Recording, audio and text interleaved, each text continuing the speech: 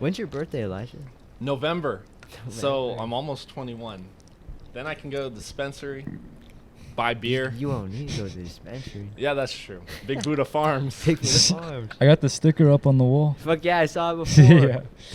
All right, it's live. Wait, where? Oh, yeah. Right there, yeah. I got Charlie's sticker. Charlie the Clown, his stickers on the right, next to the I voted stickers. Yeah. I see it right Oh, there. yeah. Charlie the Clown. By the car. Today. Yeah. Air I hogs. saw Charlie the Clown today. Yeah. The Chiba Hut. Ghostface. I didn't watch all the Harmony Korean interviews. Oh, but did you not? I watched the first two. The one where he like Those promotes are the kids, main ones, yeah. And then the one where he talks about Gummo. He's definitely like trying to fuck with David Letterman, right? Yeah. Yeah. Okay. The third one, he's like, he gets kicked out before he even goes on stage. Is that the one where he like steals like Meryl Streep's? Yeah. Yeah, that's exactly shit. one. Which one is the one where he like drinks from David Letterman's cup? Probably the second one. The Gummo one. Probably the Gummo one, yeah, because the one in between where he got kicked off in the first one he's just like a kid. He's just like, He looks like he's in high school. yeah, or he some looks. He shit. just looks like a kid. The one where he's like, the one where he looks older, like he's on drugs or something. He's got that neck beard. Yeah. Yeah, I like too just how his body language. He looks like Yeah. incredibly uncomfortable. Yeah.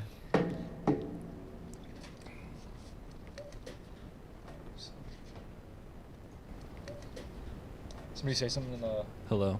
What's going on, film fans? Somebody say Welcome something, back. Sorry hello. for the hiatus. What's going on, film fans? But we got Welcome some good back. news to share with you. Whenever we start officially. Or I guess we've been official since day one, everybody. Official as fuck. Okay, so this is episode 20, part 2, the Harmony Korean run. We watched all of his second half. We watched all of his movies now, but now we're going to talk about the second half. So, Mr. Lonely, Trash Humpers, Spring Breakers, and The Beach Bum. Anything you guys want to talk? Oh, by the way, Anthony, I almost forgot. Here's your stuff. Thank you very much. Appreciate No it. problem. Any movies you guys watched or anything? Anything you guys want to talk about real quick? This is actually a good place to start.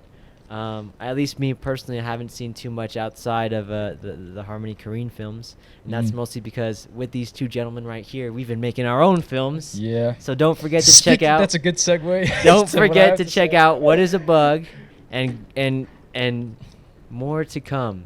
Stay tuned, everybody. Stay tuned. So, We're filmed. Sin City Horror Fest sent us an email, and it says, "Hello, UNLV filmmakers.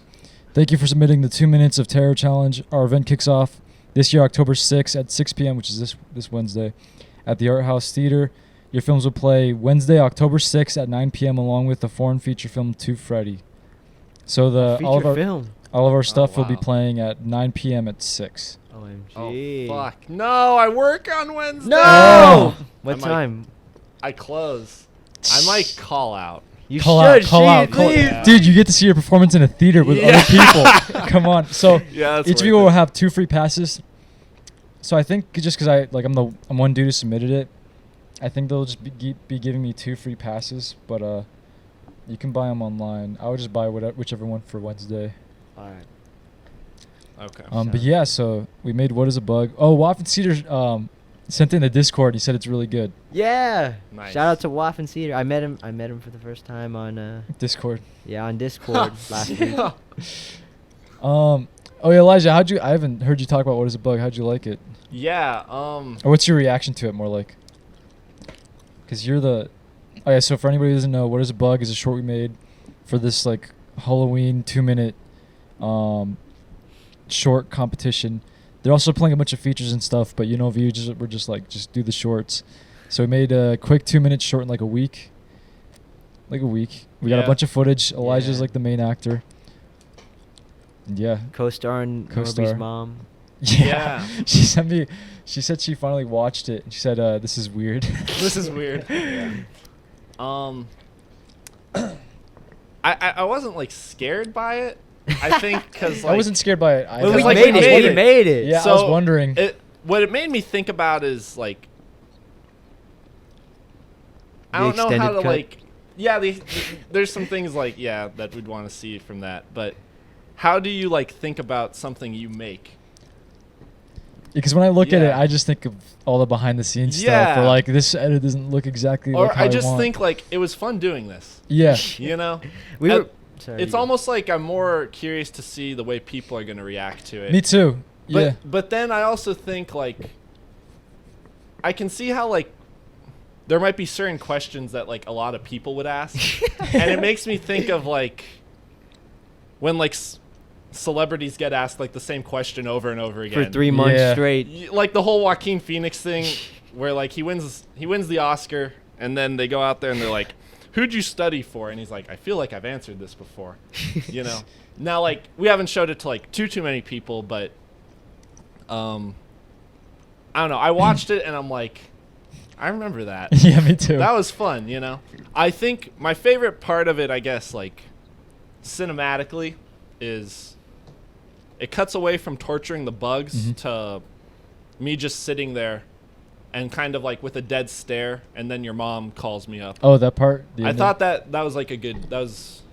I like the way that was edited. How you went from torturing the bugs to just there's he's a staring there's the off. shot of the you praying to the upside down cross in between that too. yeah. Is that before? It's in Or- between the torturing the bugs and the Oh, okay. you sitting down. Okay. You must have Um, blinked Maybe. for like 5 seconds. I remember that part. Either way, I just like how it cuts to something kind of clean like that. But Yeah. like I like the way I was staring. Me too. I was like happy with my performance in that like few seconds. So Yeah, I want to upload all that. There's gonna be so many. What is a bug uploads? There's so There's- much because we got so much more footage than like the 2 minutes. We need an extended cut.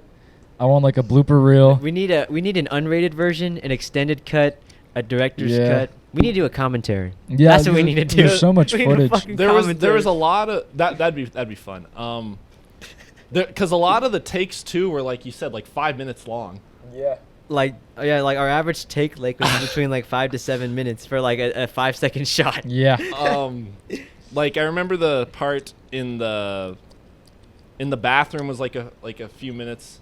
Mhm. Then the part in the laundry room was like 7 minutes. I feel like Yeah. each shot could be its own little film. Like you don't need Yeah, a like- beginning or end. Just I was looking at all the takes of Elijah going up to my mom. And I was just like, I just want to edit all these together. It's just like it's so fucking funny. that was really fun. the fucking. What's the when one? I like just. Do you ever hear a voice screaming the yeah. N word? I was like, no, sorry, I can't say. it. yeah, she kept on And then going. you're looking at her like, I do love kids though. So, That was funny. yeah, I gotta upload all those. Oh, fuck. Some good stuff. That was really fun. Thanks for letting me act in that. Of course. I had yeah. I enjoyed that. I really enjoyed that. Me You're too. good. You're my favorite actor, Elijah. Me too. Thanks, guys. No lie. Let me act in more stuff. You Let's will. write Yeah. more stuff. Yeah. We'll talk about it after, I guess. Okay. Okay. So what is a bug is out of the way. I guess we already kind of did it, but I thought, what if we have an episode where we just like analyze the things we've made, like for the 1 year one or something? That's a good Yeah. idea. Yeah, we could do that. Because I just thought of like a 1 year one and like what would be something special, and whether or not we do that or not, I thought it was a cool idea. That'd be fun. Or even just things like we haven't made together, but we made to show it to each other. Yeah. And That would be pretty cool. then we had to talk to it. Yeah. We got to ask you about, Yeah. about what you made. That'd be tight as fuck. Yeah, that'd be fun. What is it? How many times were we shooting?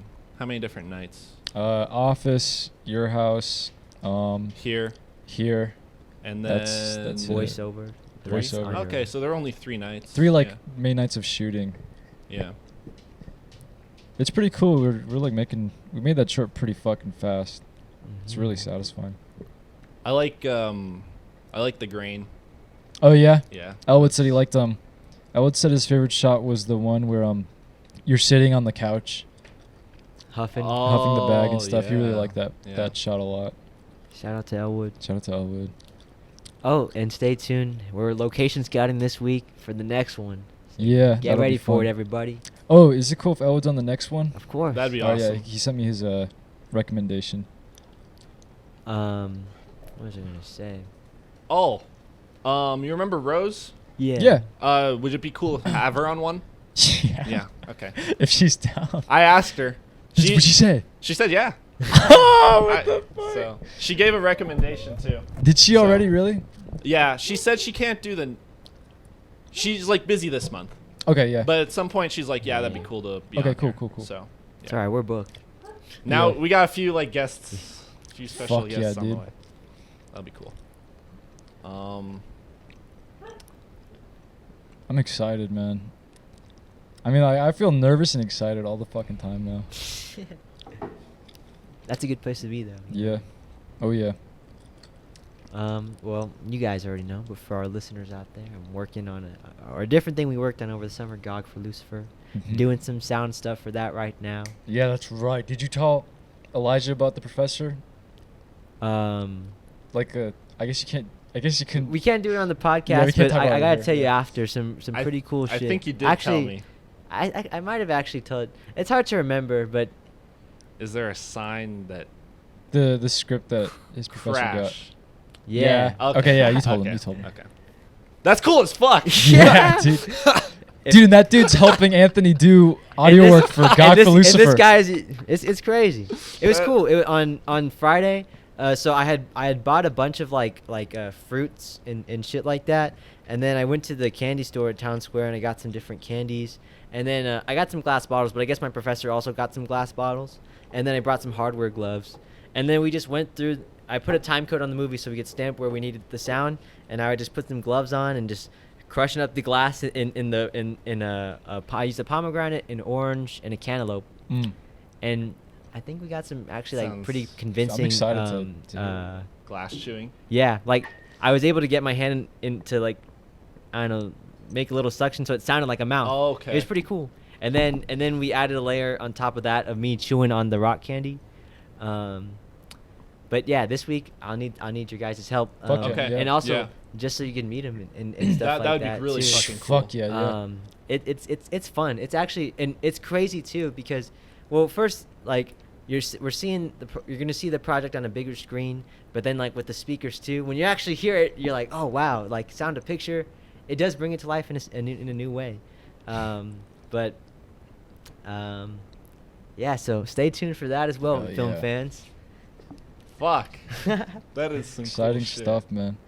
Oh, also too, the stuff we learned there, we can bring it, and it's not too hard to do it ourselves too. Mm. So Okay. we can start doing that Fuck stuff yeah. too. Sounds good. You Yeah. said maybe Thursday? Thursday would be the best because I mean it'll be a time where we have a period after class. Yeah. And I know that Thursdays work better for him too, Mm. mostly because for the League of Supersonic Sound Designers, most people can't make Fridays. Oh, okay. Super exciting. So Thursdays would be better for that. Okay. I'm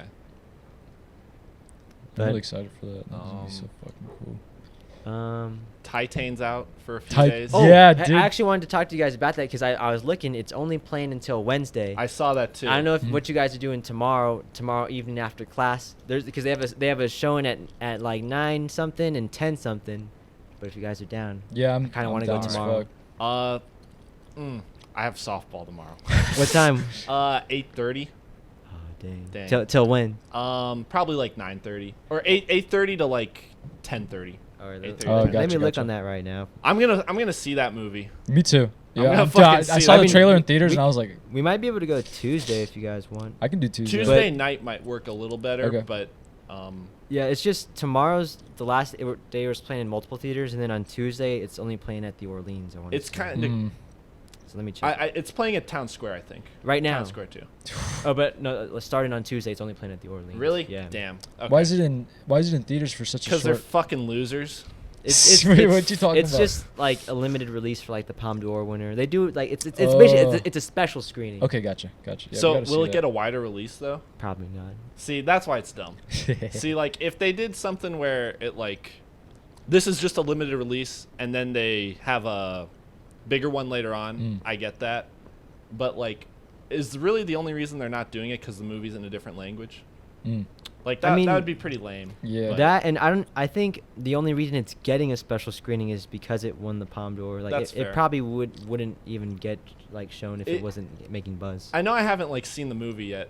We've like seen the trailer, but it's cool for a movie that looks like that to win the Palme d'Or. Yeah. That's really cool. I And guess then sorry. the lady that directed that also did the movie Raw. I haven't seen Raw. Yes, the girl from Raw is in the movie too. Really? Oh, Okay. shit. You've seen Raw, right? No, I haven't.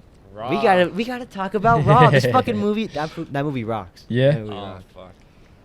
All right, I guess on Tuesday it is also playing at Town All Square. right, let's do- Starting I can on do Wednesday. Tuesday is good for me. Tuesday? Okay, for sure. 9:20. Tuesday at 9:20 at Town Square or 10:05 Fuck, at the Orleans. Okay. Either one. Yeah, Either one. same for They're me. kind of close, sorta. Awesome. Okay. Oh, you know that video that got 300 views that John Wary sent to me? And I uploaded Yeah, it? that's crazy. It's dude, it's up to like 1,400 views now. What the fuck? I think it's just YouTube Shorts, man, because that video is like it's so like stupid, short, and simple. It's like it's not even a video, you know. It's just like images in a song. I don't know why. I think it's just YouTube Shorts. It's got like 1,000 views now. That's crazy. That's like him just like burping, right? No. It's the it's the one where he took the pictures of us. The behind on the scenes set. one. Yeah, the one where it's playing the Freddie Dredd song. Oh, okay. That one got 1,000 views. That song's funny. Yeah, that song is funny. Yeah, Freddie Dredd's. Okay, He's got that's a funny cool. ass voice. That's cool. I watched Fritz the Cat this week. Oh yeah. Oh, Mhm. okay. Yeah, I enjoyed it. Was I it enjoyed first time? Second time. Okay. But first time I watched it, it was like segmented. Okay. Oh, Like full first like watch. first full all the way watch. Yeah, it's pretty funny. Like he writes some pretty funny dialogue. Like the Okay. dialogue feels so funny. It feels like fresh. Like it came out recently. Oh, okay. But it's like old. It's like from like the Yeah. 70s. You know? Yeah. Late 60s, early 70s. It's weird how like somebody from back then can write dialogue that feels like it was made now. It's really Timeless. timeless. Yeah. Yeah. Anything else you guys want to talk about? I watched Joseph's documentary that you edited. Oh, I watched it too. I watched it this morning. I watched it Yeah. last night. Yeah. Yeah. What's it called? Media Clash? Yeah, Media Clash. Yeah. Mhm. Um. Yeah, I put it together real rough, and then I would send it back to him. He's like, do this, and I'd do what he said. He's like, okay, now do this. I'm like, okay. And he's like, now, all right, now do this, and tweak that a little bit. I'm like, okay.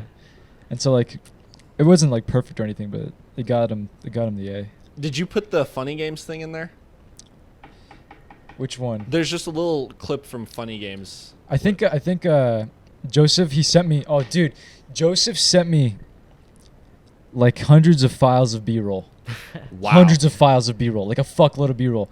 Like I didn't have to look for any of this shit. Like all the Okay, extra okay. clips is all stuff he sent me. Okay. He also Like- had a Kanye song in there. Yeah, too. yeah. He was like, put this song in there, put this song. There's a Radiohead song in there, unless he changed Oh, it. wow. I think he may have edited it extra. I'm not sure. I need to look at it. But yeah, it was a pleasure working with him. I like that story that the guy told about how, like, he was a little kid and he went to see the Yeah. Texas Chainsaw Yeah. Massacre And then the remake, clip that you put the whole clip in there. Too. Yeah, where she, dude, that part I was trying so hard not to laugh. I was like, because the first time he told that story, he didn't say that he was a little kid. The way it's edited, like I made sure that I included that part. But when he's telling the story, he was talking about it like it just happened like 5 Yesterday. years ago or some shit. I was like, dude, okay. this guy's a fucking bitch. I was like, this guy's such a fucking. do you like punk. that scene? I haven't seen them. I haven't saw seen the that scene. The movie scene's pretty like cool. in its Okay. like entirety, but I've seen clips like when it was like on TNT and shit like I that. saw that scene before I saw the movie all the way through, and I just always thought, like, how'd she have a gun in there? That's what I was thinking too. Yeah. It actually looks pretty, like, realistic, Mhm. like the way she kills herself. Yeah, it wasn't bad. That's like one of the cooler parts of that movie. Watching that movie makes me like want to watch the original though. The Mm. original is really cool. So But yeah, that guy was Joseph really put that guy off. Like just being there and like listening to it, like 'cause you know Joseph, Yeah, you know he is. So Joseph would like read a question or like stutter or like he wrote it in like a really like offbeat type of way, and then this guy, I don't know, I guess he just wasn't hearing it properly. He'd just be like, excuse me? And he made Joseph like repeat like 5 times, like, holy shit, this is gold. I wish I could have included those parts. Those parts were really funny. It's funny too because like in the credits, like he's credited as helping with the lights and shit like that. So he was there, like a lot Yeah. of times outside of his interview too. what was that guy just like a CSN student? Yeah. Yeah. Okay. Yeah, both of them were. all the Hollywood Video Blockbuster clips were really cool. Dude, I loved editing those parts the most. That was fun, and it was fun when it had like the spooky little hum underneath it too. Oh yeah. Did you guys ever go to Hollywood Video? Yeah, there was one close by us. Okay. It was on like Lake Mead. But fucking when they started closing, one time we had rented something from there, and they were saying we had some late fee or something like that. And so my mom gave the girl like however much it was, but in cash, and we didn't get a receipt. And then like a month goes by or whatever, and I guess the girl just took the cash and didn't ring up our fucking What our the payment, and it had just been ringing like it'd been like building up this whole fucking month. And so, frick Hollywood Video. But that being said, Hollywood Video is always interesting because like Blockbuster, Blockbuster was kind of like Walmart, where like it didn't matter which one you went to, it was basically the same sort of layout. Mm-hmm. It was blue, all that shit. Hollywood Video felt interesting. It felt more like, what's a good way to describe it?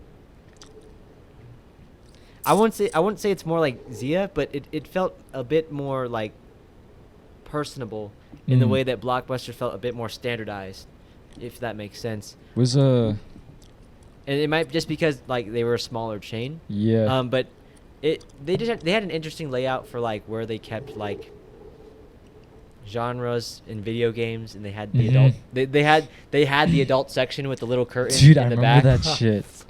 I had no idea what that shit was. Yeah, dude. it was actually confusing as a kid. You know, like I don't know. I didn't realize that until I watched Clerks. Like I watched Clerks and like, oh, dude. Video stores had adult sections, and I went back to my memories and like, holy fuck, they did. I didn't realize that for a long time. Hollywood Video had like a lot of like sci-fi movies, like Sci-Fi Channel movies. Yeah. You know, like yeah, I remember that. Like serial killer movies, giant monster movies. There was this place on Jones and like Vegas called BR Video. I Did you never ever went go there. That was like my Blockbuster kind of. Okay. I didn't go to Blockbuster or Hollywood Video too much. I'd like been there, but like BR Video was the place I went to, and BR Video like was shameless about like the movies they had. Like, I think there's still a BR Video in North Las Vegas. Like, really? I remember seeing a video store, like, in a certain area I was in, and I want to say it's a BR Video, but I might be wrong. I don't know if it was a chain or whatever. I thought that was like a really weird name, Yeah. BR Video, but I think there's one still around somewhere. BR Video. Okay, Yeah, maybe. 'cause I remember Like looking right up now. video stores recently, and I saw something like that where it's just like 2 letters and then video. It was like a decently sized place. Just a bunch Did of you have a like. yellow sign? No, it was red. It was red. Yeah, But I it was like it was red letters. It wasn't even a sign really. Oh, gotcha. There was a Planet Hollywood near where my mom and I used to live downtown, and or not Planet Hollywood. Hollywood I was about to say like, yeah, Hollywood that's. Video. I was just there today. And we never checked anything out from there, but Is B&R still around? BR, Or the one that I used to go to B&C. isn't. the one that you went to? Yeah, it's not around anymore. Oh, dang. It's a bummer. It's in the same shopping center as this like Smith's. Smith's and Papa John's and Yeah, that's the where- Orchid Shop. Yep. Sorry, I was just looking it up right now. Yeah. I'd always gone to Blockbuster because there's one on Washington and Buffalo that we used to go to all the time. And it's funny because the building is still there, and they still have the little blue, you know how they had the little Mhm, cover mhm. thing, and no one's taking that spot. And they know that's Blockbuster right there. I like looking at all the old like video stores. You know, they're not there anymore, but some of them still have the like the drop box. Like still Yeah. like cut in the window Yeah. of the wall. There used to be a Blockbuster like, I don't know if you guys have been to the Vons over here, but like Mhm. right in that parking lot. So it's like less than a mile away. I think we went there once. Probably I think John one time where he maybe. got a Snickers bar. There- yeah, like yeah. The ice cream one. And It's that one. Or he was worried about it melting when we went to Vons. Oh, I remember that. Is that when we watched The Holy Mountain? Yeah, because we were waiting for Kareem to come, I think. Okay. Yeah, I remember that. I remember that. But there used to be a Blockbuster there, and then it got replaced by a Title Boxing Gym, and then now it's like a dog, dog pet toy store. It's pretty stupid now. I really hate it. But oh shit, Whoa. Kate's got a delivery. What the fuck? Dang. What'd you get? Pizza. She got a pizza. Oh, thanks, Kate. That's a good. You guys want to get started on the movies now? Yeah, we should. Let me Thank make you, Kate. sure I put my American Buffalo in the right spot. Actually, is it okay if I get a glass of water? Yeah, no problem. Thank you.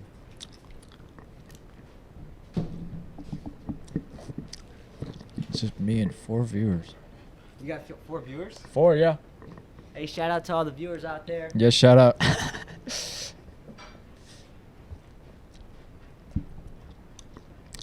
You know, I don't know what I want to do with my gum. I don't want to swallow it. I know I don't want to get up either. What do I do with my gum, man?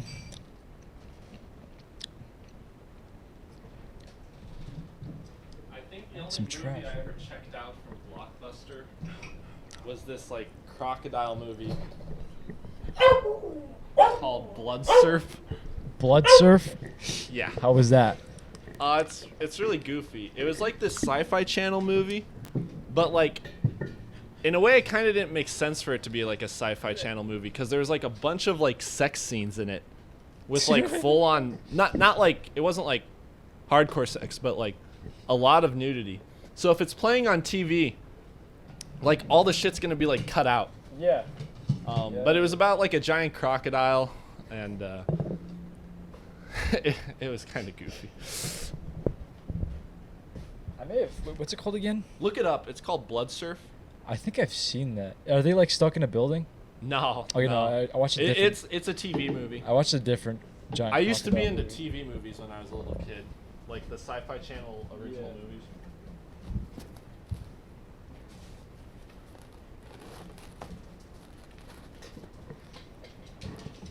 Right off the bat, which half of Harmony Korine's career do you guys enjoy the most? Oh, the first half.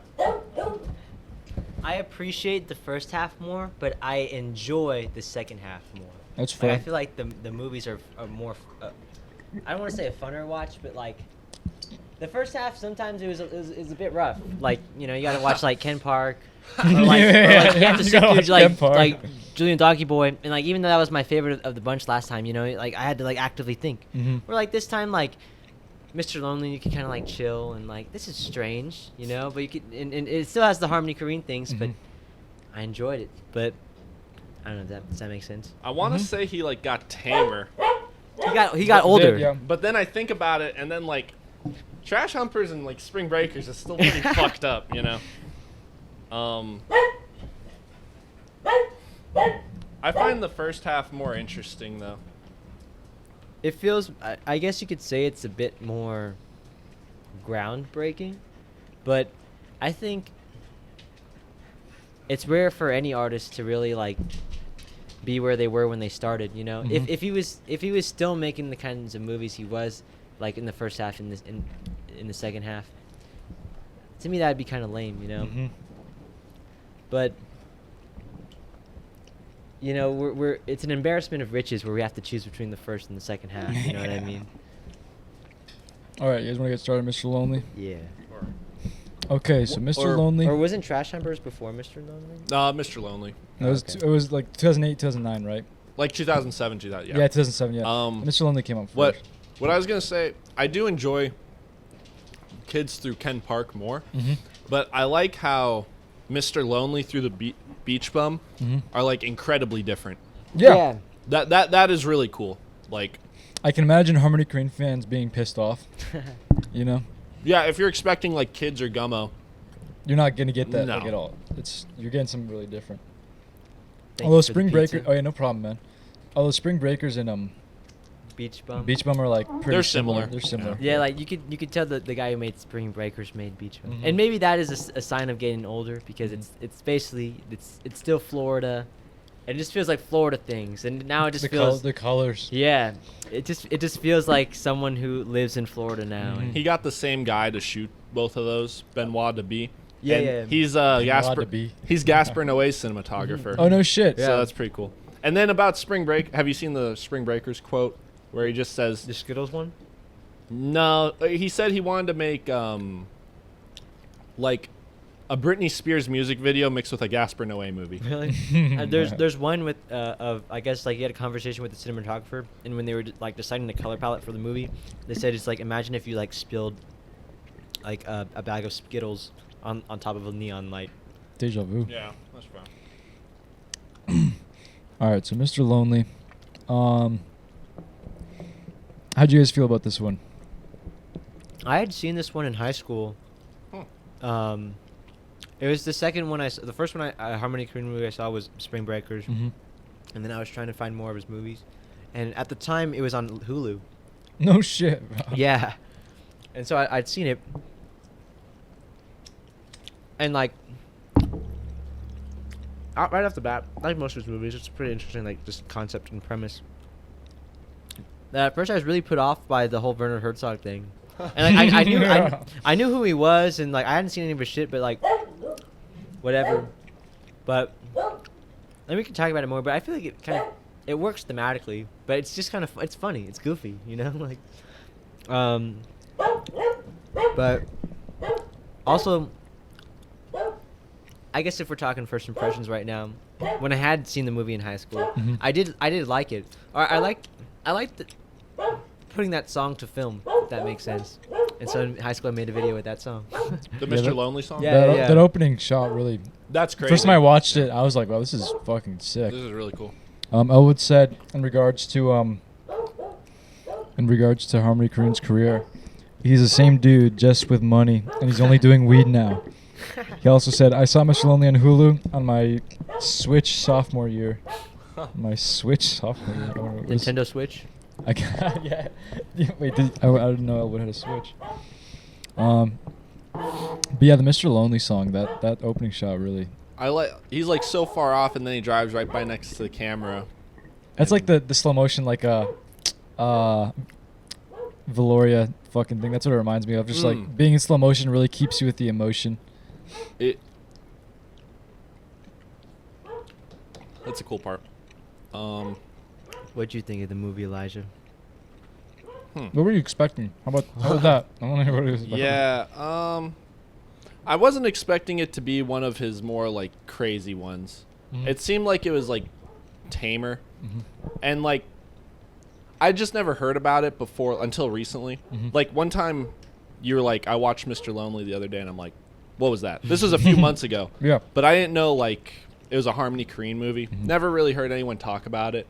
So I kind of thought just like it's not going to have like the craziness of something like Kids or Gummo, Trash Humpers, Spring Breakers. I liked it thematically. Mm-hmm. But I don't really know if I felt a whole lot for the characters. Yeah, that's fair. To me, Um, it's the one that feels the most radically different than everything else, and I think it's mostly just visually. Like, I watched this one after Trash Humpers, and like, Me you know, too. it feels like the complete diametric opposite in terms Mhm. of like how they go about shooting. But, It's funny too because I read something where this was like his most expensive film, Mm. and it's just funny how he goes from like his most expensive film to Trash Humpers. There were some really cool parts visually though, like the skydiving nuns. Yeah. That's fucking insane. Bro, I was like, This shit's cool. I was watching that. The first time I watched that, I was like, I was like thinking like, How'd this they was do that? this is made by like a skateboarder. yeah. like seeing that one shot with the nun and like the On the- BMX bike. I like how like that shot too. It starts on the nuns, and like the camera pulls away. Yeah, and then yeah. the one on the bike is just like on the run. Yeah, that part's fucking sick, dude. Like, literally, that part's like literally sick. But like I remember watching, I was like, dude, this is extreme. These are like extreme sports. Like this is like some '90s shit. Apparently, they stopped doing like more extreme stuff like after 2001. So I don't know. But I read something too that they were like real. Really? It was like real like skydiving. Yeah, It looked like it. you can tell. You can see their parachutes like underneath the if you look close nun enough thing. on the nun thing. I wonder if if they were the same actresses or if they were different like professional skydivers. I was trying to see, and I couldn't It's hard tell. to tell. Yeah. But if I were to guess, I don't think it was the nuns. Yeah, it's too much trading. Yeah. The whole like. How do you feel about like the Werner Herzog like just side plot? I thought that was funny as fuck. It's kind of just like a weird B story that doesn't really. It's not even a B story though. It's like a one story. Like you can't even use the alphabet. Like it's just it's its own thing. It's numbers, you know. Yeah. I like that part where Werner Herzog's talking to like the one dude, and he's like, "You have been with like other women. You are a sinner." It's all You one are a shot sinner. too, right? Yeah. And until it, like the crazy part, like when we were what we were talking about before about like before the podcast. Sorry, everyone. About scenes from a marriage, Mm-hmm. and how like you kind of capture like a bit of truth. That's what it feels like. We're like. It seems like they like, oh, hey, you want to be in our movie, whatever, and they got this guy there, and then he really starts crying, you know what I mean? And they zoom in, they know, there's like, oh shit, what's going on right now? I like that part though. I love the way part's good. Werner Herzog talks. Me too. I like how it's the same as in Julian Donkey Boy. Like, Yeah. it's like same deliveries. It's probably just how he talks in real life. Yeah. On first watch, like I said, I was a bit thrown off by it, but on the second watch, I enjoyed the Werner Herzog like B plot or B story because like now that I know what I'm getting into and what I'm like what's coming at me, it's easier. Like my palette is there to like just go with the flow of like what's this going in, and it was easier for me this time to think more abstractly of like when you think about like a cut, like when we're talking about like what is a bug, and you cut from like torturing the bug to like something tame like The Office. Mm-hmm. What does it mean instead of just a visual cut, but an actual story cut when you cut from our main story of this thing to what's going on? And then it made me enjoy it a lot more. But sorry, before we get ahead of ourselves, Norby, I guess you started telling us about it, but what did you think of Mr. Lonely? The first time I watched it, I enjoyed it as much as the other ones, but I enjoyed like thinking about the movie a lot. Like the nun stuff was fun to think about. This time I enjoyed watching it a lot more. It's definitely like his most sensitive movie. Like it's a lot more introspective.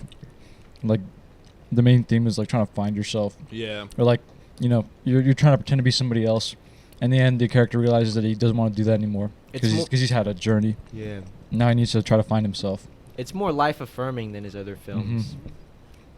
Really positive. Like Yeah, it's positive. It's like his wholesome movie. even though it's like it ends with like suicide. it's like the character got something positive from it, and now he's trying to move on and make it a positive situation. You know, like he's doing the right thing. You know. It has the resolution that like maybe some of the other movies don't have, where like say like something in like Gummo, where just like, or in Kids, where it just shows you something ugly and then cuts the credits. Yeah. Where this one, like, it has something ugly, and then there's like 5 or 10 more minutes of like, what does it mean when you see or like experience something ugly? And I thought that was kind of cool. You guys want any chicken wings? I'm good right now. Okay. Thank Me you. too. Though. Thank you. A little messy. The one thing that about the nun plot, or not plot, whatever, the nun footage, I guess it is kind of like a plot. It has like a message to it. I'm trying to think about how it connects to the main one, because they don't feel like they're two totally different themes. I would think like, I guess like what they're trying to say in the main one is kind of like, believe in yourself. Yeah. You know, don't look to someone else for. Oh, is that Elwood? Yeah, it is. Don't. You go ahead. You finish. Okay. I'll read it to you. In a sec. Don't look to like. You don't have to be someone else. You know. Right. Where. Sorry. Or. I'm trying to get there. It's like with the nun one, they're saying like, if you believe in God enough, you'll survive the fall. You just have to be pure enough. You have to. Yeah. have So enough in a faith. way, it's like, I guess a little bit of like contrast of like, you should be yourself, and then you should believe in like a higher power. But it's interesting too, because the B plot ends with like They die. they actually discover and are living miracles, and And you can survive jumping out of a plane, but doesn't mean you can survive a plane crash, which is kind of ironic. And I think there's something ironic to just faith in general. The idea of faith and believing in something, even if it is yourself. Because then, like, in the ape plot, where maybe they are trying to, like, vest their own self or personality in someone or some or other entity. But the Marilyn Monroe, she kills herself still. So I think there's just something ironic to just life.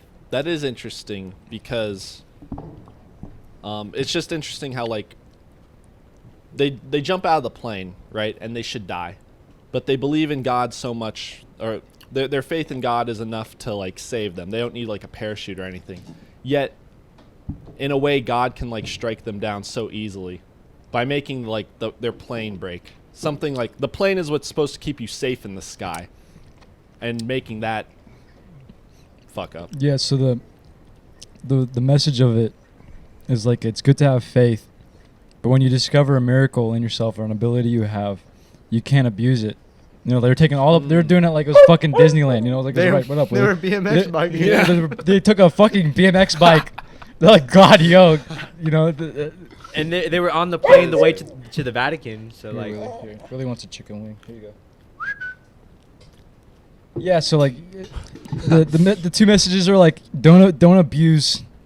I don't know, just don't abuse, basically. Don't abuse, like, a privilege, ability, whatever. Actually, I feel like that plays in more to the A plot too, because, like, the relationship between Charlie and Marilyn is, like, that of abuse. It is abuse. Yeah, I can see that connection a lot more than, like, the main character, because the main character is definitely more about self-discovery. It doesn't feel like he's abusing anything. He's trying to find him. He's trying to find himself. That's, like, the main focus on him. Do you mind if I read what Elwood wrote? Yeah. He said, Kareen definitely fought for them to do without parachutes. I don't know. This was his first film in, like, years, and I don't know. I feel like this film was just very personal in a strange way. It really is the film that changed what I thought of him as a filmmaker. Yeah, I can see that. Yeah. Big transition. I have a bit of a theory on Harmony Korine career.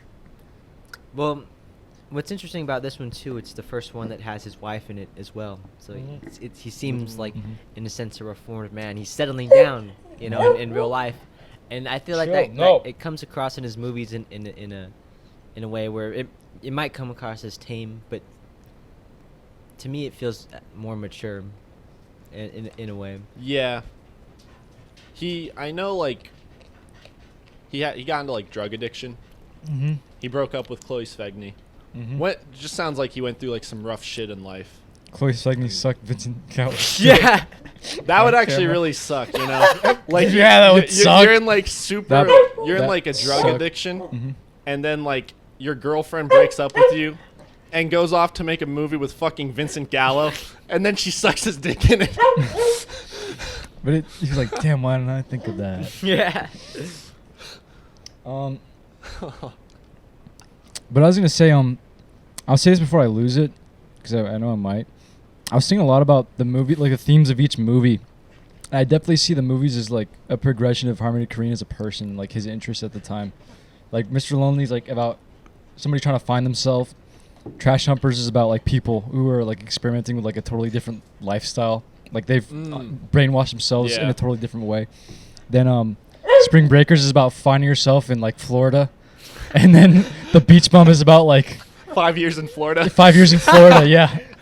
The Beach Bum is like he's found himself, you know? Like, Matthew McConaughey knows who he is. He's just going to roll with it, you know? So it's like, I can really see that, just, like, the way he's shifting as a person. You know, and even his first movie's called Kids, you know?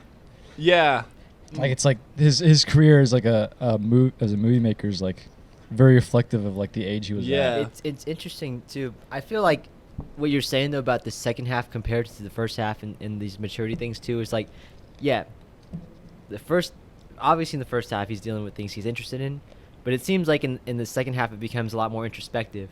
Where, like, instead of like just asking questions to ask questions, I don't want to say he's providing answers, but he's providing his answers, if that makes sense. Like, so, and that's cool because I think that's the ultimate goal as an artist. Where, like, in a sense, I was actually having this conversation the other day, where it's like you take a photo of something, and it's frustrating because a lot of times whatever you capture is not necessarily what you see. Yeah. And like 9 times out of 10, the real world is a lot more interesting than whatever you can see in a film or something like that. And sometimes whatever you do capture, even if it's not what you see, it's still cool in its own right. But the same way we talk about, like, we make something and when we watch it, the only things we can see are the behind the scenes or the things that aren't the best. To other people, they don't know that, so that's why they think it's cool. And I think maybe as an artist, your goal at first is to master and perfect that. Capture what you see, what you want. And you're so focused on that, maybe, is that it's hard to really think conceptually about, like, thematic stuff. But once you actually do master your craft, then I think it's easier for you to, like, become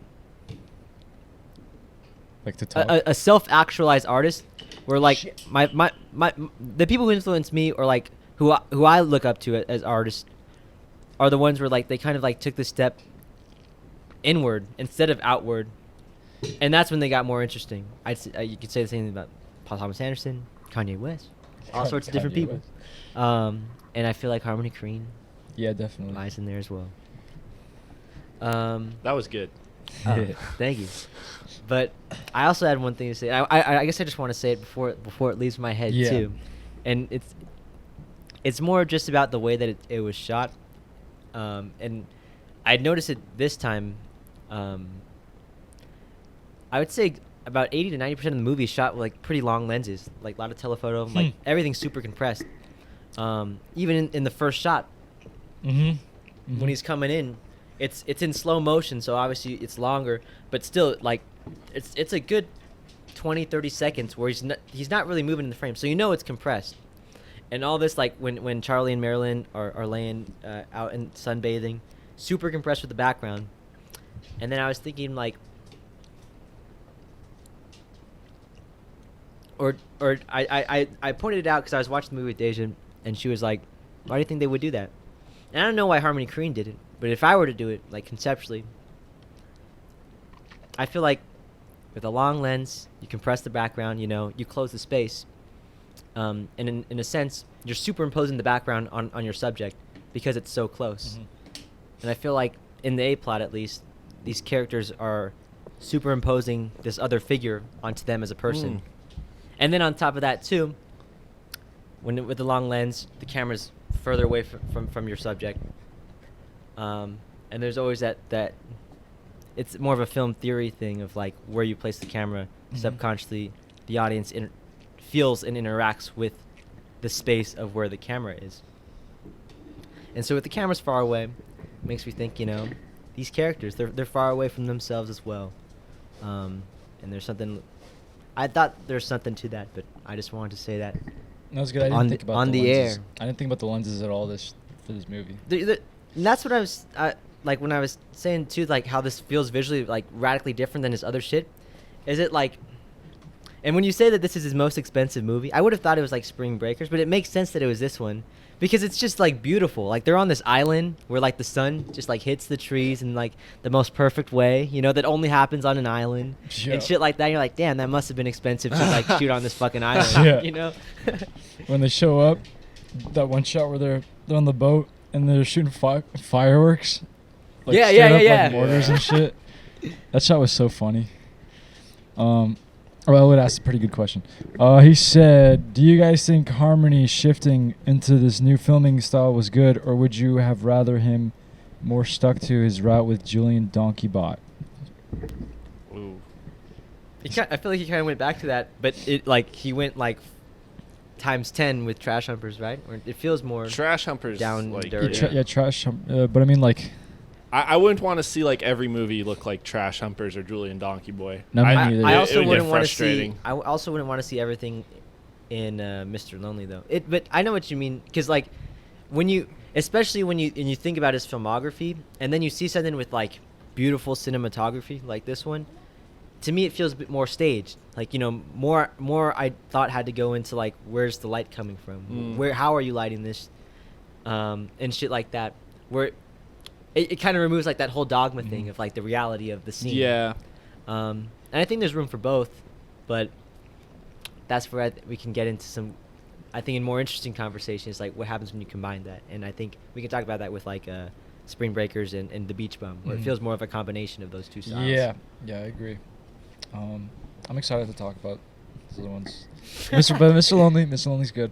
What did you guys think of Diego Luna's performance? That's a good segue. I remember reading an article where Harmony Korine was answering some questions, and he was talking about, the type of Michael Jackson that he wanted, and he said that he didn't want a Michael Jackson who was played by, or like a guy impersonating Michael Jackson who was black or white. He wanted somebody that was like Mexican or like Hispanic, foreign, yeah. somebody in between, somebody like not in between, but like somebody like just that's neither of like who Michael Jackson was, just to add outside to, like, of the culture, just to add to like some strangeness to it or like some alienation to it. But I think he did it. I mean, like, I don't know. I haven't seen the script, but that character is definitely written to be more like sensitive. Like he says he wasn't good at sports. The girls were better than him. He doesn't really know who he is.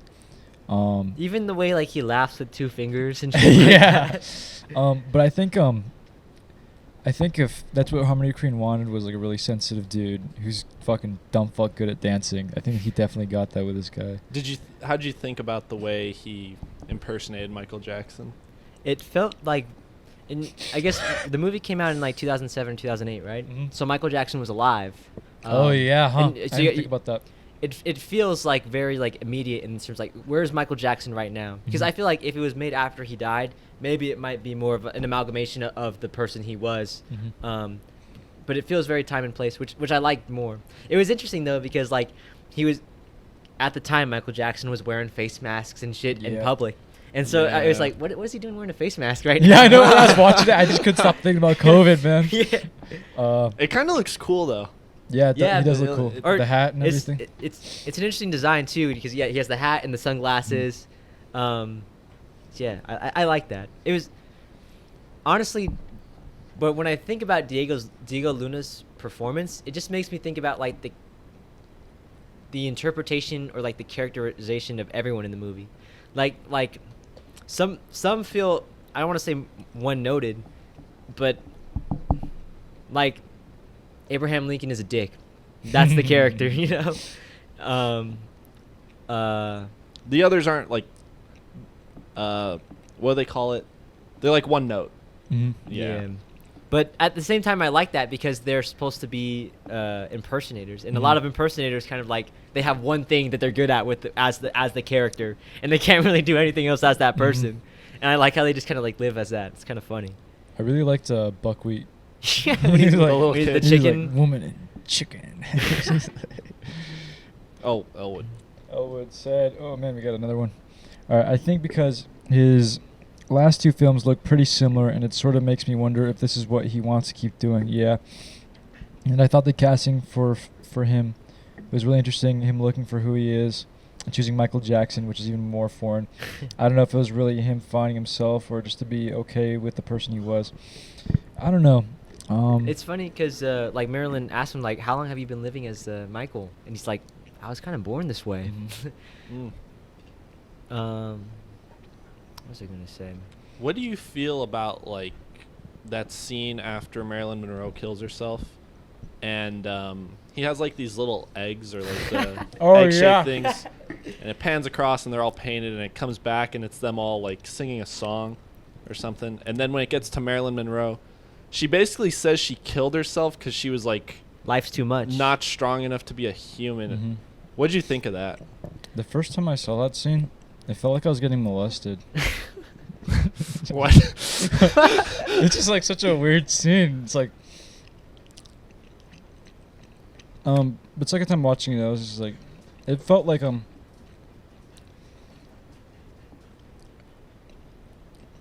guess first time watching it a little bit too. It just feels like a goofy way to make you feel good. Yeah, it feels like the Harmony Korine way of like consolation. Yeah. For Yeah. When I saw it, or like, the scene is interesting because like personally for me, it really does make me feel like the whole range or like the rainbow of emotion. Because when it starts, it's pretty hilarious. Like it's just goofy, or maybe I like to see distorted faces, but it shows them, and then it cuts to Diego Luna and he doesn't say anything, but like, you know, it's just goofy because like it's you the way he's looking at the eggs, it's very like heartfelt, like very earnest, and it cuts back to these fucking eggs singing the song. But then when it turns into the conversation and she says that thing, she's just not strong enough for life. It hits with me, or it struck a chord where it's just like.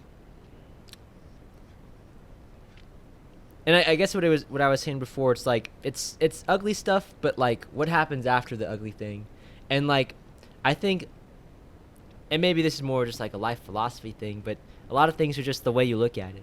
And sure, she killed herself, but even she's saying it in a way, I don't want to say nonchalantly, but taking a heavy matter lightly. It's like the ghost dog quote. Yeah. Yeah.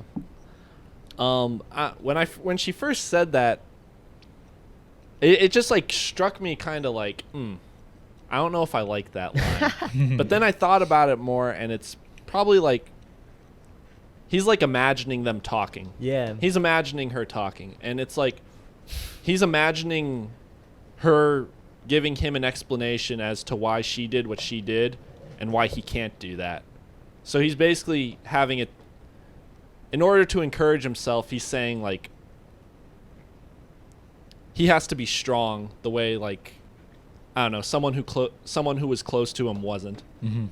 And that's what's going to help him move on.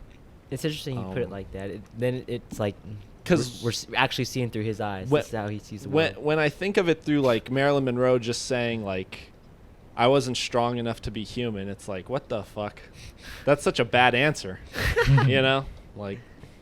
But that part where she kills herself was pretty emotional. You know, you see it and you're like, it's sad. Yeah, watching it a second time, it still got to me a little bit. Yeah, and then the way like Charlie Chaplin reacts, and even though he kind of treated her like poorly in circumstances, like he breaks down. Mm-hmm. You know, it's interesting too how like Charlie Chaplin's with Marilyn Monroe. Yeah. And they have Kinda. Shirley Temple. Yeah. Just like, kind of like the clown with the really hot chick. Yeah. In a way. Or is I don't know if Charlie Chaplin's a clown. He's definitely like a... he's like a comedian. He plays like a kind full-esque character in his movies and stuff. It's funny too because they talk about it before, I guess, or he used to be Buster Keaton. Yeah, but then I he remember switched that. over to Charlie Chaplin. One thing about that scene, I noticed this the first time too, but the lighting in that scene, because they were like going through the dark, they have the flashlights underneath their faces, and that almost makes it like more scary, because you do that when you're telling a scary story about a campfire. Like it makes the face look weird, you know. The shadows are going up. Yeah. And because of that, it makes it, you know, you see her body like that with like the light, you know, and it feels like it's handheld, so it feels a little bit more like you're there almost. And then all their faces are like that. Like it adds it. It's not just sad, but it's like it makes it almost kind of scary, like creepy. It is creepy. I think about it just like imagine you're walking in the woods and you see someone fucking hanging from a tree, and then it's like someone you know. It's like a really close friend of yours. It's like, yeah, that scene's very effective. I remember really paying attention to the reaction this time, like the moment in between the reaction and seeing her for the first time. And it's a good little pause. Everyone's just kind of like, what the fuck? Yeah. I like how the queen was smoking. Like she put out the cigarette, she's still like, she's like looking at Charlie cry in this dead body. What'd you guys think of the lambs? The sheep. Yeah. So they get killed because they have like a virus, right? Mm-hmm. Yeah. Mm. See, all this shit that made me think about COVID. It's like... Yeah. What the fuck? That part too is all shot super long. Like you can tell whenever the people that are testing him super far away. Honestly, well, where the sheep there is like, the way I interpret it is that like that was like their livelihood, like how they like made a living is probably off of these sheep in some capacity. Mm-hmm. But I don't know. What do you guys think about it? I like that scene where they kill the sheep. Oh yeah, It's just like it's the so Three like. Stooges is just. I mean, obviously you can't show, you can't kill animals. You can't kill animals. But like seeing the reactions, like I just think it's funny. I just think it's funny that they're all out there like watching the Three Stooges kill all the sheep with like shotguns. You know, it's like it probably looks fucking horrible. It like affects them all pretty badly too. Yeah, nobody reacts to it well at all. It's like a down note, and then the next like main note is like them trying to build the stage and stuff. So they're all like upbeat and stuff. But yeah, that scene's interesting because it's like, I wonder why that was there. I haven't thought about too much why that scene's there. A bunch of like impersonators with sheep. Mm-hmm. Sheep need like a leader. Mm-hmm. There was before they killed the sheep. Oh, you know what's interesting? Oh, you know what? Before they killed the sheep, there's one shot of all the sheep, and one of them's white, and the rest are black.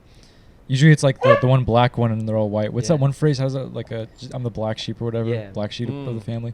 It's interesting that he did it the opposite way. The black sheep's the white sheep. Mm-hmm. And that like on that castle, if you're normal and you're there, you're the white sheep, and they're all the black sheep. Yeah. It's like a collection of black sheep. I don't know why the white sheep was there though. I guess it's just for that metaphor. I'm trying to think about that scene though. Like, why would you? What does it mean to kill a bunch of sheep? Just, or how would, I was.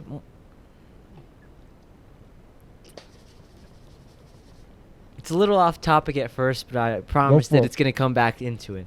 Go ahead. But I recently on my YouTube recommended, I was getting these videos for like this fish enthusiast who he collected goldfish, and so I started going through his channel. I watched his shit, and he names them all, and then this one goldfish, Brad, it got sick. It got like some disease, some infected gill thing or whatever, and Brad died. But he dissected it and all this shit. It's kind of disturbing. It's not disturbing in like an actual disturbing way, but it's sad that like your pet died and then you decided to like cut it open and examine so you know what happened, and you did it for like millions of people, you know. But then it just made me think like, well, first how does a fish get sick? Like if they're in a tank, you know, it makes sense for like a human or something to get sick because we are around a whole bunch of different environments and people and shit like that. But you know, a fish is contained. And then same thing with like a sheep. And sheep maybe because they're outside, but still you're pretty contained. You're in your own thing. And my point isn't that big for as long as the story is. But just that, like the fact that you get sick, and probably is from what you're saying, Elijah, you know, a whole bunch of sheep with no leader, a whole bunch of impersonators without anybody real around them. In a sense, it was inevitable for one of them to kill themselves because I don't want to say you have to be sick in the head to become an impersonator, but like you're different. You see things differently, or you want to live your life differently. And when you don't have anything around you to really gauge what's real, it becomes hard. That group took the impersonator thing to an unhealthy level. Because they lived as the character. Yeah. Like they would say, how long have you lived as Michael? I feel like there's a line in there too where they like someone says something like, why would you want to be yourself? Yeah. I don't know who says it, but I feel like I remember hearing that in there. And when you got enough people around you like talking like that, just like everyone feels like an individual, you know, even if you're like faking something to yourself, like you probably know you're doing that. You know, at the end of the day, like you're going to have to die and face whatever like you face when you die. And I don't know. It's like they're living in a fallacy. They're living in a fantasy that they don't want to break free from because it's like comforting. Yeah. But I think you cracked it. I think it's the black sheep all the sheep are supposed to be the impersonators. That's clever. And so it's like a sign of things to come that like one is diseased and they all have to get killed. Maybe like the one white sheep is Michael Jackson or whatever his real name is, the character's name. That's why he escapes. Yeah. He goes and he's like, I'm gonna be a white sheep. No more black sheep. Now, were we supposed to like realize this when we were watching it? I don't think so. Because like I think about it like conceptually, it's like actually it's pretty clever, but like when people watch this movie, do they feel that? And then I feel like if they don't feel that, is it like good? I think I I think it's more of like a subconscious approach. the way that I interpret it is the same way like who said it? One of the other art people I look up to, they said something about it. Oh, well, Tupac used to say all the time that like what he's doing, it isn't for now, it's for the future. In terms of like, I might not be able to inspire change, but I'm gonna inspire the person that does create change. And That's fucking cool. And to me, when you watch a film where there's something like that, where that's cool, after the fact though, not during the movie, but to us, we're the ones saying that, you know. And I imagine that there's people out there that whatever kind of thing they've watched or consumed, they see that and they see where they messed up, and they're able to, or we're able to pick that up and put it and incorporate it the correct way. You know what I mean? That's true. And so I guess that's why Harmony Korine is just cool as an artist too, because it's interesting. What's also interesting, like when you look at his filmography too, it's like it doesn't matter if like the film is like good or bad or enjoyable or not. You're always seeing something you've never really seen before. Yeah. Yeah. And I And think that's like what he says he tries to do. Mhm. Yeah, Right. essentially that one video. Yeah, he just He has this one video called like Oh, I forget advice it's to called- filmmakers. Yeah, advice to filmmakers, and his advice is like just make. I like the dude. Oh man, I like that interview so much. He just says like make something new, basically, make something that he hasn't seen before. That's fucking cool. Elwood said some more stuff. He's been saying a lot. A lot of directors have trademarks to their film. What would you guys say is Harmony's most prominent trait as a filmmaker that is seen on the screen? You could answer it now or at the end of the films.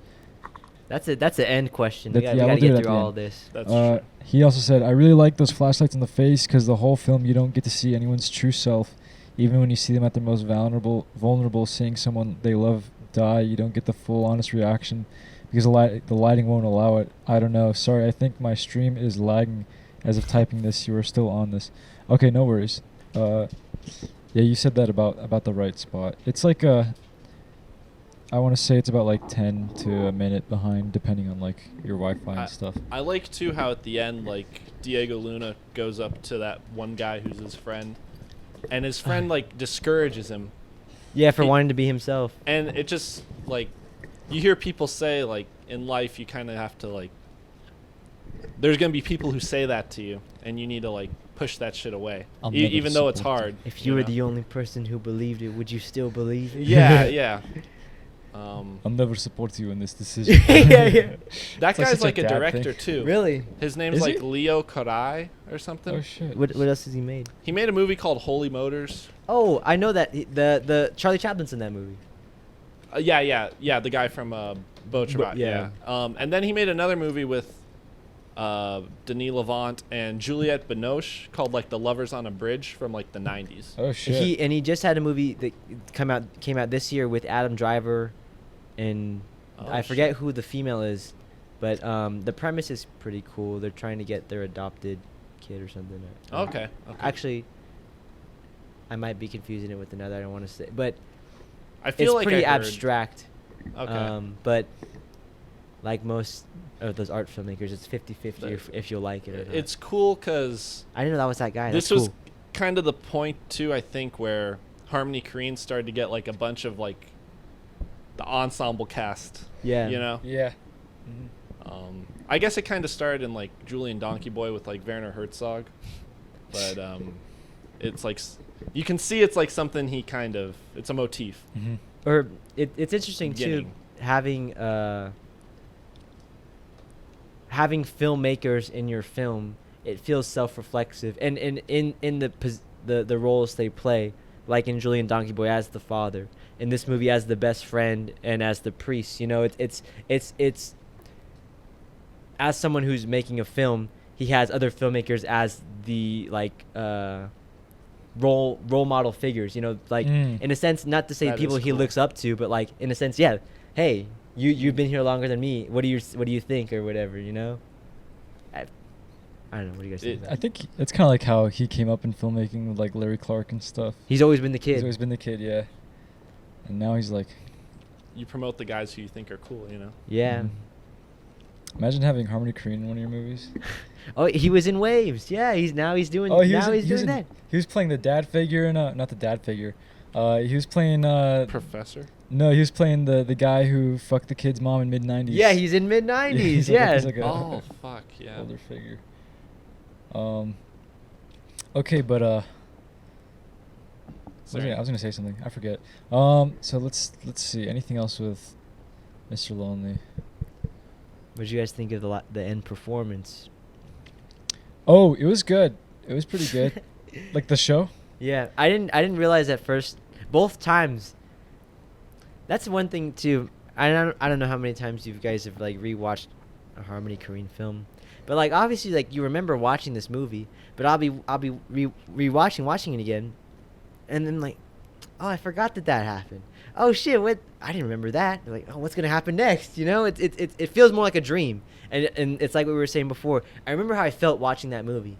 I don't really remember what happened in that fucking movie though, really, you know? Okay. And out of like the immediate like, you know, week or 2 or 3 afterwards.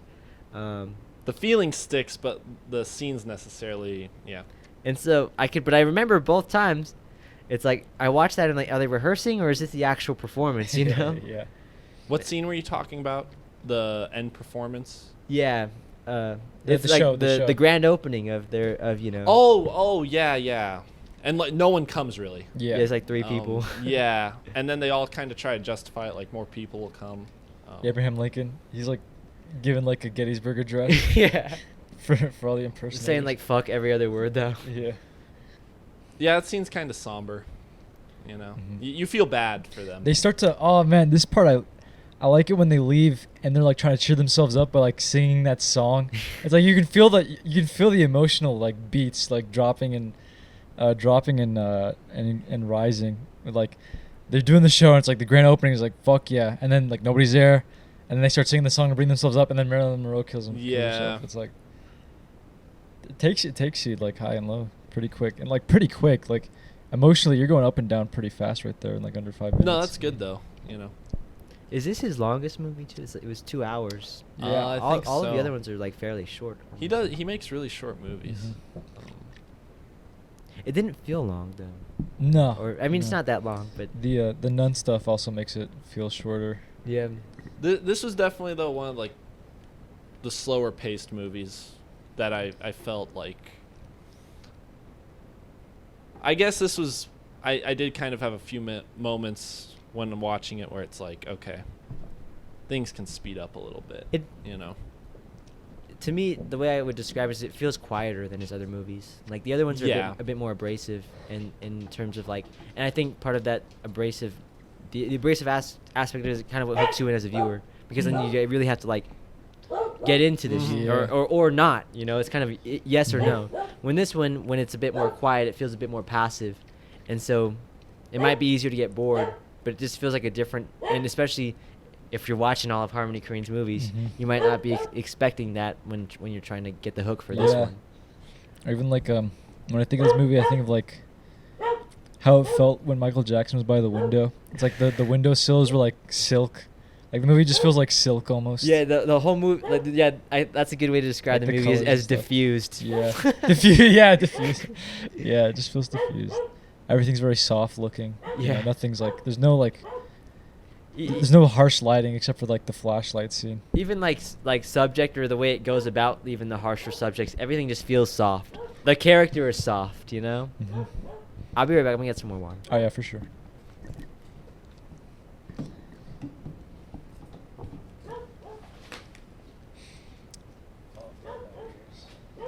Four viewers. How many months ago did you watch this? I watched it again I watched it for the first time in February. Oh, okay, so it was a February. while back. Yeah, so it's been over like half a year. I think because I watched Kids for the first time in February. Did you really? Yeah, so I think maybe you saying that made me watch Kids. Kids was the first one I saw. No, you watched Kids after you watched Bully. Oh, okay, that might. That's why, because you were like, oh, I need to see more. I of think stuff. I watched them around the same time. Yeah. Yeah. Because remember you saw Bully and you're like, I need to see Kids now. Yeah, Bully. Fond memories with Bully. I watched this one YouTube video today where it was like a 2015. They got like this little retrospective with Harmony Korine, Larry Clark, and like some of the cast from Kids. I seen that one. Yeah. Chloe. They only talked the video I saw. They only talked for about 5 minutes, but just them talking about kind of like the development of kids. Larry Clark, when he talks, it's kind of, at least in that video, is kind of funny. Like every other word is like like he kind of mumbles a little bit. Yeah. He has an interesting voice too. It's very croaky. Yeah. Interesting fella. Yeah, to say the least. We need to check out Tulsa still. Yeah. Yeah, we could. Maybe on Thursday. Maybe on Thursday. That's what I was about to say. Thursday we get to see that. Anything else? Discuss the ending. Discuss the nuns. It's definitely on like my lower echelon of Harmony Korine movies. Yeah, me too. It's not a bad movie. I really like the theme of like finding yourself. Mm-hmm. And I think he does it through like an approachable character. Yeah. Diego Luna, he's like someone like you like the guy. Mm-hmm. You know, you want to see that guy do well. Mm-hmm. And that's a good character to explore that theme through. But it doesn't hit me the way like Kids does, Gummo, even something like Ken Park, or Oh yeah. his prior 4 movies. Right now, would So- you, if I were to say, all right, fuck the podcast, we're gonna watch a movie, would you rather watch Mr. Lonely or Ken Park? I'd watch Ken Park. Yeah, Not okay, gonna all lie. right. All right. Let me think. What would you do? Ooh. I guess if it depends was- how if it you was want with to us- feel. Oh man, if it was with us, it'd be funny to watch Ken Park It just would- for the reactions. Yeah, it would be. I feel like we watch Ken Park though, and we'll just like start laughing. Yeah, that's the point. Yeah, it'd just be like, oh. It'd be funny It's to like like. some Beavis and Butthead. type Yeah. shit. It'd be funny to like show Ken Park to like someone else, and we're just like, "Yo, check out this movie." That's like dude. it's like showing somebody Irreversible. Yeah. Bro, this weekend my friend who I work with, he was at the group and I showed Irreversible. Was like, I guess for his ROTC thing, they had some social and they're gonna watch a horror movie and he was gonna recommend Irreversible. Whoa. But he's like, I didn't want to be known as the Irreversible guy. And then he looked me in the eye and he said, "Yeah, it's me. You're the Irreversible guy." Yeah. That's pretty tight though. That's pretty cool. Oh, the one scene near the beginning where he's dancing for the old people. Oh, Where he's like, "You're gonna that's live forever. You're gonna live forever. Don't die." That part, I love that part part. is so fucking. the funny. old people are like, "What the fuck's going on?" And I like that one old guy. He's like, "Ooh." It's funny too because he's in France, right? yeah, So he's like speaking English, and they might know English, but still, it's just awkward, right? they don't look like they know what's going on. Yeah. There's the one guy like hit himself with the hammer. Yeah. That part makes me laugh. He asks if he can kiss the lady's head. Yeah. I like it was just like, "You're gonna live forever." Like, you don't tell that to old people, man. That's fucked up. Oh, there's an editing or sound thing. Like every time he practices his dance moves on his own. Oh yeah, there's dude. a whip crack. Yeah. He does that in a. What else does he? Oh, there's a scene where he does that in Beach Bum as well, Or with like Zac Efron. with in Spring Breakers the whole Oh, yeah, the the gun gun thing. the There's that gun as thing well. throughout. But I like that part a lot. The way they edited like him just dancing on in Paris on the streets and stuff. Like, there's a lot of jump cuts and then all the sound effects. I was like, this is like Johnny Test done right.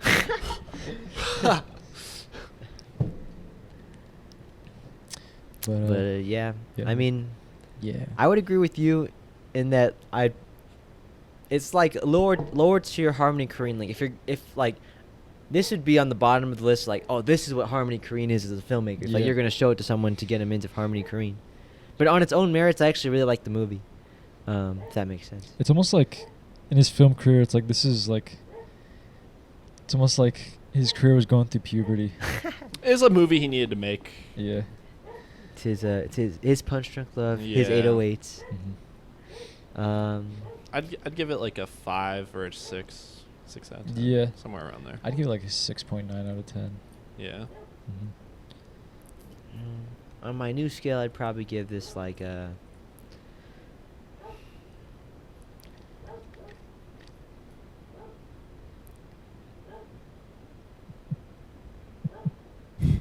Either like a. You've mastered your craft, or you're confident in your voice now, Yeah. and now we're excited to see what happens from Yeah. here. Yeah. On my other scale, though, I'd probably give this one like 9 out of like 13. All right, yeah. In like 2 years, Anthony's gonna have like my first scale, on my second scale, On my third third scale, scale. on my fourth. That's probably gonna scale. happen by like the next like in the next 3 or 4 episodes. yeah. And then on my 10th scale, I just started that one. yeah. I'm gonna start on my 10th scale before I finish the other the other 8. Yeah. So what did you think of Mr. Lonely? Like, well, and I just started out with my 10th scale. All right, well that was The 10th scale's like binary.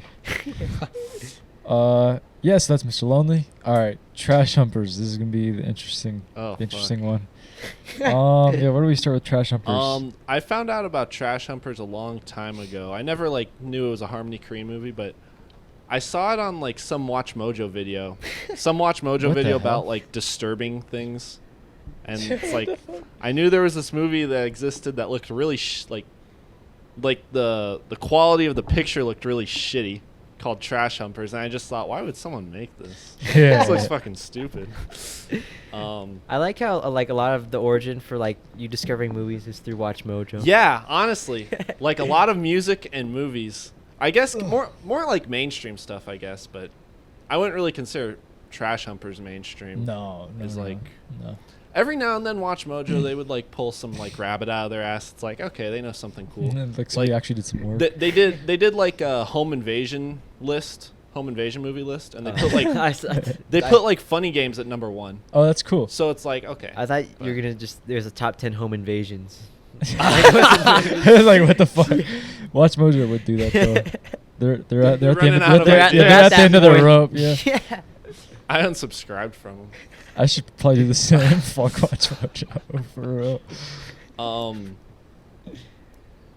But I guess like in terms of finding out who Harmony Korine was, and after seeing Julian Donkey Boy, I'm like, okay, this is like his 2000s Julian Donkey Boy. Mhm. I was curious just to see if it was what I expected it to be, Mhm. and it was. Yeah. I didn't really think it was going to be like a movie with like a lot of plot. I thought it was just kind of going to be like people walking around doing weird shit. Most people who watch this movie would probably be like, why the fuck are you watching this movie? I wish I was in that crowd at Sundance when he showed this. Yeah, man. It won like a big prize at like one of the festivals. Was it like Not Toronto. It was like it won a prize at like a decent festival. I forget what it was, but South by Southwest? I forget the Tribeca. What's the? I feel it was Arizona like a one? Toronto one. It wasn't TIFF, but That's the only Canada one. anyways, yeah, it's like this will be weird. It looks like it's like a horror movie, but it's also like It's not trying to scare you, but also too there's like some weird shit in there. yeah. So, actually though, I really liked it. I really like this Yeah, movie. me too. Fucking. It's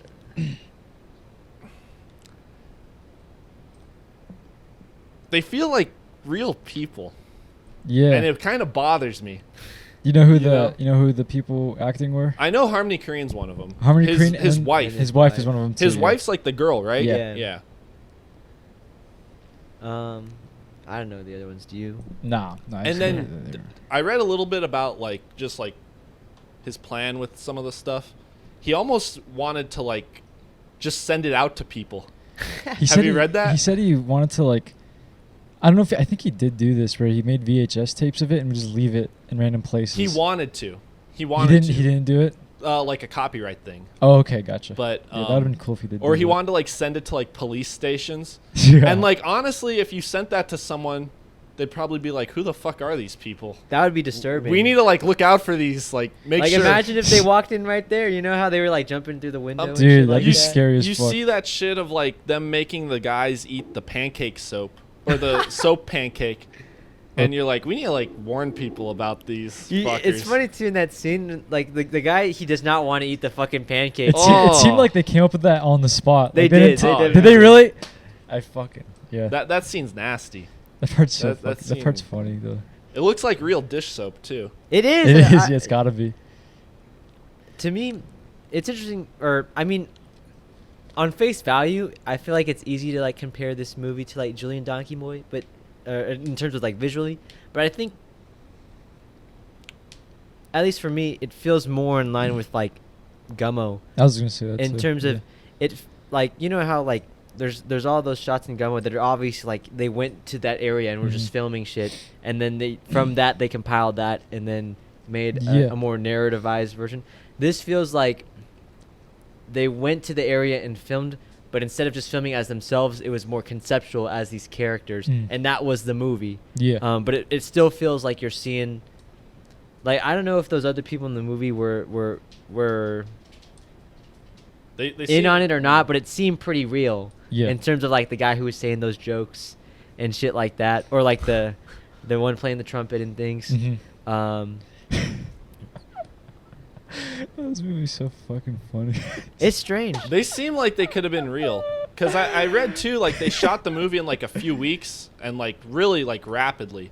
Yeah. And I would like, you could just go up to people and you're like, Harmony, he probably realized this person looks like they could be weird enough to be in my movie. Yeah. And then just tell them to do like weird shit. But the thing is too, like, it wasn't even like they did it at some random place. They went inside most of these people's houses and did whatever the fuck they were doing. The laugh, I don't know. The laugh is so fucking weird. Oh, Harmony Korine's Yeah. laugh. Like Is that Harmony Korine's Yeah. laugh? And then is Harmony Korine the guy going like, make it, don't fake it, make it, Yeah. make it, break it, don't. He Make- just keeps make like, it, make it, yeah, don't fake it. yeah. Dude, this is the first Harmony Korine movie I watched. This is also all right. Check this out. This is also I watched this movie the same day I met Kate for the first time. And I was also like stoned as fuck when I watched this movie. What the? So it was like pretty intense. Did she show it to you? Yeah, she did. Shout out to Kate. But it was like I saw she took a picture, she screenshotted it and put it on her Instagram. I was like, "What's this?" She's like, "It's Harmony Korine." He's like, "Oh yeah, I've heard of that guy. We should watch this." And she's like, "All right, cool." But yeah, so I've seen this movie like 3 times now. But were you what was I gonna say? But yeah, this movie's kind of cool. This movie's really cool.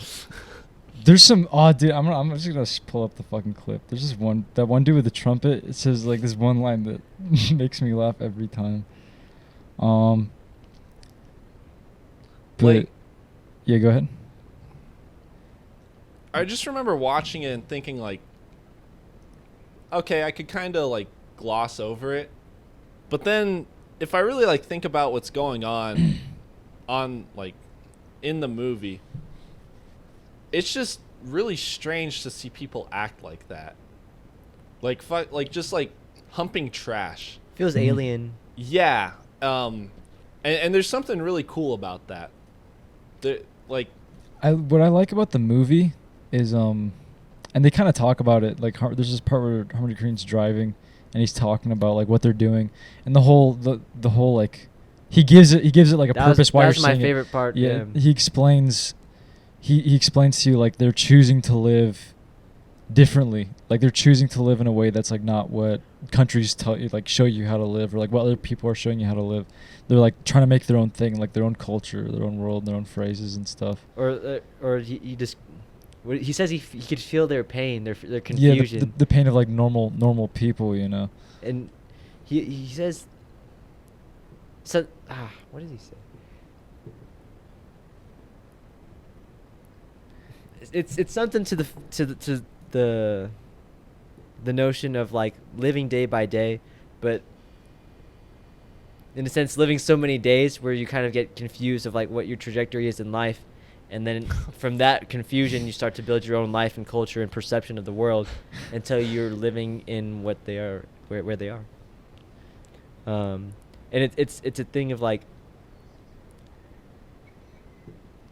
and maybe that's where it's interesting to like compare this to like Gummo or something like that, where it's like Gummo feels like a young person trying to tackle this concept, which is, I guess, it's also funny too, where I don't want to say that Trash Humpers is a mature person trying to tackle this concept, because they're trash humpers, you know, or maybe, and that's part of it too, where it's like maybe intentionally to throw people off, you know. You include that stuff, but instead of like kind of being in this weird like outsider view that fiction kind of puts you in, and sure, it still is fictionalized, but to like put your real self in these environments and situations, and then figure out the story. It feels harder. I don't know. Yeah. I don't know if that. Yeah, it's a. Sorry. I remember the first time I watched this, I was like, "There's zero plot, but like the performances are like off the charts, because you really have to like, you can't. There's no going back. You know, if you say you're doing this movie, you're putting everything to the side, and you're losing yourself to. You're living as person. this character. You're gonna like live as a different person. Mr. Lonely entirely. was practice for Trash Humpers. Yeah, it was. But yeah, this movie, I remember just like thinking about being the actors. Like you have to be somebody else. You have to like brainwash yourself to. The be costumes lost. too, whatever they're wearing, it looks really cool, because it doesn't. Their outfits are actually not. It doesn't too bad. look fake. It doesn't really look fake. It doesn't look fake and it doesn't look real. It's like that. What is it called? It's uncanny. Yeah, the Uncanny Yeah. Valley. It feels like that. It feels like the Good Time masks, where it's like Yeah. it's almost I think real. they're the Yeah. exact same thing. There's a. I think that they gotta be the exact same. And then mask. it's They look cool so because close. like they're supposed to look kind of like old and wrinkly, but then they move like normal people. They're They they're move like fit. young- like they're young fit. people. Yeah. Yeah, and it's just like they're like a different breed of human. It does feel like Yeah. that. Do you guys remember this part? Go to sleep, boy. Go to sleep. Go to sleep, boy. Go to sleep. That part is so fucked up. What's they he have doing? they have the dude with the plastic bag. Yeah. While the guy's doing like a guitar solo, like go to sleep, boy, go to sleep. It's his And- birthday. There's like a birthday cake. Yeah, it's his birthday. And that guy on the guitar, like he was like talking about their shelf. I With don't the know. cat? Yeah. They had a cat. They would go on their fucking shelf and shit. And then he passed out, right? I think so. That's crazy.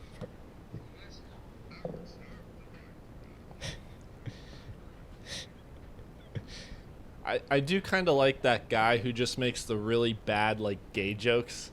Oh yeah, yeah. But then like he gets mad at Harmony Korine, you know. He's like, Harmony Korine keeps on doing like the laugh or whatever shit, or like make it, break it, don't fake it, don't fake it. He's like, I'm trying to tell my jokes, and then he would start saying them and he'd get messed up. What were her? Do you remember any of the jokes? Yeah, he had a whole bunch about like they were all like they were gay jokes, but they were also like racist jokes, because it's all about like other races doing all the shit too. Yeah. But there was one about like someone who profiled him as gay, and then he wanted to beat the shit out of them. There was one about like people who were washing a car, and then in front of the whole neighborhood started like doing. It was funny because like the punchlines of the jokes were essentially like They were gay. they're just gay. Yeah. Alright, it's this part. This part makes me laugh. Yeah, a lot of girls think my pectoral muscles are incredibly great. A lot of girls think that my gigantic pecker is a plus. But you know something? They never seem to jack me off. Do you remember the guy who's like showing them like the really lame exercises?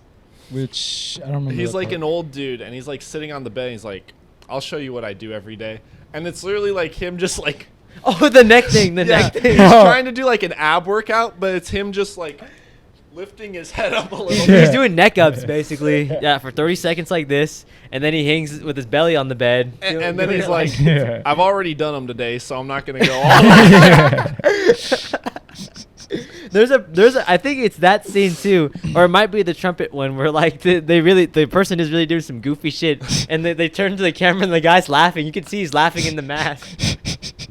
I like how in the mask too you can see their eyes, or like, at least them blinking. Yeah. This movie's actually really fucking fun. This movie's. I really I enjoy want this to like movie. watch it again, like really stoned or something. Dude, the fucking.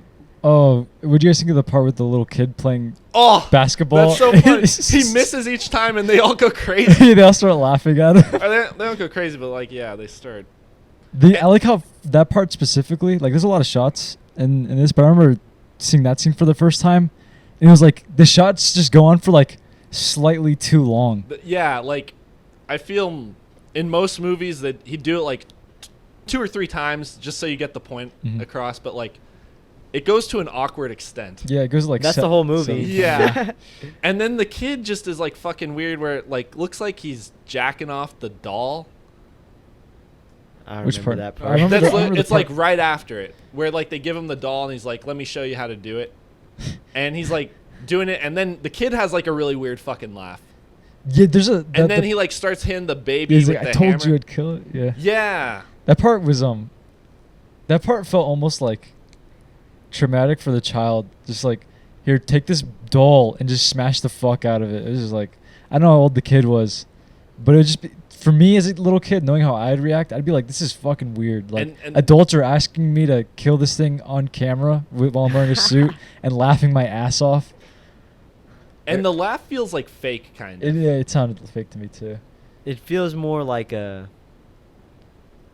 How would you describe It's it? like a defense mechanism. It, or yeah, it feels. something. Yeah, it felt like. Like a tick, or It felt like he was laughing because the adults were telling him to, and like he had to. oh, that laugh. Yeah, that laugh. Yeah, it's like that laugh. If it was interesting seeing his performance because it did feel like he was doing it because adults wanted him to do it. You know. Felt like a little kid they might have just found too at the playground. Yeah. They're like, you want to be in this real fast? that would be kind of. I like that fucked one up. shot with one of the trash humpers. He's like drinking with like a leash around his neck, and he's carrying the kid and Harley Quinn's wife Yeah. in the wheelchair. I was like, that's like a good way to summarize like a nuclear family nowadays. Yeah, their version of a nuclear. Yeah, their family. version. Yeah. How do you feel about like the actual like trash humping? Like you said, it's just like it goes on a little bit too long, you know. It looks funny. Yeah, because the humps are like very small and like They're like old people humps, kind of. it remind me like a rabbit hump, like. Yeah, But it's because it's like it's fast, but it's like soft. Yeah. Like and it's not like they're fucking the trash can.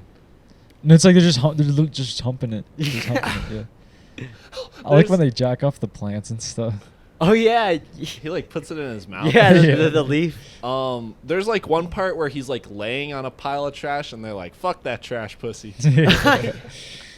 I like the shots whenever it's like them humping trash or humping like just some object from like afar, and like the camera kind of zooms in, and they're just like in the middle of a parking lot. Like people could just be watching. There's one. There's where like a they're- light, like a spotlight, perfectly on them.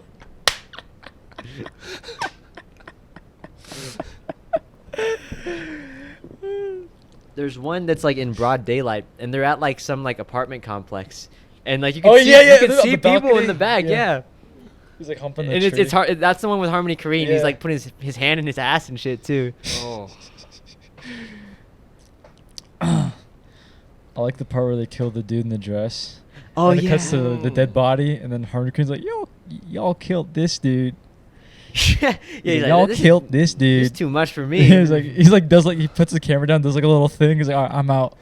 yeah. Like, that's later. when like that's like one of those scenes though when the movie kind of goes from being like dark funny to like kind of disturbing. Yeah. No, Yeah. it's because it's also too. It's like this movie that like it feels abrasive, but then in terms of like sound wise with the laugh and all that shit, and they're just screaming for a whole bunch, and it's very quiet in that scene, and to me that's the part that made it very. You see the blood on the guy's face, and he kind of like has like a dead stare, and it's like that's what's great because like you don't just laugh throughout the whole movie at like how goofy weird it is. Like some of it's genuinely just like off-putting. Mm-hmm. Like imagine if cops were watching this and they got to that part. Yeah, like I kind of wish he did do that. You know, You mean- just to like hear it for the story or something. Yeah. People would definitely believe that shit though. Yeah. Oh, it looks real. It all It looks does, you know, and it looks real too. The way like people like that would shoot it, because like those people wouldn't. You'd take them for probably not being like super smart, so you'd probably it makes sense for it to like not look as good. real. Dude, yeah, imagine how traumatized you'd be if you found this footage. Just like literally found the VHS. Like went out, bought a VHS player, and it was like, dude, these people exist. Like, these fucking weirdo savages are out there fucking stealing babies and killing people You find and it- dumping trash. you find it like a yard sale or something. Yeah. Someone's like, I got this groovy footage. That would freak me out, man. If I That found would be this. scary. If I had seen this when I was like 12 or something like that, I'd be disturbed. Yeah. People would probably say like if it got to the cops, they'd say like they probably didn't know how to use the camera too well. Yeah. And I like the part where they destroy the TV. And they start like tap dancing in all the broken glass yeah. and stuff. that's where you like first see them too, kind of like moving like normal adults. I think. Yeah. It's one of the first scenes, Mhm. and it's weird. Yeah, it's I think this is my favorite out of the second half we watched. Oh yeah? Yeah. I'm not sure Yeah. if it's my favorite. It's not. Out of the It's second not. half. It's not mine, but I can understand why you. It's like the black sheep of them in terms of it's the one that Yeah. feels like the most Yeah. like idiosyncratic. He did something like very different out of, at least with this one out of the four we watched, where it's like this definitely stood out. Mm-hmm. This is like he wanted to make something different, Yeah. and this was definitely different. It feels more in line with like the first four he made, or like was a part of, but it still feels like very, like on its own in terms of like It's newer. being more like yeah. It feels like a lot less script and a lot more like Like jazz. like creating like Yeah. a situation. Yeah, or like jazz, you know. It's Horror like you're jazz. putting yourself in situations. Yeah. I like the part where they're on the bridge, and they're just like throwing firecrackers off. Oh, with, like, yeah. dude in the dress. Yeah. Like imagine rolling up to that in a car, just like these dudes throwing off firecrackers, and there's like this guy like dancing and like mumbling random ass shit. What- yeah, what in is a he- is dress. He's Is like he- doing poetry, right? Yeah. Yeah. Was it poetry? The poetry was good. I was that part I had to go do something, but I was listening to it and I was like, that part's. I need to go back and listen to that part. The stuff he was saying was interesting as fuck. Yeah. From what I remember, it was actually like genuinely good stuff. Then they kill him. Yeah. Yep. Yeah, they kill him. I like the way they say shit. Oh, dude. Oh, I like the one monologue where it's like the monologue where it's like how does it start? It's the one where he's like, imagine life without a head. Oh yeah, How yeah. does it go? You would save so much money on Save so much shampoo money on and shampoo. hats. Lower ceilings. Best of Funny. all, no more dizziness. No more dizziness. Beauty would be based off like your shoulders. Yeah. Sweaters would all fit. Everybody would have stumps. That part made me laugh. Are pretty there hard. like any people that are like this? Probably. Yeah. There's 7 billion people. If someone thought of it, you know. Yeah. If you There's could think it, Some weird people. you could live it. Yeah. It's like the whole like what's it called? Rule 34. It's like if it exists, there's porn of it. On the internet Yeah, somewhere. Like that's a yeah. thing. I feel like if there's porn of everything Trash on the internet, humpers, there's yeah. definitely like some trash humpers. out Trash there. Humpers is probably on like porn websites. I wouldn't be surprised. Yeah. I remember, or You- he named it Trash Humpers just so like people knew like What this is it about? this is what you're getting into. Yeah, this is what it's about. Get that in a little more. I like the baby scene, or Oh, the, yeah. the ending scene. But I had the Check same that feeling out. with it I did with like the murder scene, where it's just quiet, and it feels weird. Like it's just like she holds the baby, and the It shot's feels just weird. A little, like It's a little and too it's just long. like Yeah. she's a little too quiet, and they're not really doing anything besides holding the baby. They have that shot of like the baby bath too, and it's just like I guess the juxtaposition of images, and then I can't remember what happens after that. Is that how the movie ends with that? Pretty think much, so. yeah. That's like the whole stuff with the baby felt like the most like plot stuff. Like felt like there was like, we need a way to end this, give it some resolution. It's nighttime. Yeah. I don't even think that's a resolution though. Like It's not really a resolution, but it's like it's the most like plot, like not most scripted thing in that movie. in my Yeah, opinion. staged, Most yeah. staged thing. I don't know if his daughter was born yet, but do you think that's his kid? If it, It was, could be, if his kid was born, Damn. what do you think I Harmony should've Korine is like checked. as a dad? He's probably really I feel like he's interesting. cool. Yeah, I feel like he's cool. He lives in Florida. I feel now. like he'd smoke weed with you when you get to that age. Yeah, it'd probably be pretty tight to have him as a dad, honestly. What movies do you think he shows his kids? Buster Keaton. Yeah. Probably like some old vaudeville stuff. I don't know. I think it depends what his parenting style. Like, I don't know how he's gonna be as a parent. You know. That's true. He could be like really. He It could- is possible he's. I don't think different. he's gonna be strict, but he's gonna be like. I feel like he's the good cop in the situation though, where Yeah. they probably go to the dad to Harmony to have fun. He'd probably teach him how to skateboard. Yeah. That'd be cool. Or maybe they like write together. Like Yeah, that'd be they tight say- as fuck, man. Oh, they do like the 15 minutes of writing. Yeah. Like read what you wrote. That'd be fun as hell. Anything else with Trash Humpers? I want to watch it again. Me too. I think I'd like to watch it with I'd you like to guys. watch Under it. the I'd like to influence, watch it in yeah. a movie theater. Under the oh, that'd be. Dude, fun. wouldn't that be fucking crazy? You rent out like the AMC theater to get. Yeah, Trash dude. Humpers.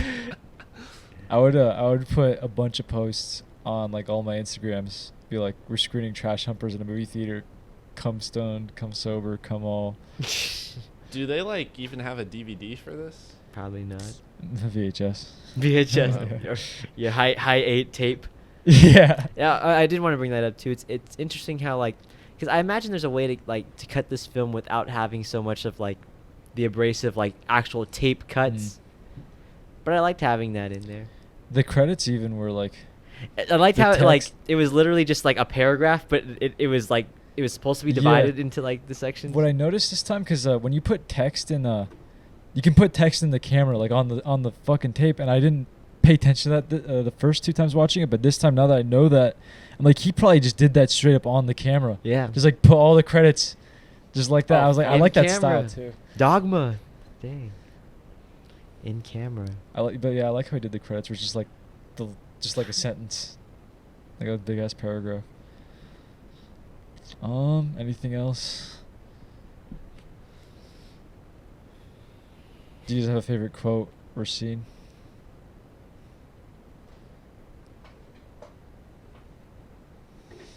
When they're making the pancakes for the first time, and like the first time you hear him say like, "Bake it, Make it, ma- make it, don't fake it. Yeah. Make it, don't fake it. That part's good. That's like, I'd say that's like the main quote from this movie is make it, don't fake it. Or just like saying something that rhymes with like make. Like that has ache in it, and then saying it at the end. Probably the murder scene or the baby Murder scene's pretty or the good. baby scene. Those are the things I'll probably steal.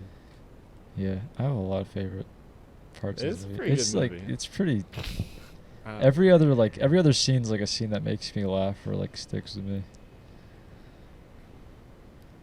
Like that. I already showed you guys, but that one part where he's like, "All these women admire my enormous penis, but they never seem to jack me off." the side characters are hilarious. Yeah, they're funny.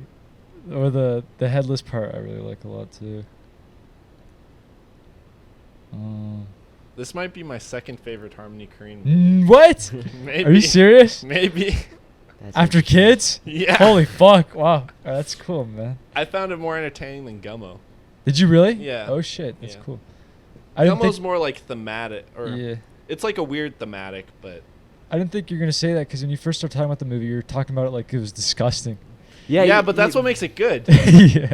It took you a while to get to that. You actually liked the movie. Yeah, though. sorry. You're all good. What else is in this movie? I didn't think I was gonna enjoy it as much as I did. Yeah. You know? Yeah, it's a fun movie. I'd probably watch this before I watch any of the others. Really? Maybe, yeah. except for like kids. But Yeah.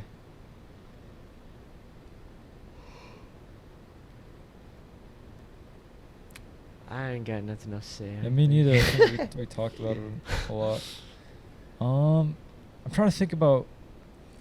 Now, whenever I do these podcasts, I try to like I remember watching Sardonicast when I was watching for the Buffalo 66 stuff. yeah, And they talked about all the parts that I didn't care about. So I'm like trying to think about like being a viewer, like just watching the movie for the first time. Being like, I really wish they just talk about like this aspect or this theme or this scene or this line or whatever. What are we missing? Was there anything you didn't like? I haven't asked that in a while. That was something I wish they did on Sardonicast sometimes. Not unless they all like if there's a movie they all like, sometimes they don't talk about like something they didn't like about it. I think probably some of the stuff in like, I mean, if this movie had acts, which It's not really. I guess it has like kind of different vibes, but around like where the third act would be, it kind of slows down a little bit for me. Near the end. Near the end, it's like Yeah. it really slows down. That's the only thing I don't like about this movie. I feel like Like around it really gets almost like unbearably slow. the and it's really short. Yeah. It's not even an hour and a half. 84 minutes. Yeah. Around like the 40 or 50 minute mark, it's just kind of like, okay, I'm watching Yeah. Trash Humpers. Yeah, that's how it's it does have an end, but Mhm. you got to get there, I guess. You I- got to bear some of it. Even though I said I liked the scene, or it was one of my favorite parts when it's like Harmony Korine kind of like describing the concept of why to make this movie and talking about location when he's driving. It doesn't feel of like the movie. Or it feels a little bit out of character, I if agree. that makes sense. And I wish that it could have been incorporated in a bit smoother. If that Like more makes sense. sense. Yeah, Yeah. I agree. But I wouldn't get rid of that scene. Like I think it's crucial to like really understand with them. Without it, like maybe you would have to take a few more leaps to get to what that scene provides. But you need the scene. I think they probably could have done that better. I don't know. Maybe they just like need to go back and do some reshoots or something. It's almost like the Yeah. movie had like no exposition at all, no dialogue. No. And then there's like a bit of like thematic exposition. Yeah. And it just feels a little out of place, but And but like you said, I'm glad they had it there. you need a But little it does bit feel out of, of you need a place. little bit of explanation. And with it. in a sense, it was still like he was saying it in character, and he was saying it in still Like it's realistic. lack of a better word, like a poetic way, where it's like I Yeah. feel their pain, and shit like that. But it just it doesn't roll off the tongue the way it should. When you just go from him saying like the whole movie like make it, don't fake it, to like him saying something like that, it's a big leap. Yeah, he's articulating an actual like idea, Mm-hmm. which He's doesn't feel like these characters are supposed to do. No. Yeah, that would have been good if they did it more seamlessly. Then there could have been like some more plot, or like some more like direction with it, more drive or something. I saw something like there's a version that's like 90 minutes. Really, So I wouldn't want it. So Who knows? That's an Elijah thing. I wouldn't want it to be like these movies, but like like that Eric Andre movie that came out last year, or like the Bad Grandpa? Bad Grandpa, Mhm. with the Johnny Knoxville one, where it's like they're shooting on location with like strangers, but they have like these, I guess, more like scripted stage scenes, but that glue the actual like real things you go to the movie together, and so it feels more cohesive. And I wouldn't want this movie to have like things like that, because it kind of does in a sense. There's plenty of scenes. Mhm. I think instead of having those scenes that like Bad Grandpa and shit have, it has the trash humping scenes. Yeah. And those are the scenes with just them Yeah, doing that'd their be shit, cool. which is kind of funny. But actually, I don't know. Now when I think of it like that, it's its own beast. Yeah, it's Trash Humpers is hard to like critique because it's just like it's such its own thing. It's not meant to be critiqued, I guess. no. It's just like I wouldn't want to do it, so I don't think I could do it any better. You know. Mm-hmm. I guess, but yeah, my only complaint is just like the ending needed something more to like keep my attention. Like every time I watch it, it's just that like after 40 minutes, it's just like at the 40-minute mark, it's just like that remaining part is just like a little harder to pay attention to. Like I find myself thinking about something else. Mm. You guys wanna rate it? Or anything else? I'd give it like a 7.5 or an 8. 7.5. You know. Yeah, I'd probably give it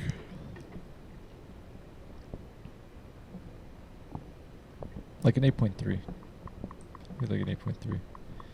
It's not like a tone poem, but like it evokes like an emotion in me. Oh, easily, yeah. You know. Just from like how matter of fact it is, just like people basically jacking off to trash. Just it makes you feel something. If it doesn't make you feel something, that's kind of weird. Like it's kind of weird. They're probably a trash humper. What? Me? No, No, you don't feel those it. people, because like they're like, oh, this is Yeah, like I don't get it. I feel like he doesn't want some.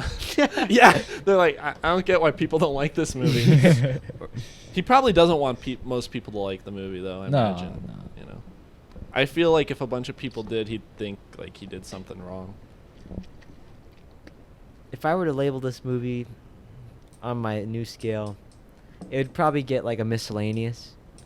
Like, it's not anything like master or anything like that, because it's not trying to. It's its own thing. It's miscellaneous.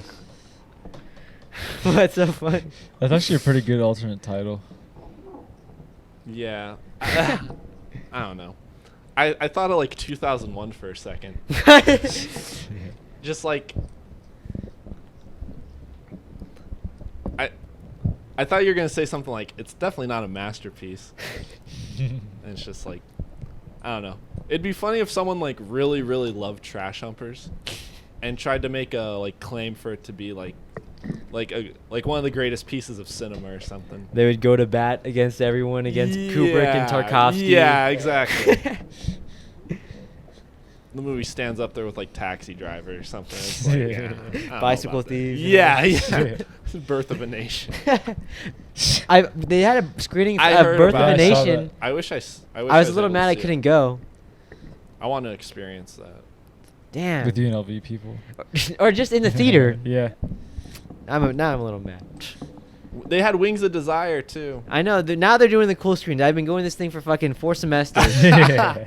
We watched El Mariachi, which is a cool movie, but that's not Wings of Desire. Yeah. What are you... Fucking RBG. Yeah.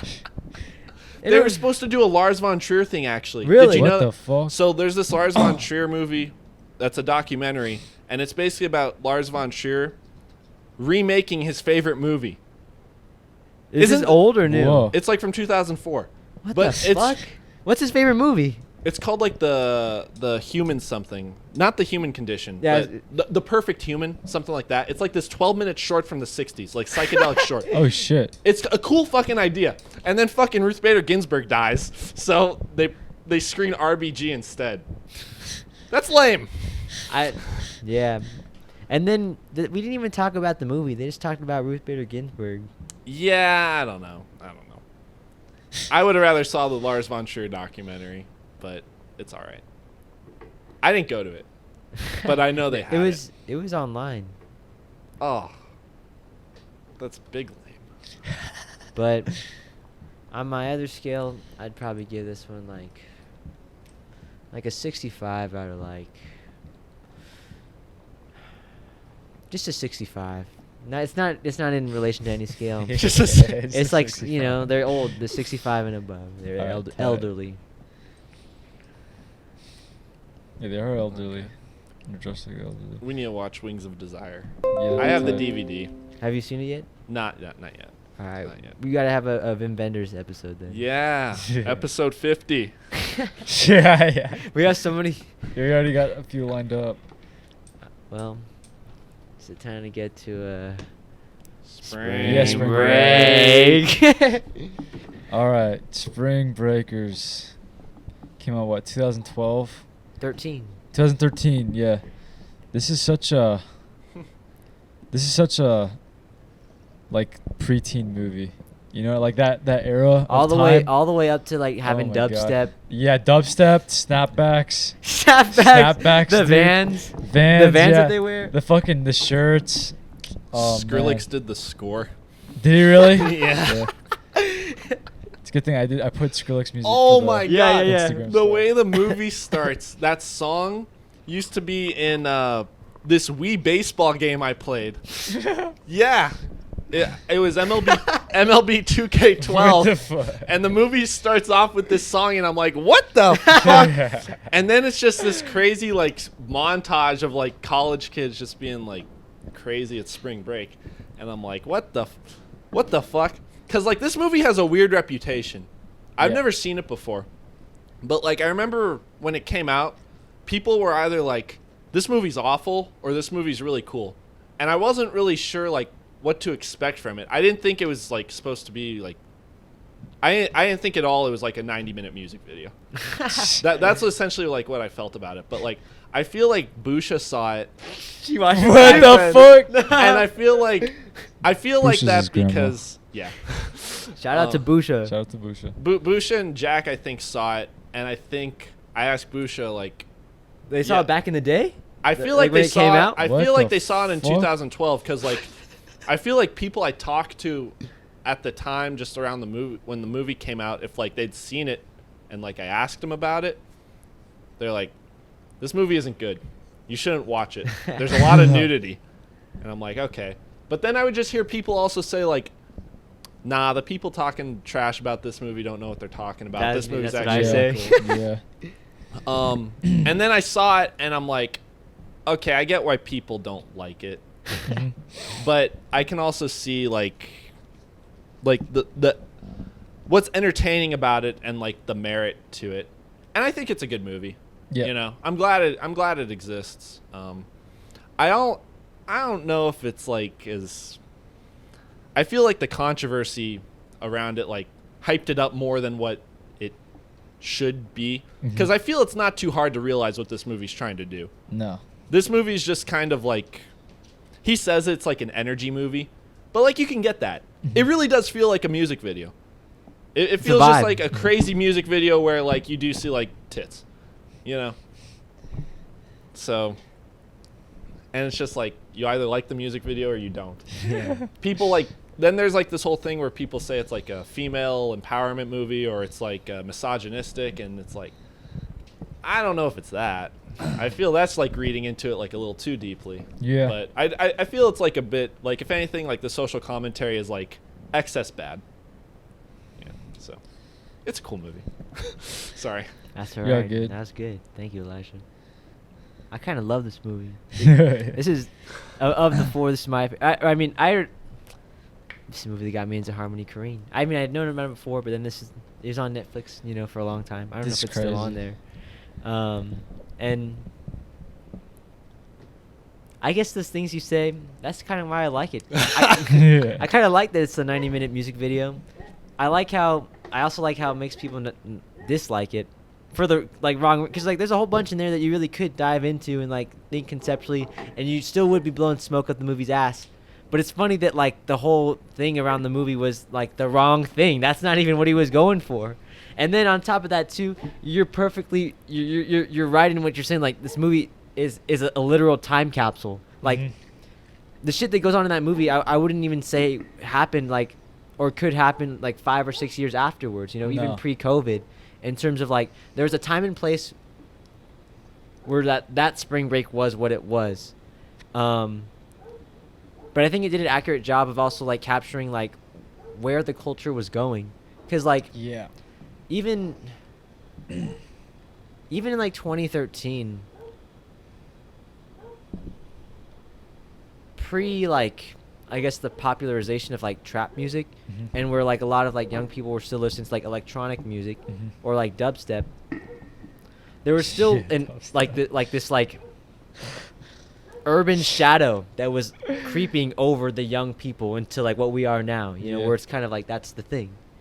And I feel like the movie actually does like an excellent job of like capturing like the clash of those cultures, and also like the eye of the storm of like what the ideal spring break is supposed to be.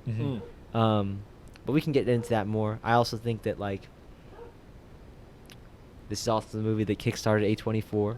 That's pretty cool. Yeah, and like that's pretty bad. Like you know, we were already like sucking Harmony Korine's dick, but like this guy also started A24 basically. You know, That's it's like fucking tight. all right, fuck yeah. And like we're saying too, there's just things like you just never seen it in a movie before. Like Gucci Mane in a movie? What? Was he the black guy? Yeah. Okay. He's a rapper. Then James Franco being like weird. Yeah, James Franco. Do you guys know who Riff Raff is? Yeah, okay. There's like a controversy with Yes, that yes, too. we could get into that too. Okay. But I read about that today, and I'm like, what the? it's so it's hilarious. These things are to me. That's what it is. Like as awesome and as much as I like this movie, it's fucking hilarious to be honest. And it's like you have to be self-aware enough to like know that like you couldn't also go to bat against like 400 Blows, Bicycle Thieves, and shit like that. At the same time, yeah, you're glad it exists. Yeah. And I think it's the best version of what it is. You know what I mean? Yeah. Nora, what do you think about this movie? Oh man, I remember because you see the posters and you hear what people said about it. I remember I told Mike, I want to watch this movie. And he's like, "Oh, does that movie suck ass?" He's like, "Is that movie fucking horrible?" I heard that movie's fucking terrible. I'm like, I don't know. I'll find out, man. But I remember being really interested by like mostly like James Franco's character, like just like the way he's talking. Like he says he's an alien. His fucking car has dollar signs on it. He's got like the alien logo on it and shit. He's got all the guns. Oh, that one scene. I remember the scene. I saw Look the at my scene. shit. The clip. That clip is like, look at all my shit. Look at my shit. It's just like that scene always makes me laugh. That's the scene of the movie. That is the scene. Oh yeah, for sure. That's the theme stated right there. There should be more movies on that scene. Yeah, that is. He even said like, "This is the American dream, baby," and he's like, "What does he say?" He says to the effect of like, "Everyone my whole life told me to be good, but all I wanted to be was bad." Yeah, he's like, what he say is like, everybody told me to do the right thing. I just want to do the wrong thing. Yeah. Shit like that. It makes him an interesting character. But or we can get into it more. But I guess actually no. Nora, what were you gonna say? I was gonna say, this is when I started thinking about it a little bit more. Oh no, the Beach Bum was when I started thinking about it more. But this movie too, the fact that he's saying he's an alien all the time, and there's like a few similar lines like that in the Beach Bum. I wonder if Harmony Korine feels that way too. I feel like it does. This is more off of like the James Franco thing, but I know when the movie came out, I was like 12, 13 years old. So when I see James Franco, I think of his character from Spider-Man. Yeah. Harry Osborn. Harry Osborn. And I'm like, what the fuck is this guy? You know, he has the grills, the dreads. He just looks like crazy. It's I don't know if you were like looked into like his career at that time though in like the early 2010s, but he really was trying to become like an artist or whatever. Like he went to NYU. I don't know if as just a student, but also as a teacher in some capacity.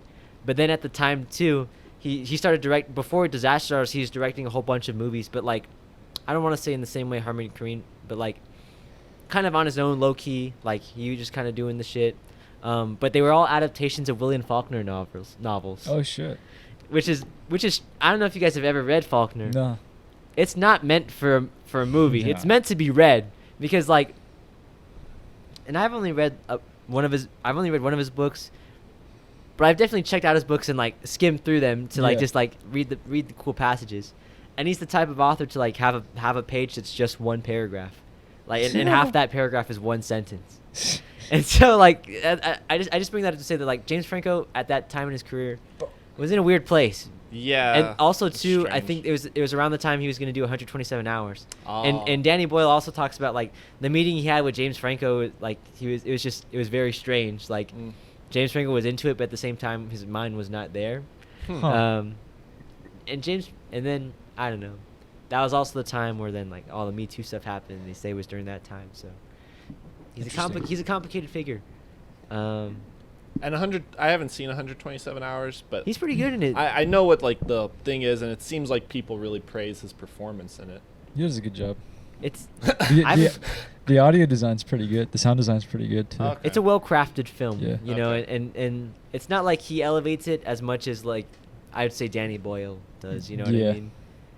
It's funny though that like also at the time though, as much as he was trying to like rebel and branch out, studios still wanted him to like fucking be in movies and shit. He was in the Sam a lot. Raimi Oz the Great and Powerful movie. Oh, Oh, yeah, he was. So it's like Yeah. I'm saying the what fuck? and that was the same year, 2013, and that's what I'm saying. Like, what the fuck was James Franco on? Or not even. I mean, like literally on, but like, you know, there's like, I think in a lot of people's careers, there's like a certain period of time where like you really could just do whatever you want, and not to say that it's always going to be successful or everyone will know about it, but that's kind of what he was doing. When did he was in This Is the End? Didn't that come out like Yep, right around that time? 2012, I want to say. He's doing it like 2011. extremes. Yeah, Mhm. yeah, it was. They wanted to do like an Oscar push for this role too. They should have. He deserves it, to be Yeah. honest. A24 did like a for your consideration thing, and Man, I would have voted for him. oh, A24 doesn't have the best luck at the Oscars though. Or- nah, they kind of shit on A24. Like The Lighthouse only got like for cinematography, you know. Waves, they submitted the script and didn't even get a nomination. Oh man. I mean, honestly, like most of the A24 movies could get nominated at least like one capacity or something. Like when you look back, at least in the past 5 to 10 years of like your favorite like 10 movies, top 10 movies of like of the year, like 2018, 2017. I'm fairly confident that you probably have 1 or 2 A24 movies Oh, yeah. on you that could list. definitely. Robert Pattinson in Good Time, Oh, Toni yeah. Collette in Mhm. Hereditary, Adam Sandler in Uncut Gems. Mhm. Mhm. None of them got like Oscar nominations, and those are like some of the best fucking Performance of the year. exactly. So It's the Oscars though is kind of like I know. don't pay. I yeah. shouldn't take it. You don't No, take it I don't too pay seriously. any They're- attention at all. it's not even that they didn't get the recognition at the Oscars, but just like the industry at large doesn't acknowledge these things. It seems, you know. Yeah. Yeah, I was kind of pissed when I watched Good Time for the first time because like I never heard of it. And it was, I was just it like, what too the fuck? good. Like, how the fuck is this movie How'd this I good? miss I this? never fucking heard of this. I was pissed. And that's the same year that Shape of Water came out. Shape of Water. I was like, oh, dude. I mean, I didn't pay much attention to the Oscars like consistently beforehand. And then I watched Shape of Water and I was like, oh, this won movie of the year. I was like, I'm glad I don't pay attention to the Oscars. I feel like the Oscars got really weird when Green Book won. And I haven't seen Green Book, but the reputation I've heard from it is that it's not great. Because what year was that? It was the year 2019? Bohemian Rhapsody came out too. Yeah, And then Bohemian Rhapsody won for editing. I think that year was strange though, because the year before, I want to say Moonlight. Oh no, it was Moonlight and then Shape of Water, then Green Book. But then the year after was fucking Parasite. So The year after was good. The year after was But good. it's just like Better movies came out though Mhm. too. it's strange too, because especially in the past like 5 years, I want to say, they're starting to diversify the voters and stuff like that. But still, like, it's pretty questionable like choices that get put up. It's like, what the Even when Moonlight won, there was like a controversy because they did the fucking Steve Harvey thing. Yeah. They read it as La La Land. All the La La Land people come up there. Then for a second they're like, what the fuck? And then the guy comes back. He's like, we didn't win. Moonlight won. And then it's awkward because then the people from Moonlight come up and I don't know. They're not. How can you give a speech after? And then it's just weird too because like Damien Chazelle won Best Director for La La Land. So I mean, a lot of times you see like Best Director then like Best Picture. You know, like it happened with Parasite. It didn't happen with Green Book, but it's something that happens. It's interesting. frequently. I would say in the last 10 years, like since the 2010s, they started to diversify the winners, because like it really was like back in the day, if you won Best Picture, you were probably a shoo-in for director, editor, probably like Screenplay. the screenplay and all the technical awards. It was kind of a sweep. So like with I think the Lord of the Rings: Return of the King came out, it won everything. Mhm. Titanic. Won everything. Mhm. And now it's a bit more interesting because there is more, like the year that Spike Jonze won for Best Screenplay, I think 12 Years a Slave won for picture. Actually, I don't know. That makes if they came out in the same year, but yeah. it's just more diverse now. Yeah. That being said, it's still like BS, but The Oscars. is Check weird. check out the Indie Spirit Awards if you want an award show. Those ones Yeah. are pretty cool. Okay. Adam cool. Sandler, well, he went over there. Oh, tight. Okay, cool. So yeah. Any like mainstream Hollywood, like big ceremonies always weird me out. Like even when like dude when even like when Once Upon a Time in Hollywood came out, that like 4-minute applause, like that shit's just awkward. It was 7 minutes. Oh, 7 minutes. 7 minutes. Yeah, for 7-minute Cannes? applause. And Yeah. they put the camera right in front Yeah, of they them. went to like That's so they went to awkward. all the actors. It was Fuck. like, what the fuck? If it like, they don't even know what to do because like Quentin Tarantino's like dancing and shit, and like Brad Pitt's like, I don't know, you know, it's just a movie. Who the fuck Yeah. claps 7 minutes for a movie? That's kind of like the thing at Cannes, though, right? It's like I guess. I extended don't know. claps or extended boos. It's everything's kind of like I love Once Upon a Time in Hollywood. I talk about that movie a lot. You guys know I like that movie, Yeah. but like Well aware. we had a great conversation with Kareem, yeah, the Bruce Lee thing. We should talk about it on the podcast. There's actually, I feel there's could have a Gotta good have that conversation. Tarantino episode. Oh yeah. Episode 60.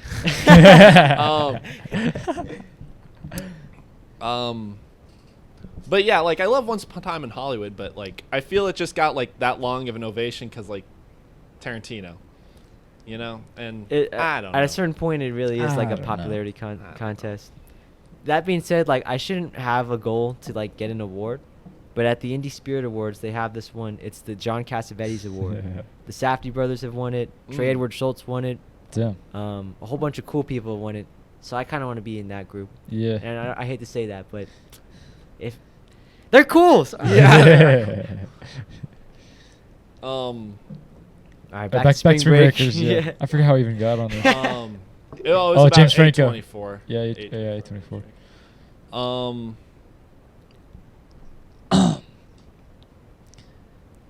Oh, there's a lot of places to start, I guess. Yeah. Well, I guess we can keep going with performance stuff. And what'd you guys think about the four main girls?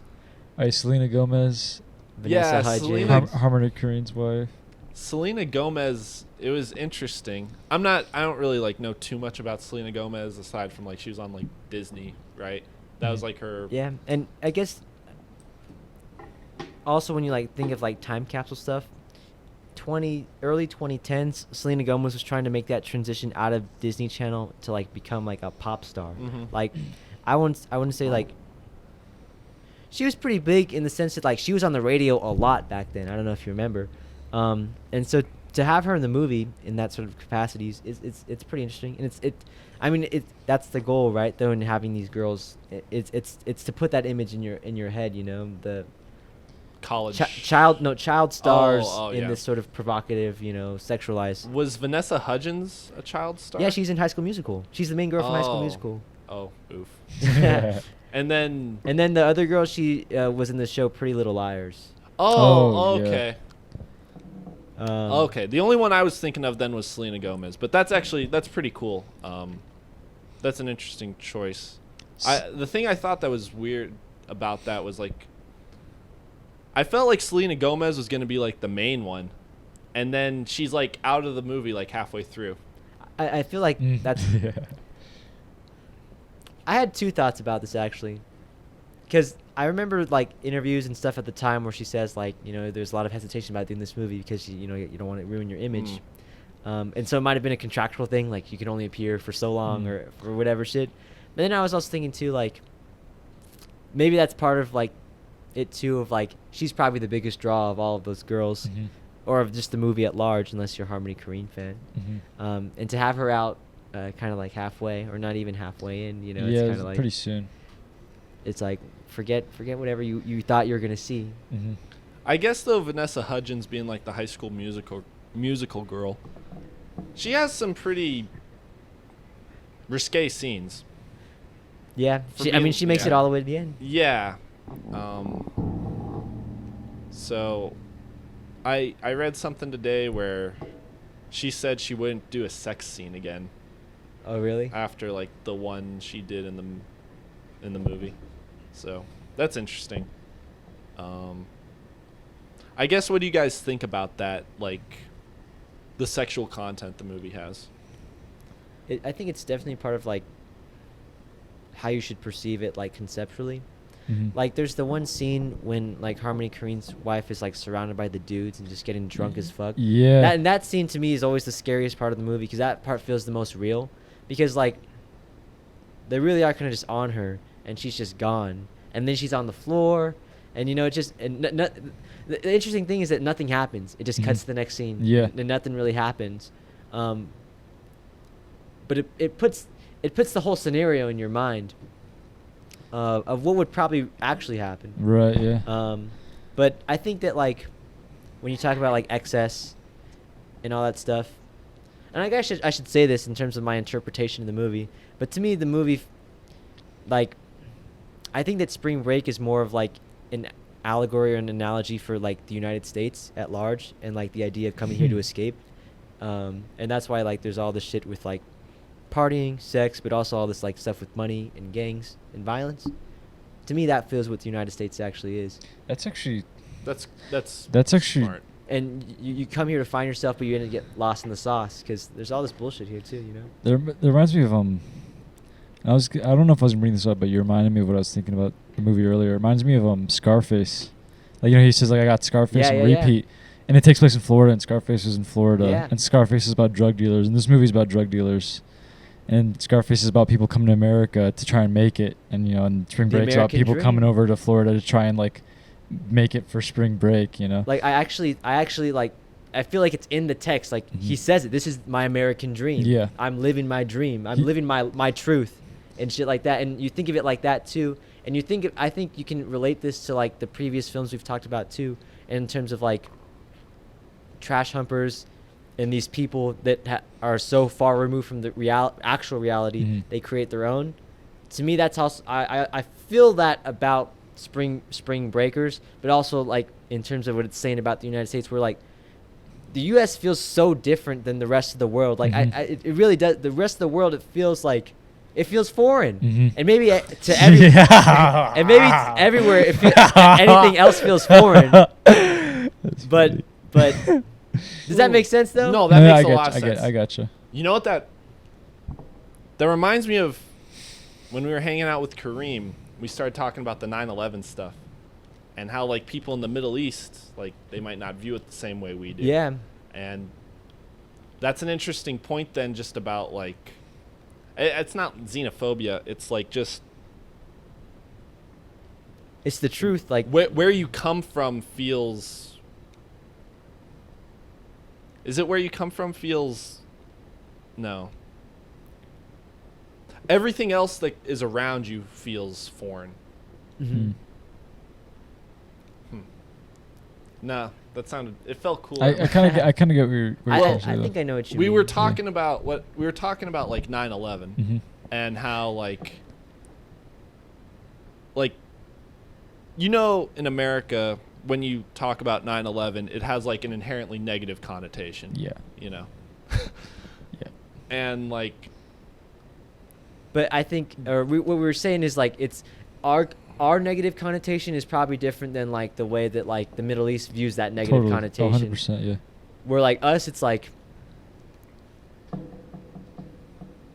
it's a negative connotation, and maybe now it's a bit of regret, but I think for a long time it was followed by a lot of aggression towards a lot of different things. And I think they probably had the same thing, but towards us and us towards them. Yeah. Is that what you're kind of trying to say? Yeah, it was basically like to be blunt about it, America kind of views it as like, okay, these people like did something to us when we like were just like not doing anything wrong. Whereas the other way, it's like they kind of view it like we probably deserved it. And it's something where it's like they had to send a message to us to like tell us we can't keep doing what we're doing, basically. And just how like it is an incredible act of like violence and kind of like hatred, and just how those two things are perceived differently by two different cultures. How it's not just a bad thing for one, it's not a bad thing for both of them in a way. There's a certain in terms of like the American response to it, there's a denial of certain truths to the whole situation at large that feels like it's been carried on till now. Yeah. And I think to relate this back to the movie, there's a denial of certain truths that has to go into your head when you want to go party at spring break and just like fuck everything else. Because they aren't doing good shit, really, you know. And even to get there. That's really cool too, because there's a line in there where Selena Gomez calls like her mom or something, or her grandma, her fucking grandma, and she says to her grandma, "Oh, I think you'd love it here. I want to take you here. I want Yeah, like no. That's also interesting too, because like I'd say throughout like most of the movie, it's filled with this sort of like voiceover from the girls, talking to like their parents. Hey, I'm figuring it myself out. Like the end monologue is like, we were surrounded by people just like us, and we were able to figure out ourselves, and this was such a beautiful experience and a beautiful time, while it's showing them shooting up the whole house and shit like that. Yeah. Those scenes like were impactful for me, and I was like, wow, these people. It made me wonder, like, are there, not wonder, but it's like, there's people like that, you know, maybe not to like the degree of like how they are in Spring Breakers, where they're like killing people and stuff, but like they're literally going out and getting like butt fuck wasted, you know, and they're saying this is how like they're finding themselves. It's like it reminds me of when we went to like the frat party, and there's just like just people doing whatever, and you imagine them outside of this. It's like, it doesn't feel very intellectual, and like everyone has like their vices and stuff, but it's just like they're spending their youth in just total excess, you know. You're not really like bettering yourselves by like having a bunch of like sex, drugs, alcohol, doing like that stuff like that's happening with like Rachel Careen's character and like the guys surrounding him. Like, how is that like good? You know, it might be fun, but how's it good? Thinking about that while watching. No, you're all good. I was thinking a lot about that while watching the movie, because like watching especially the party scenes, like I can't relate to it at all. Like feeling like I'm finding myself there, or like really enjoying being there. Just because like I don't know, like whenever I picture myself in those situations, usually just like either I'm not there because I'm not gonna enjoy it, or it's like I'm there with like a camera to see what everybody else is doing. But I think seeing people who do enjoy atmospheres like that, and like just getting like that, and like that's all they like doing, is interesting. 'Cause it's just like they're human beings, but they feel so alien. if it's like kind of like the Mr. Lonely thing, where it's Yeah, a like little bit, they're kind of removed from their actual selves to like join something larger. yeah. To a certain extent, it does look somewhat fun, but there's also kind of like a grossness about it. It's inherently like dirty. Yeah, it's not like. I think you could describe like Florida that way. It could just be how Harmony Korine just like shoots stuff. It's not like emotion. It's not for the people involved with it.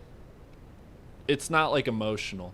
Like, say you go on spring break and like you do that versus like going to like a theme park with like your friends or family. Yeah. Where one of them's like more wholesome than the other.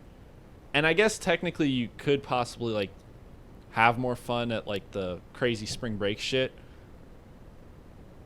But like the emotional satisfaction isn't at like the spring break thing. Like you're not going to find like people you're going to be friends with for the rest of your life there. Nah. I think that's something one of them says, like, I'm going to be friends with like these people for like the rest of my life. Something along those lines. It's like, it's interesting too, because like there's just like a lot of lines like that, like all the cliches you hear like about this time, and they say it in this setting, and it's like,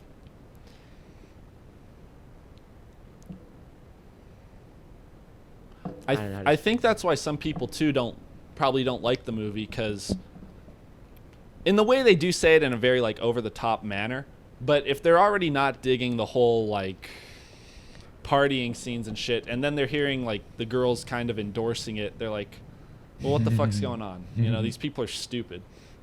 You know, but in a way the movie's kind of trying to like exploit the way people feel about that stuff. You know, I don't think it's like showing it in like a positive connotation, even if it's like fun. I think that it's like the same way that like Trash Humpers, the shots go a little too long. The fact of having the voiceover over and over, voiceover over and over. It kind of like hits the nail on the head of Spring break. Of spring break. Spring break forever. Forever. It's a little bit unrelated, but wanted to talk about it. And I actually think that like the editing in the film is like might sound like a bit of an exaggeration, but like kind of like next level, because the film is linear, like the story is linear, It is, yeah.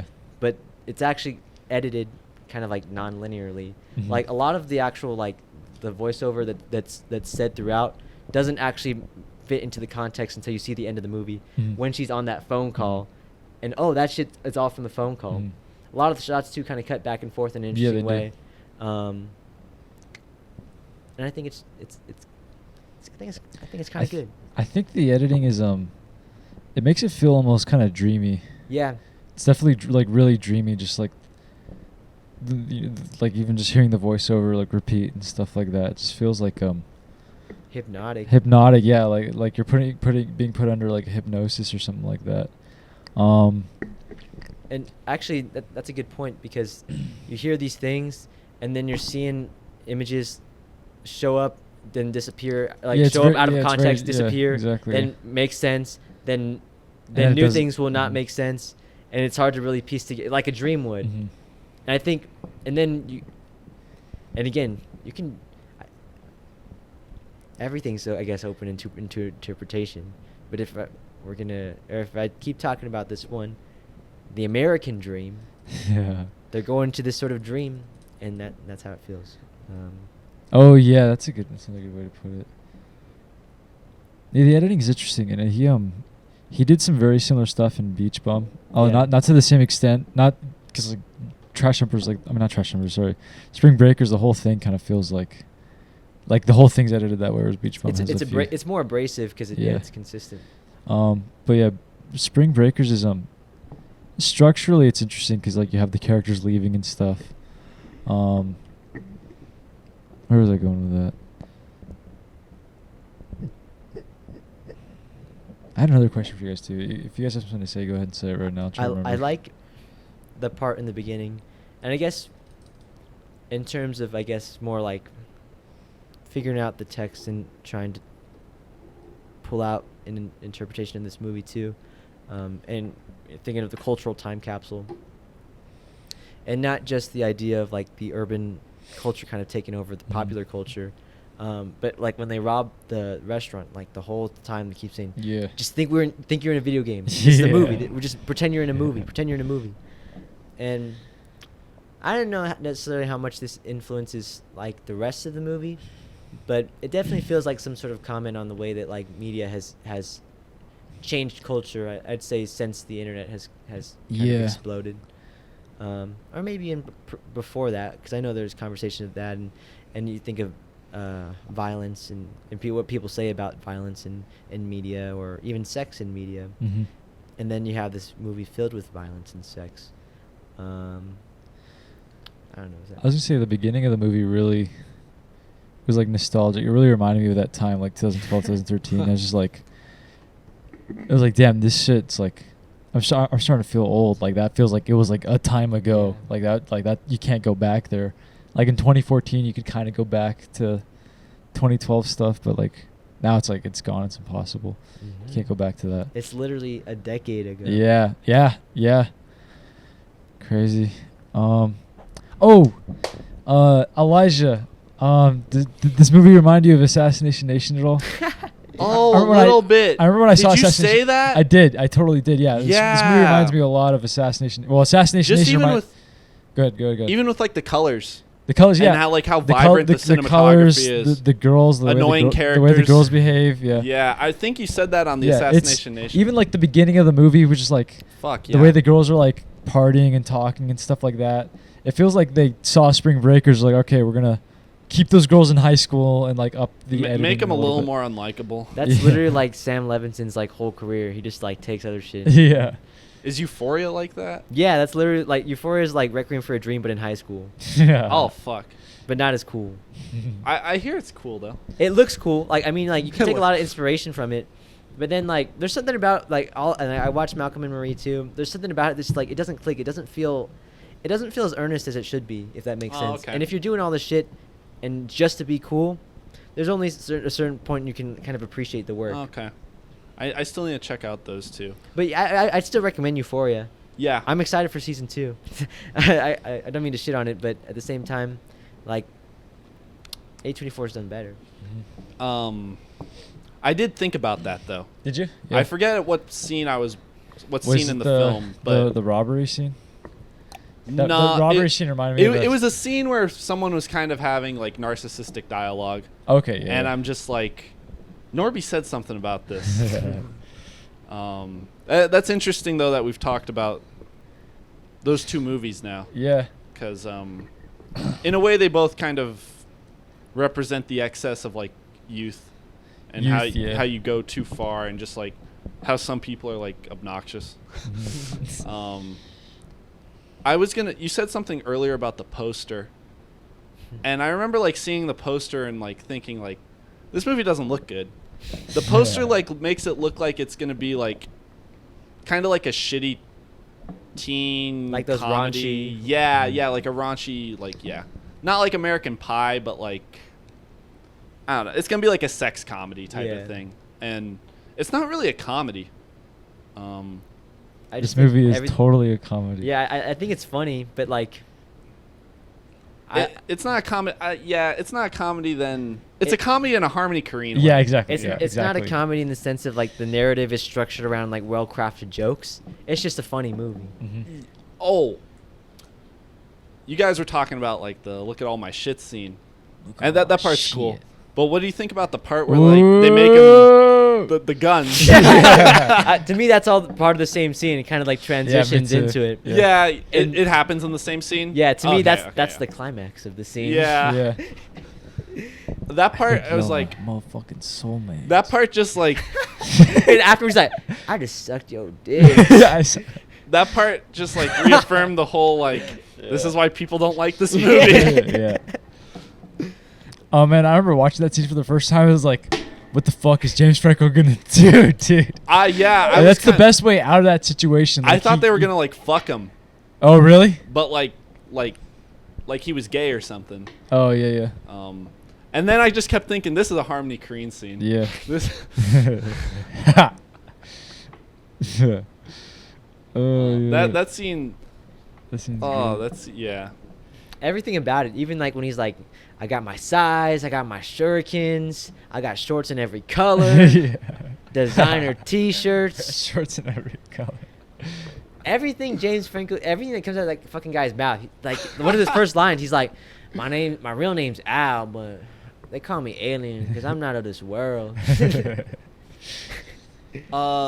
You remember that scene where like he first bails him out of like jail, and then they go like sit in this park with the two like rapist brothers? Yeah, the little twins. They're in another movie. I want to say, I forget who. But like they share the same like girl. Yeah. Yeah. And like double penetration. Yeah. That's like they do that in real life.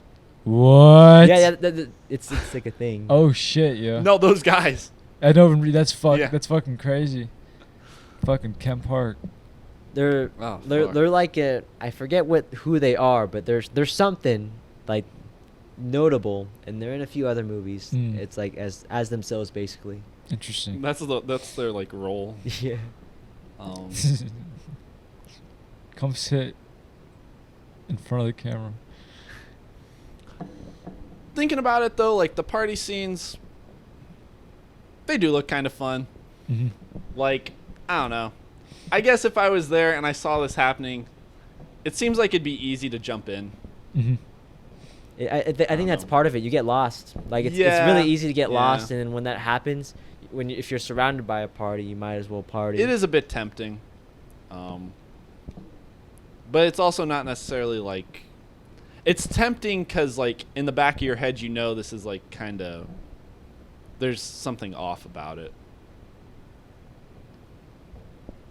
What'd you guys think of all the gang stuff?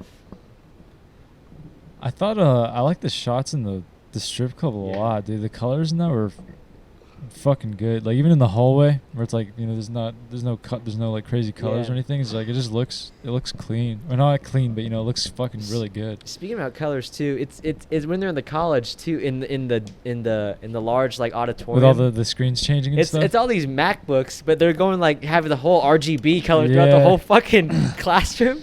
There's That's like a scene in there too where she just like writes on a notebook like "I love dick." Yeah. And she draws a penis. Yeah. Pretends to suck it. I felt like all the gang stuff. It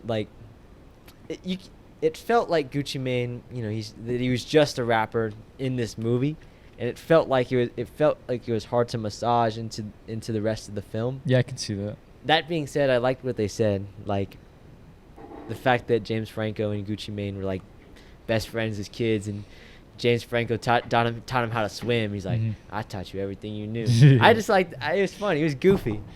Why do they get mad at each other?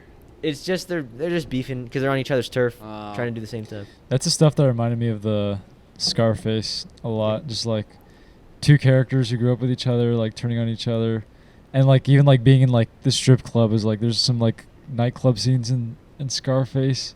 Mm-hmm. It's like you can tell the difference between now and then. It's like Spring Breakers is like Scarface but with dubstep. I like the part though when they're at Gucci Mane's house and like he has his like son in his hand and like the whole like the gang around him. Or Oh whatever. yeah, It's yeah, like, yeah. Aliens trying to take food out of my son's mouth, Yeah. and my son's a hungry baby. And that's when they go like ambush them. Oh, okay.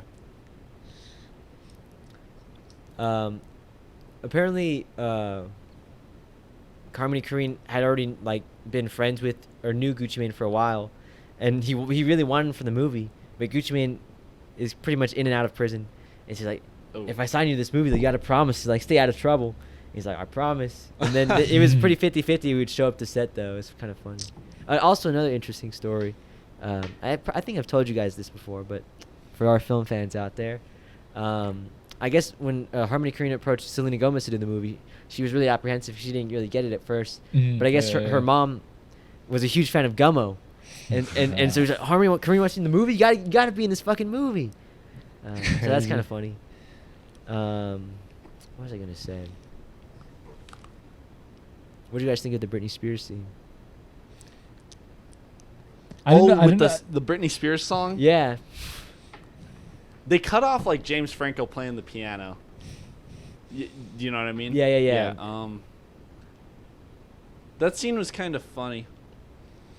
Cause then it turns into like the actual song comes on, right? Yeah. Yeah. It's like yeah. That's where like I don't know, you really feel the music video aspect right there.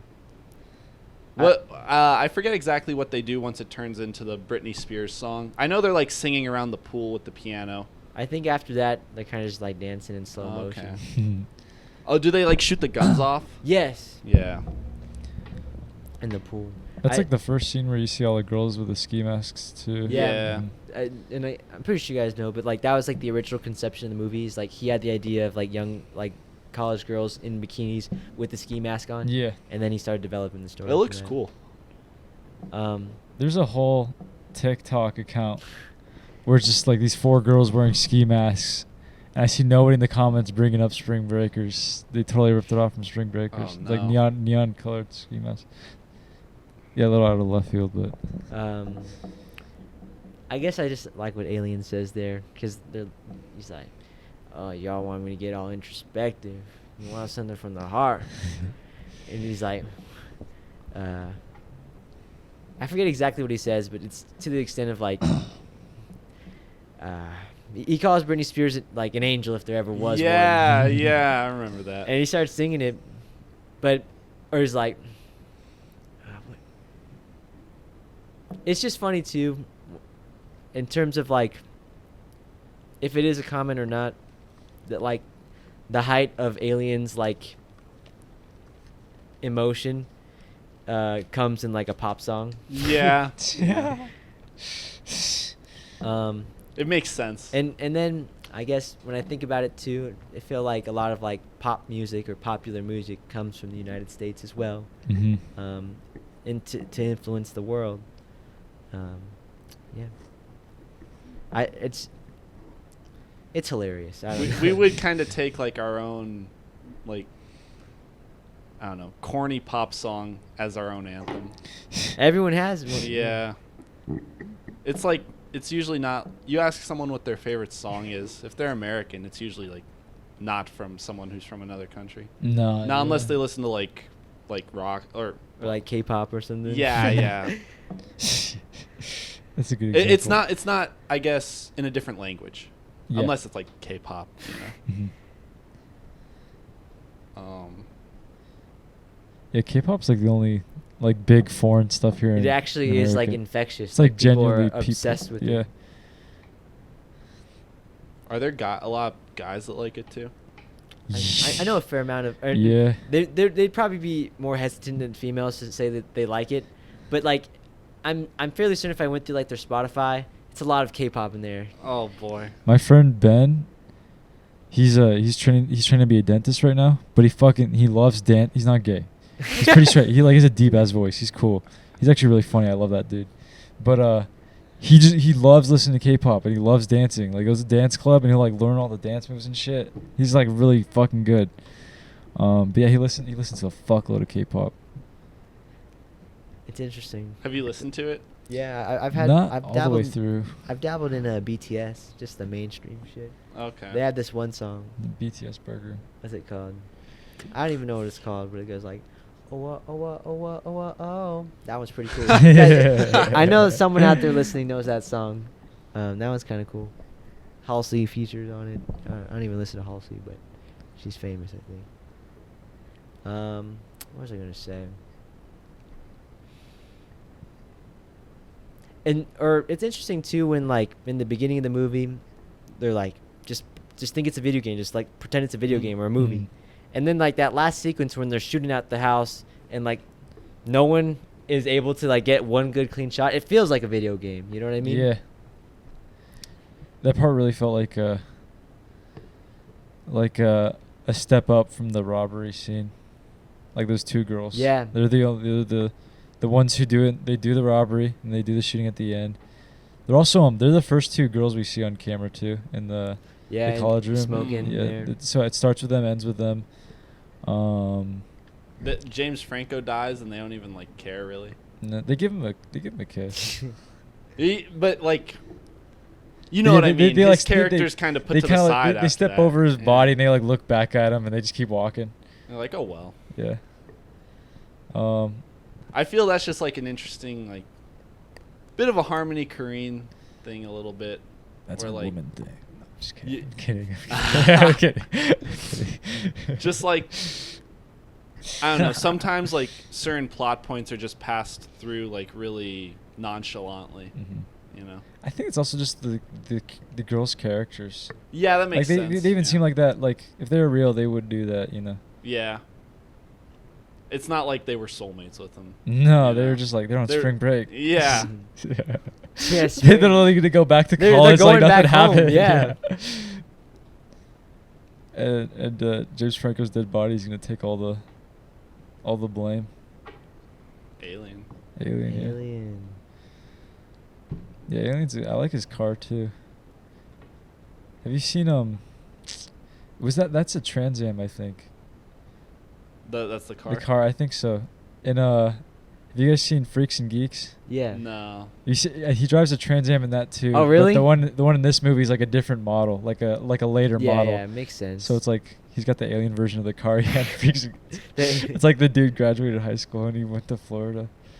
That would make sense. on James his character. Franco. Yeah. James Franco is in Freaks and Geeks. Yeah. James He's like Franco, the main bad boy. Seth Rogen, or no, not Oh, Seth shit. Rogen. Seth Rogen, yeah, he's in it. He's in it. Oh yeah.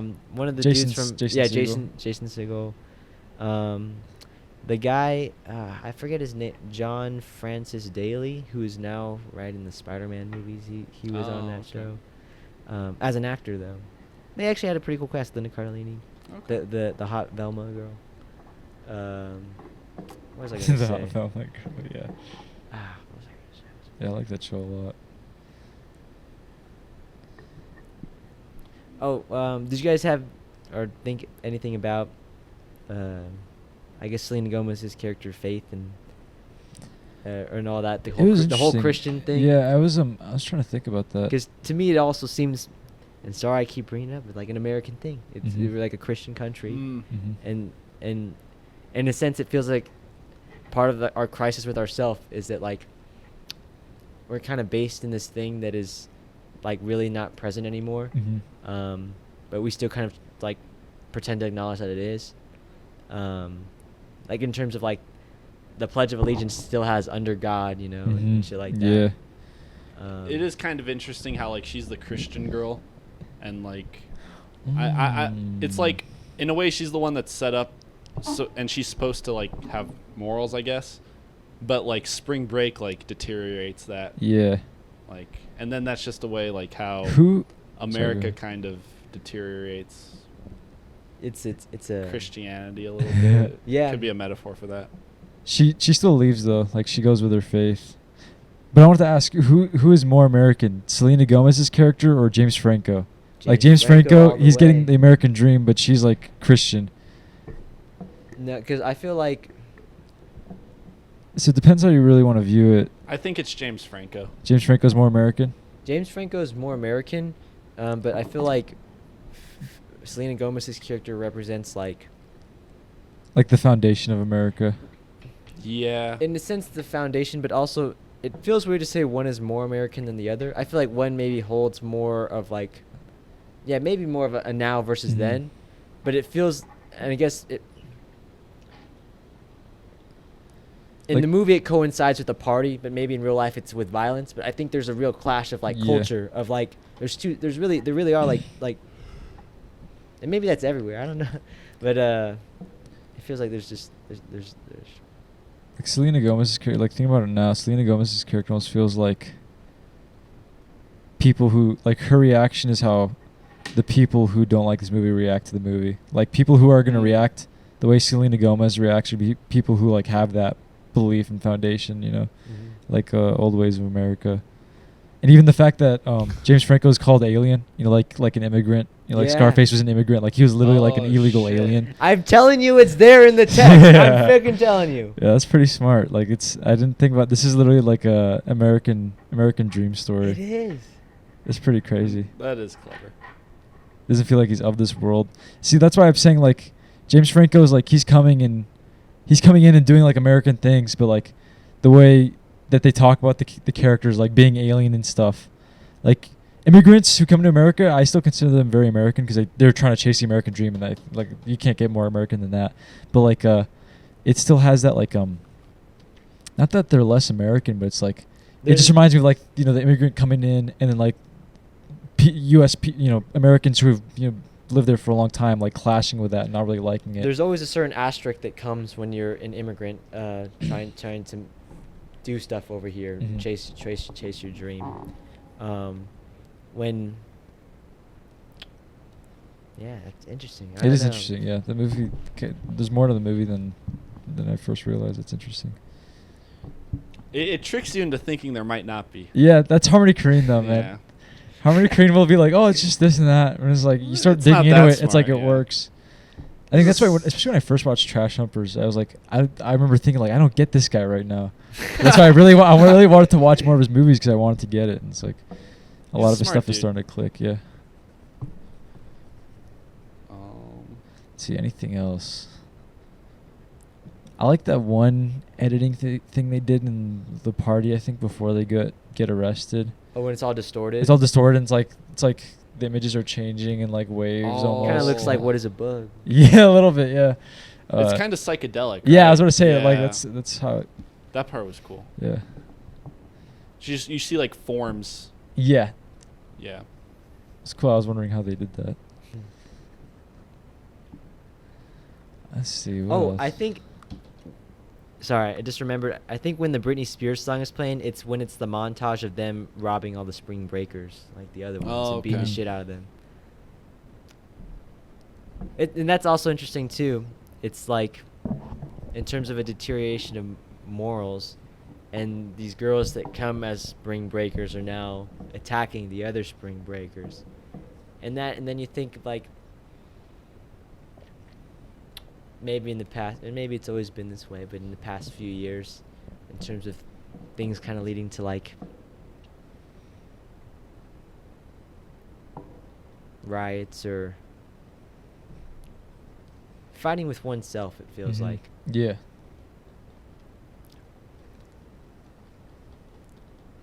Smart guy. He's smart. Yeah, he's smart. At first, I didn't think of like the title of Spring Breakers as like people on spring break plural. I thought of it as like breaking spring break. yeah. That's what I thought yeah, of it too. Yeah, but then I realized like they just call them spring breakers. Yeah. I mean, they kind of are breaking spring break. That's you know, the like thing, the though. ideal They spring are. break, Yeah. Like you can't break it anymore. Like their than that. parents wouldn't approve of this No. behavior. And I don't know how it is in other cultures, but it's like the idea of like break and vacation feels like very part of like America. America, Yeah, you or can't- like Thanksgiving, Christmas. Yeah, you can't do summer that. summer vacation. You know, it's Easter. our whole like childhood is built around waiting for Yeah. summer in a sort of sense. MLK Day. You know them all. Labor Day. Veterans Day, Memorial Day. There's like a shit ton of holidays. Actually, no, that's a good point though. I forget who I was talking about, but like in other places they don't have like a holiday every Dude, other there's week. too many Yeah. holidays now, man. President's Day. Yeah, there's literally a holiday. for Like you everything. actually get like a lot of, like when you're in high or like public school, you get a lot of days off just because of this shit. And then on Yeah. top of those, there's like staff development day. Yeah. There's like in November you always miss like a bunch of school because of like Veterans Day. You're Yeah. out of school more than you are in school in November. Veterans Day, Thanksgiving. Then there's Christmas, New Year's, Fuck yeah. MLK Day in January.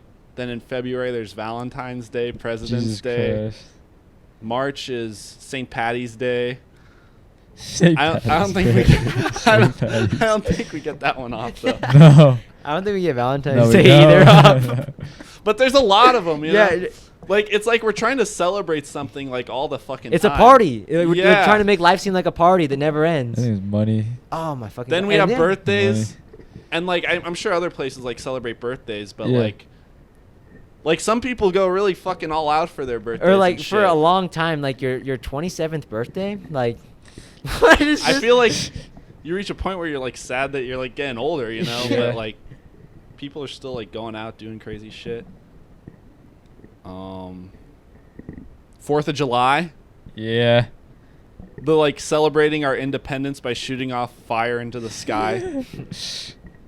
And then also, I guess, like 4th of July, shooting stuff in the sky, and there's a lot of imagery of just like guns and shit like that. Yeah, Then there's 9/11. yeah. yeah. Oh, then there's like the Remembrance Days. Yeah. 9/11, yeah. Pearl Harbor, D-Day. D-Day. Yeah, that's it. What else is there? Oh, there's a lot. We got Juneteenth. Oh yeah, Juneteenth. Juneteenth. We have here in Vegas. We have October 1st, which just October happened 1st. 2 days ago. Nevada Day. Yeah. On Nevada Day. Halloween. Nevada Day's on Nevada- Halloween. On Halloween. Easter. What else? is All there? the Jewish holidays. Rosh Hashanah. Yeah, Yom, Rosh Hashanah. Yom Kippur. Hanukkah. Hanukkah. What Now is- there's like LGBTQ days too, I think. If it hasn't happened, someone's gonna invent it. Or Gay Pride. Gay Pride, yeah. Do you guys want to celebrate Gay Pride Hanukkah? Month. Hanukkah. Black Pride Month. Black Pride Month, yeah. Where's Film Pride? We need a film. Yeah. We need a film day. Dude, there's so many. I go on social media. There's like a holiday, like a smaller holiday every fucking day, dude. Yeah. It's like today's donut day, today's girlfriend day, today's boyfriend, day. yeah. Other than there's like Father's Day, Mother's Day. We forgot Last about week that. was National Sun. There's one day was National Sun's Day. Yeah, National Sons Day. Yeah, there's like Daughter's Day. There's like so much shit. There's some There was more. Mushroom Day. Mushroom Day. Yeah. Fuck it, what the fuck? John's holding the.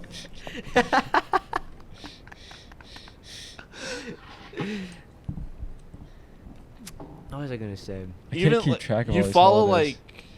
this is different, but like you follow like movie pages and like every other day it's like some famous director's birthday. Yeah. Yeah. Yesterday was Denis Villeneuve's birthday. Fuck, man. Like every day's a fucking party. it's interesting.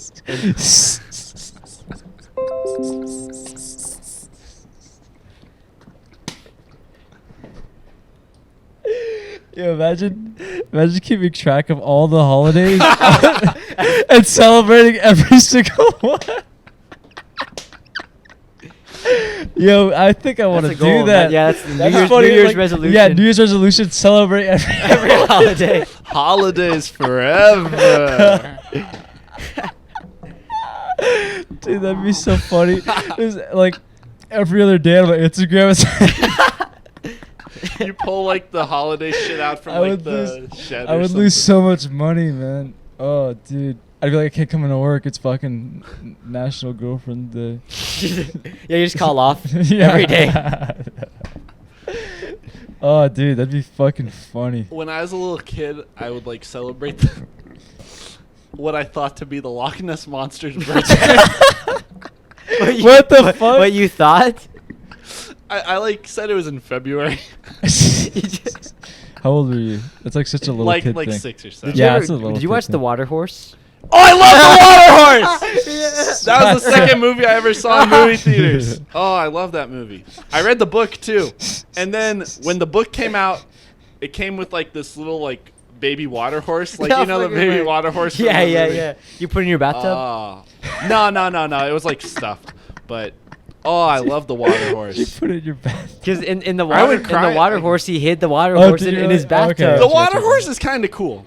We should The put water horse is kinda We gotta cool. do a kids like a children's That'd be a movie. good one. I've been thinking about that too. I'd talk about the water horse. I'd probably do. I actually think the special effects in the water horse look pretty cool. I haven't seen it since I was 8, so I gotta. I watched like all the special features about I have the DVD too. Yeah. the 2-disc one. I don't remember. I gotta check. Oh fuck! Emily Watson's in that movie. She's in Breaking the Waves. She's also in the Punch Drunk Love. Yeah, and Chernobyl. That's What interesting. was I gonna say? Oh well, I guess a little unrelated to the water horse, but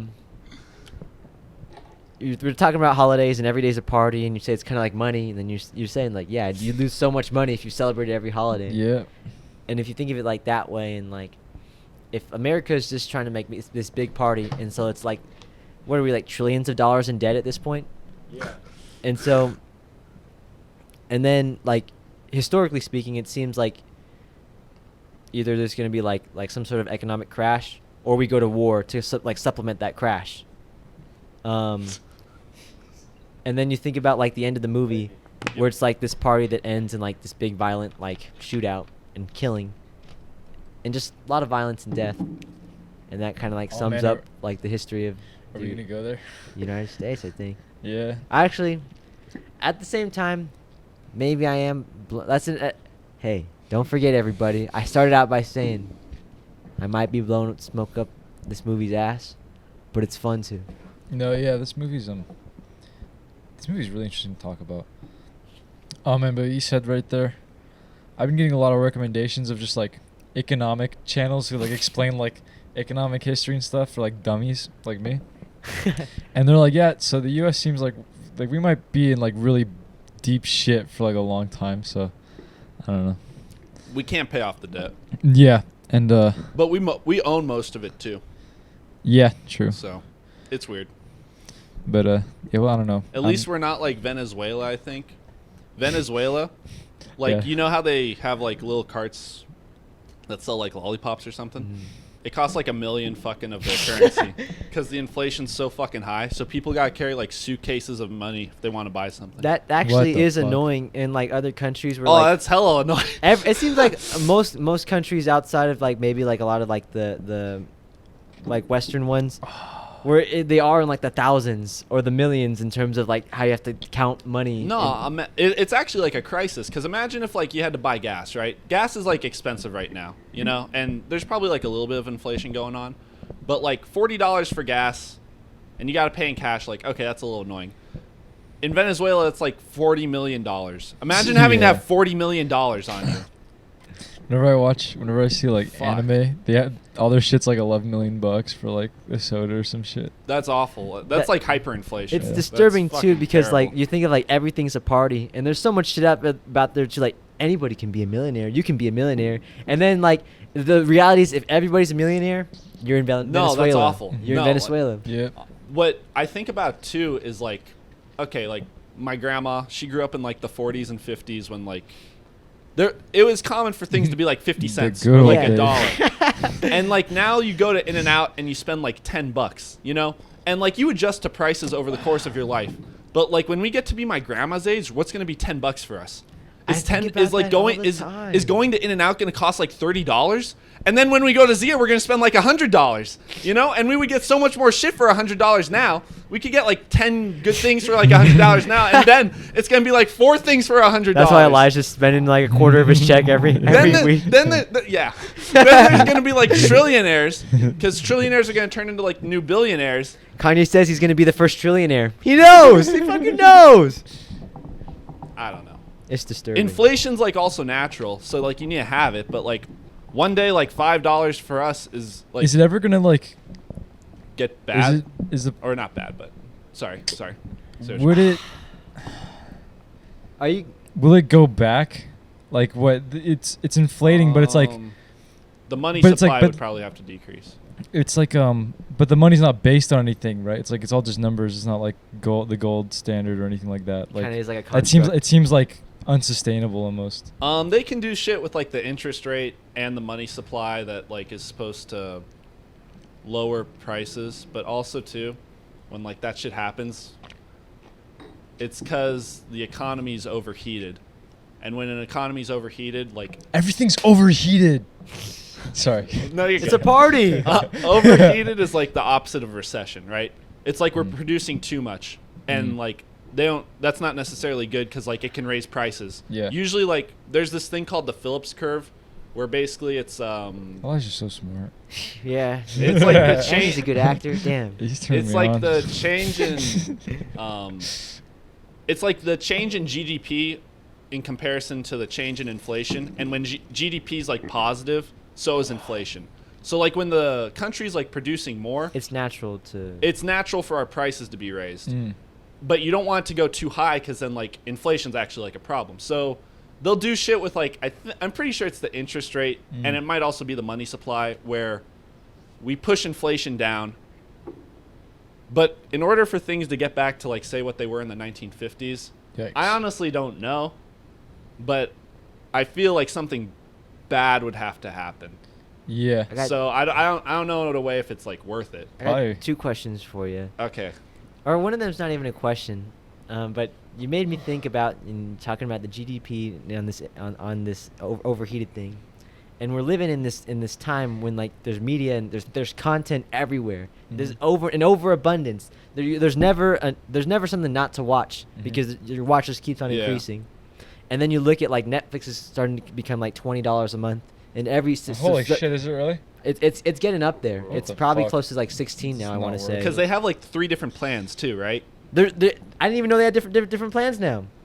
Well, you know how some places like EOS, Yeah. the gym, they have like 3. Oh, that's another shit thing like too. that. Okay, I have another question. All right, but I guess I was thinking about that, but then I have a question for you, kind of unrelated to the whole podcast. do you think we are like with all like the Bitcoin and all that shit, are we trying to is someone or something trying to make us go cashless, and is that good or bad? And then another question on top of that, why is everything subscription based now as well? Like I use this photo editing app, and to get the full version, it's not just I have to buy the app for $12. I have to pay $12 every month to use a stupid app. That's fucking stupid. $12? For an app, That's crazy. everything is. It seems like everything wants I to. think it. Everything's getting automated. Yeah. So that's just like an inherent problem that we're gonna Mhm. have to catch up to eventually, because like shit's like going on to computers faster than we can like keep it in like physical touch, just because it's like easy. But I feel like I'm not even sure like right now what turns that into a problem. But like watching 2001, you know, it's probably not Film like a fan. great idea to put all our trust into like technology. No. You know, because like what if like one day something happens and like we lose all our shit that's like on our computers? Like an EMP. That literally happens all the time. Like, And with this our shit hard does drives. fucking happen all the time. You know? My hard drive. I fucking like. Okay, this is like more of like my personal life, but like, you know how we have to get vaccinated for like UNLV Oh, next yeah. semester? Yeah. I lost my fucking vaccination card. Oh. So I tried to send UNLV like a picture of the vaccination confirmation email. And they basically said, it's not an immunization record. You can't use it. Go to this website, put in your information, and then take a picture of the card. I do that. It's just like my name, like your sex, your birthday. You say you're the patient. You put in the email you want to send it to. Then it says we have no records matching this. So what the fuck? What am I supposed to do? And I'm going to figure out what I'm going to do because, I mean, I don't think I should get vaccinated again. I'm, like, not necessarily, like, against that, but, like, I'm not, like, against the vaccine, but, like, It's ridiculous that you have to be in this situation. yeah, like, Yeah. what am I supposed to do? Like, because I'm sure there might be some people, just with the way, like, things are in, like, politics right now that, like, might try to fake it. But I did get vaccinated. And just because I lost my card, which is my dumb fucking fault, but, like, what do? Do I get vaccinated again? And it's like... I like how Elijah turned your question into another question. It's a party. What you're saying, though, with, like, Bitcoin, in a way, it's just like a medium of exchange. We need a medium of exchange because we can't have a barter economy.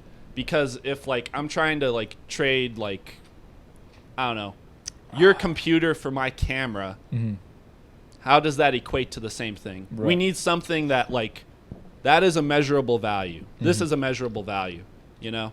So the only problem with it all going automated is, like, what happens when that shit fucks up? Because with cash is never going to, like, malfunction. And, like your hard drive isn't going to blow up one day or some shit. So it's always good to have, like, a physical medium of exchange instead of, like, a technical one. Right. Like, I just lost my debit card the other day, too. And, like, sorry. I'd say I pay for, like, 95% of my stuff on debit card. And I actually want to change that just because, like, I think I save more money that way by, like, having cash on me. And I got a new debit card. It's okay. But, like... Did you customize it? Did you put a new picture on it? No. I kind of want to get one day, but I want to didn't get, see- yeah. I don't know want what to I get, like, put. a Jimi Hendrix It's one. kind of. One of my friends got a Cowboy Bebop one. Oh, yeah? really? Yeah. Did they watch the new trailer? Oh, dude, I haven't sent it to him yet. I don't know. I don't know what he's gonna think. He likes Venom, so I don't know. He might. He likes Venom. Wait, I don't think it's good, but I've heard that that Venom Let There Be Carnage is better than the first one. Oh yeah, I kind of want to watch the first one. When I- you said it's a strange one. No, you guys actually should watch the first one to I see kinda- how I kinda fucking wanna- crazy it I is. kinda wanna see It's it actually after you like said that. bonkers, like that it also made so much money too. Like in terms of like how saturated we are with superhero shit, that like Venom, of all the movies, was able to permeate the market. It's fucking crazy. I'm excited to see Venom 2 though, and if you guys want to join me, we can Yeah, after okay. after we I'll watch watch it. Titan, or I'm however looking you say it. Titan. I don't know. I say Titan. But yeah, there should definitely be like a physical medium of exchange. I agree. So, We need shit. We need to do a wizard podcast with all of us.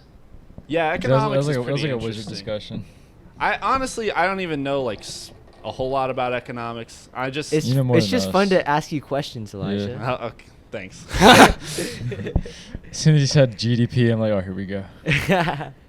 As soon as I said water horse, I knew we were in. Yeah, I love the Water Horse, man. I haven't watched it in a while. We got When it. I was like 9, it was like my second favorite movie. Next time you take mushrooms, you should watch the water horse, and I just want to know what happens. I think I would cry.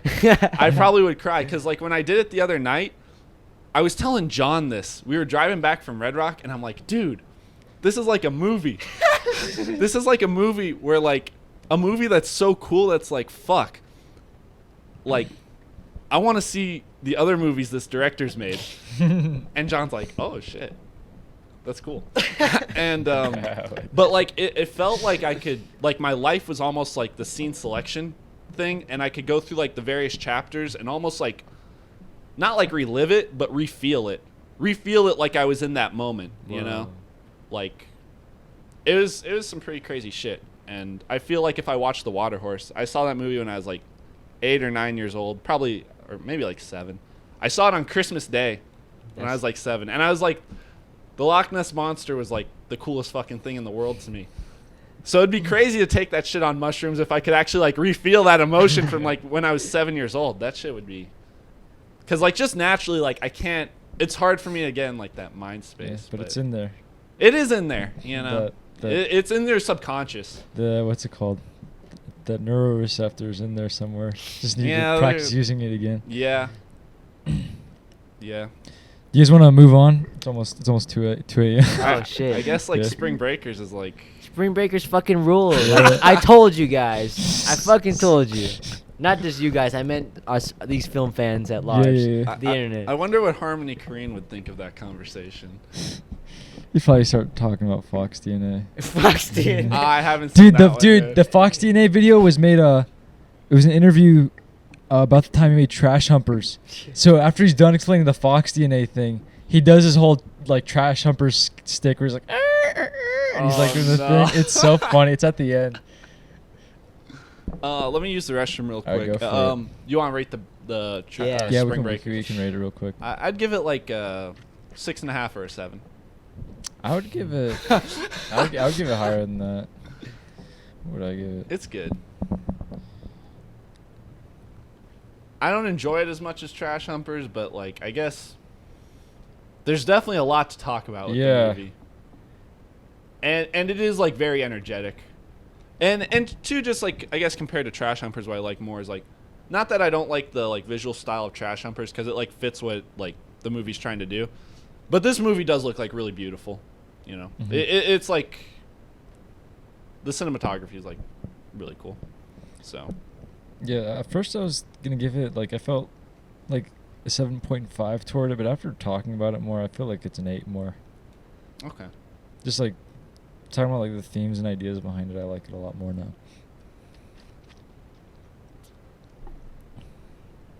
On my new scale, I'd probably give this one.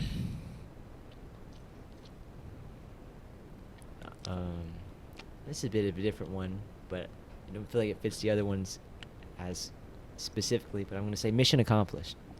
Yeah. Okay. Mission accomplished.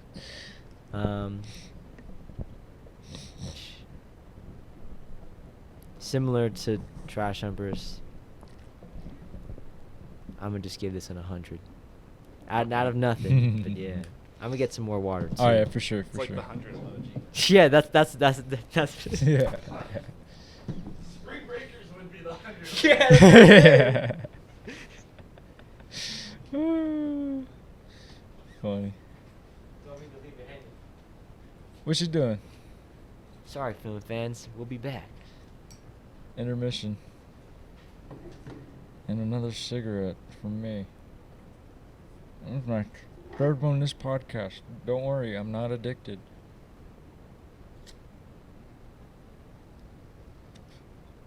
Maybe a little. 2 viewers right now.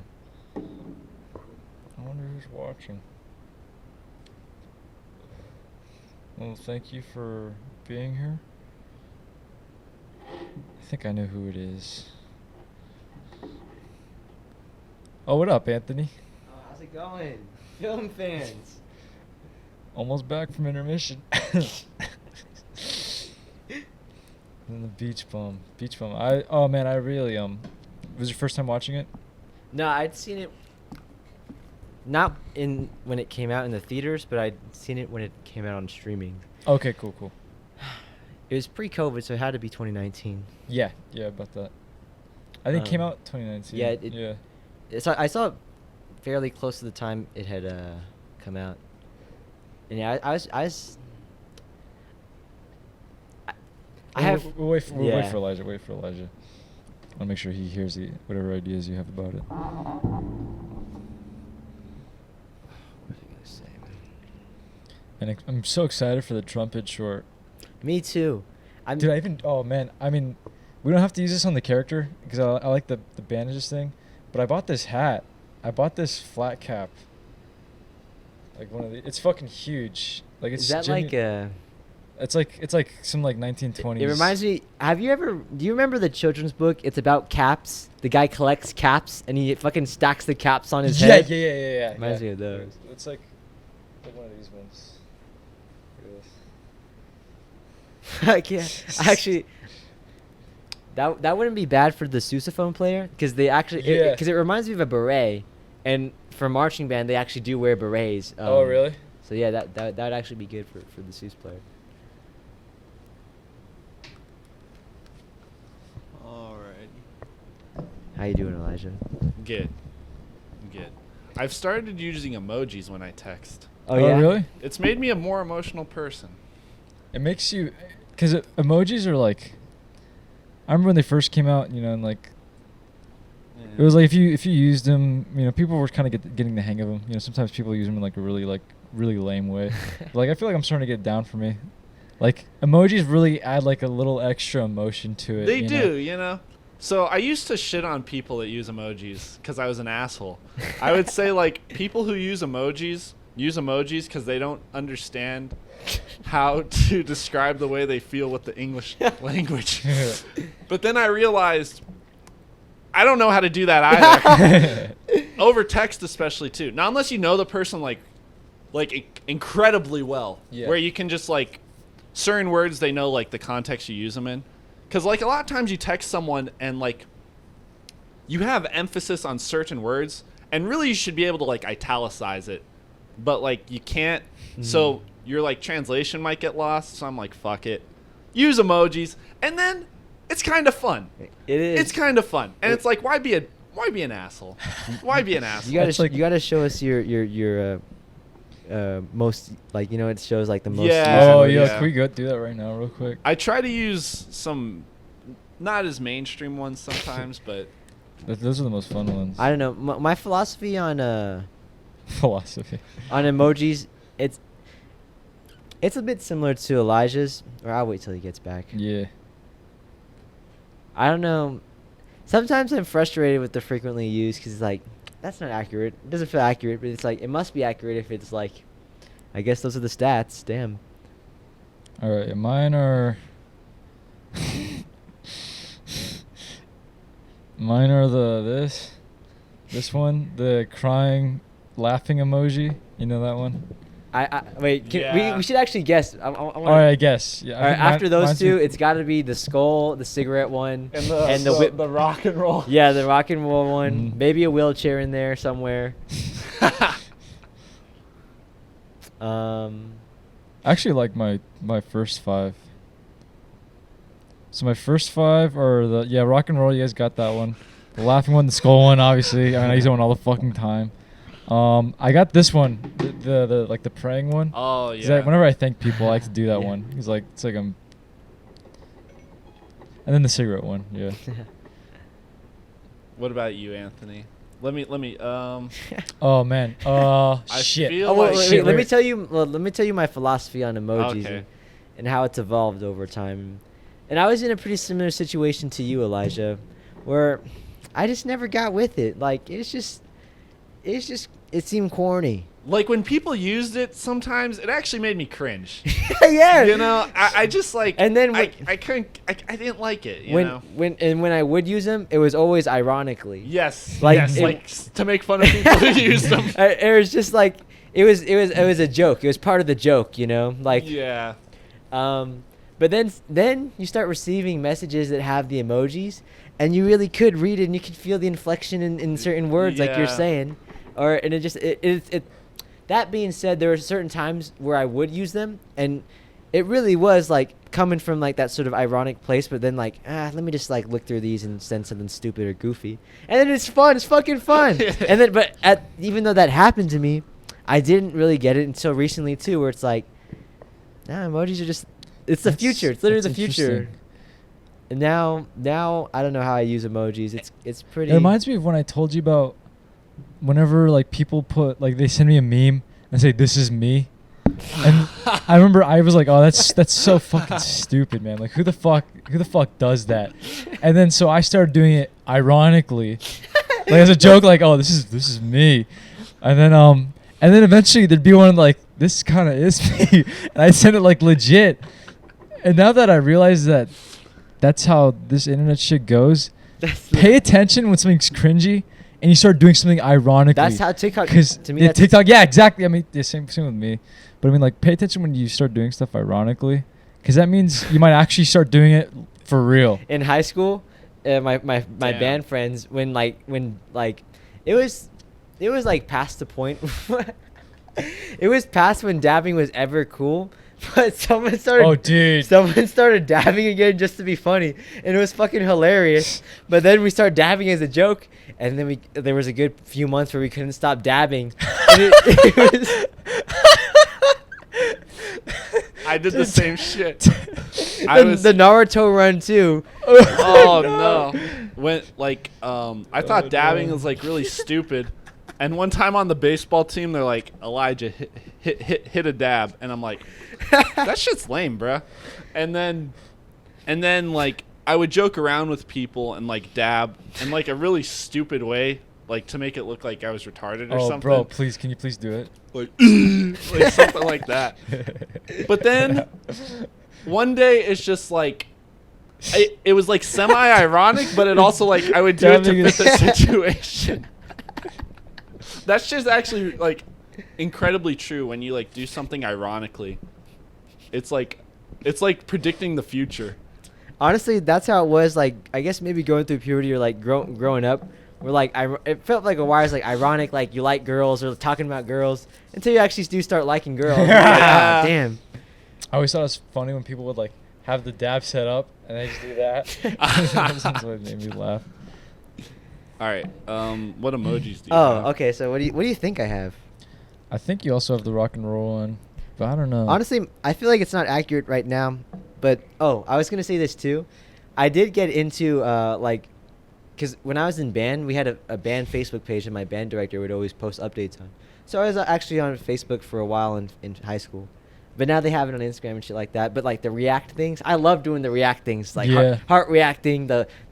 And it was ironic at first. Anything besides the heart one was ironic. But like now on Instagram, we send messages. It's fun to go through the emojis and send different things to you guys. Yeah. But right now, I don't know. Mine's a little weird. But yeah, what do you guys think? So you said the rock and roll one? Do you have the crying one? Yeah, I got People that kind of send it when like, oh, I can't make it tonight. Yeah. Just like a normal smiley face. I actually do got one of those. I sent that one to my mom. What about the one with the gas coming out of the nose? Nah, not the angry one. What about the mind blown? No, not that one.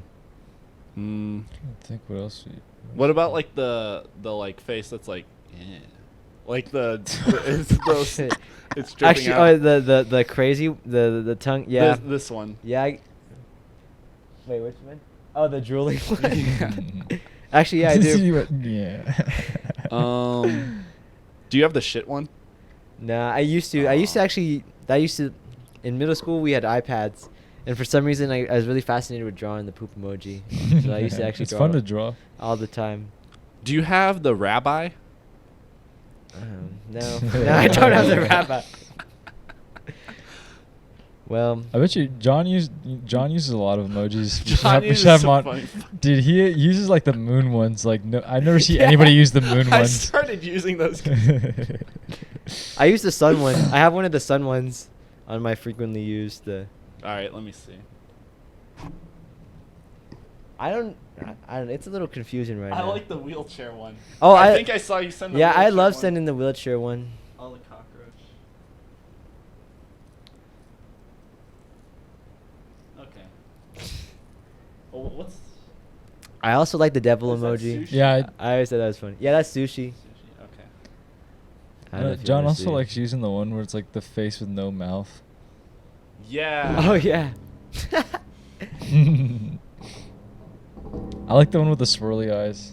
Yeah, I like that's. I call that the delirious one. I feel that one quite often. Delirious. All right. I think Elijah. Elijah. So you got moons on there. You said. Yeah, I got that one. Do you have the mind blown one? No. Actually, let me think about Elijah. What does Elijah have? Do you have like the eye rolling one where the eyes are looking up? No. Do you have the thumbs up one? No. Wait, you said you try to use ones that like aren't used often. Yeah, kind of. Is this a fair question? You don't have to answer if it's not, but like, would you say like in terms of ratio, do you have a lot more faces or a lot of like the other actual like pictures of shit? More pictures.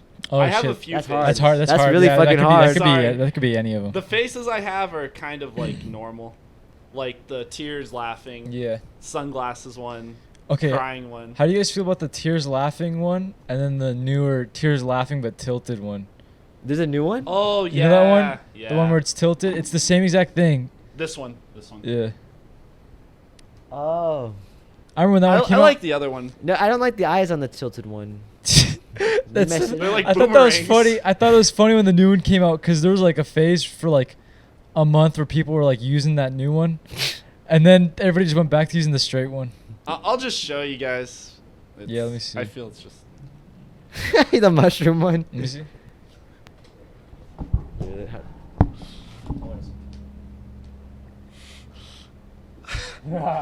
Oh, cigarette. I like the guitar one. Who you sending the eggplant one though? I don't The know. fuck?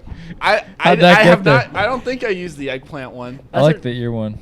Yeah, that's what I say too. But then I must have used it if it's in the frequently I used. feel like I used that one ironically. I don't think I used that. I used to use this one all the time. I like that yeah. one. The shrug. Damn, what do you have? Who are you sending the mega sad face? Let me see. This is like a mega sad face. It's like the fourth one. Sad. Oh yeah. That one's that's like the really sad face. Race car. Bed. Oh, I like the chicken one. The chicken one. I love the chicken one. Oh, you got a wheelchair in there too. Yeah. Send the chicken ones to Rose. Really? Oh She yeah, has she has chickens. chickens. Yeah. I Do you guys remember. have a Bitmoji or like whatever the face one is? For the iPhone one, No. the iPhone or like the Snapchat? I guess I have it for the- Snapchat. the I have i- the Snapchat one. I have the Snapchat, but I don't use Snapchat Me anymore. neither. I like mine though. I made it when I had shaved my head, so No. let me see if it loads. What the fuck? There's new ones? Sorry, For Snapchat or no, for the Apple one. or? Those ones creep me out. Clarence has been texting my He dad. loves. I know. Oh yeah, your dad. Yeah, so like my dad will forward Oh. me the text. It's so fucking goofy. He'll like copy paste it, but I see Clarence's Bitmoji. He has and a dude, cowboy hat. I think it creeps me the fuck out, dude. And, like I just see the eyes. He's like, Normie, just calling, like checking in on you. I'm like, I see the eyes looking at me. They're like soulless. Or let me see. I can get my dad's messages. Yeah, they creep me out, dude. Yeah. Dude, I don't know. Clarence. Shout out to Clarence. Clarence is cool, but I don't like his Bitmoji. He has the. Oh yeah. You see this one, the fist one? Yes, Yeah. Yeah. All right, we should get back to. Yeah. Yeah. All right. It's already it's 1:59. All right, so the beach bum, Oh boy. Matthew McConaughey. Mm. I really enjoyed. I got a lot more from this movie and enjoyed it a lot more second time watching it. This was like second time watching it. I feel like I really unlocked this movie. Same here. It was like a lot more stuff really clicked. Yeah, I didn't unlock a whole. Yeah, lot. the first time watching it, I didn't unlock I much. fell asleep like twice. Second time watching it, this movie was like incredible. Like this movie was genuinely like holy Really? fucking shit. Yeah. Because like first time watching it, like I didn't get like all the plot stuff that was happening. Because like a lot of this plot stuff, not a lot of it, some of the plot stuff is like happening in the background. It's really interesting. Yeah. It's crazy. It's like it's working in the background. This movie's really interesting. It's almost phenomenal. This movie's really crazy. I might not have been in the best state of mind when I watched it, but I watched it like in the afternoon, Mm. you know. But it kind of bored me.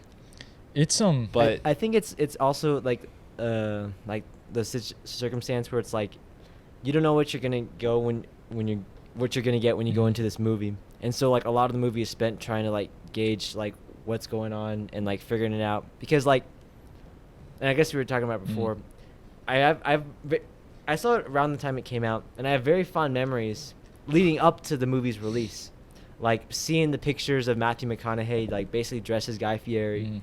And looking forward to like, oh, Harmony Korine has a new movie coming out. I'm like, oh shit, you know, it's like it's the time when like you become a fan of someone or something, but they already have a body of work, But now that you're into them, you can't wait to see what they do next because Mhm. like now you're part of it Yeah. in a way you haven't with the other stuff, even if you've connected with it more. And then I remember seeing it that first time, and I was just like, I'm gonna put on Spring Breakers again. You know, I didn't get it at first. I don't know if I.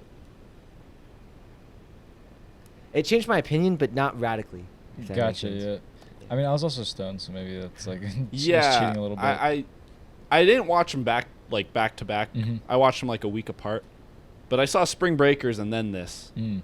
And I thought, like, okay, this will be just like Spring Breakers, like a little mellow. But maybe just like Spring Breakers, like, can't be a little mellow. Because, like, if Spring Breakers is like cocaine, this is like some serious, like, indica. Yeah. You know? It's like the energy diffusion is like down by like a lot. But it's also kind of like wholesome. A little bit. Oh, like yeah, it's like yeah, a it's very wholesome. He's a nice guy. He's kind of like going through some rough shit. I feel like He's a it stoner. really is his most like tame. Yeah. Like even like tamer than like Mr. Lonely. Mhm. Even Yeah. though like his wife dies and shit. Even the way his wife dies isn't like super depressing or anything. It's not like when Marilyn Monroe dies in Mr. Lonely or something. Like the emotional effect. Nothing ever feels too abrasive. No. And then the movie just kind of doesn't take itself too seriously. Like when Martin Lawrence gets his like leg eaten by the shark. It's like, what the fuck? Yeah, all the That's stakes funny. feel like in the wrong places Kinda, yeah. in terms of like great matters lightly and light matters like greatly. It feels that way, but like not even like anything's taken like heavily. Everything's No, just the same. everything's just chill. What's the name of the guy who gets his leg bitten off? Martin Lawrence. Martin Lawrence. From Bad Boys. That part made me laugh a lot more this time. Just because, like, Part's funny. It's crazy how big the shark is. he's giving people dolphin tours. Yeah. On like a shitty He's like boat. talking about how dope the business is. He's like making so much money, and he's driving this car, or this truck, or whatever, SUV, whatever the fuck it was. And he's like, I couldn't have this car without dolphin tours. Dolphin Tours got me this car, and it's like this piece of shit car with like fucking fishnet on the side as a door. I was like, oh, it's, I don't know, a lot more of the jokes landed for me. It Do you feels- think? Sorry. You go. You think you got to be stoned? Dude, this movie is like definitely like a stoner comedy. I a lot more of this stuff really, Hits. like I was really getting hit by like every single scene in this. Mm. Like even when I guess I just didn't remember a lot. I didn't remember like a lot of specifics the first time I watched it, but this time it was just like I was getting a little bit shocked by some of the stuff that was happening. Like even how he gets out of trouble. You remember how he gets out? Like he's in trouble with the law. Do you remember how he gets out of trouble? Doesn't like Zac Efron? No, I mean like he escapes the rehab and stuff, but he's like getting hunted down by the law because he escaped rehab. You know, Oh, he he's has a like- bounty hunter. he has a bounty hunter on him. Do you know how he gets out of trouble? I Oh. know. How he gets off scot free? The book that he released like near the beginning of the movie, or I forget when he released it, but like some Yeah, book he released. Or it was, no, he released it like 20 years ago. Yeah. And like he just does like tours now about this one book he made, like his Yeah. masterpiece, like a Yeah. long time ago. But this one book he released, it finally like takes off, and all of society views him as like this great artist, like a genius, Oh, shit. like a Mozart of this Yeah. time. Like he can do no wrong. Like he's going down in history as like Mozart, gonna be remembered for like a fuckload of time. And so people are just like, you're fucking genius. Nobody cares what you did, you escaped from all this shit. You made a fuckload of money. So he gets all the money, takes on a boat, shoots off all these fireworks, and burns all the money. But I just thought I didn't catch it the first time I watched it that the reason why he got out of trouble with the law was because he's just like this genius. You're right. I forgot. I think the beginning of the movie, it's like from the end. It's kind of Yeah, it's like contextualized. there's some. Oh, what? There's Oh, some, fuck. that's some of the editing, like we said, it was like a Yeah. little bit like back and forth, so it's kind of hard to Non-linear. tell what's It happening is kind of sometimes. choppy too. Mhm. It's like pretty quick cut. Quick cut. Yeah. But that part really caught me off guard. That he gets saved by himself from the past. It's I don't know. it's Isn't he interesting. like cross-dressing at the end too? yeah. Yeah, he is. I like that one scene where he's in court, and like, you know, he's like, all right, yeah, you know, I need to change the pace. Yeah, I recognize I've been fucking up. And then he's like, but at these rehab places, like, I need like, I hope the hand jobs at the end of like whatever are pretty good. I don't remember. I forget how he said it, but I forgot about that scene. That part was. I'm just imagining like saying that in a fucking court. He's like, I hope the hand jobs are like out of this world, crazy good. He kind of reminds me of John, like just in his own thing, whatever. Nothing like bothers him. I like when he gets all the hobos together and they like start marching around. Dude, I remember watching that scene, and I was just thinking about how much balls you need to have to do that. Like, you ever see those alleyways full of homeless people just like hanging out and doing homeless people shit? Like, he just walks in and starts talking to like all people who are like crazy homeless people. And he's like, fuck it, I'm just gonna get these guys together and we're gonna go to this fucking mansion. Then they all like, jump imagine going into an alleyway or like some just like, you know, you're under a bridge or whatever, and all these homeless people, and you start talking to them. Like, I can't imagine doing that. Then he unlocks the gate to the mansion. Imagine being the hobos. You're like, what the fuck? Yeah. They thought they literally were like, he was like king to them. Yeah, he's the king. I remember, watching them like march down the street and shit. It felt like he just got like this giant ass group of pirates. They all look like pirates. What was I gonna say? Snoop Dogg. Yeah, Snoop Dogg's in this movie. How'd you guys feel about Snoop Dogg? Maybe he learned from Spring Breakers, but it feels more like peppered in instead of like sandwiched in there, if that makes sense. Yeah. Yeah, his character is pretty good in this movie. It's kind of interesting how like it seems like they're gonna set up something between like Moondog being jealous of like Snoop Dogg and Moondog's wife, and then Moondog's wife kind of just dies. There's a good twist. Snoop Dogg just kind of like, is he really in the movie a lot after that? No, not really. Like once after like the funeral part. I like that part where they're smoking weed and then Moondog's reading the poetry and Snoop Dogg's like, that's the most beautiful thing I've ever heard. Like, I plagiarized it in like 7th grade. And then he's like, I won the poetry contest. He like does a little dance too where he just like shakes his arms or something.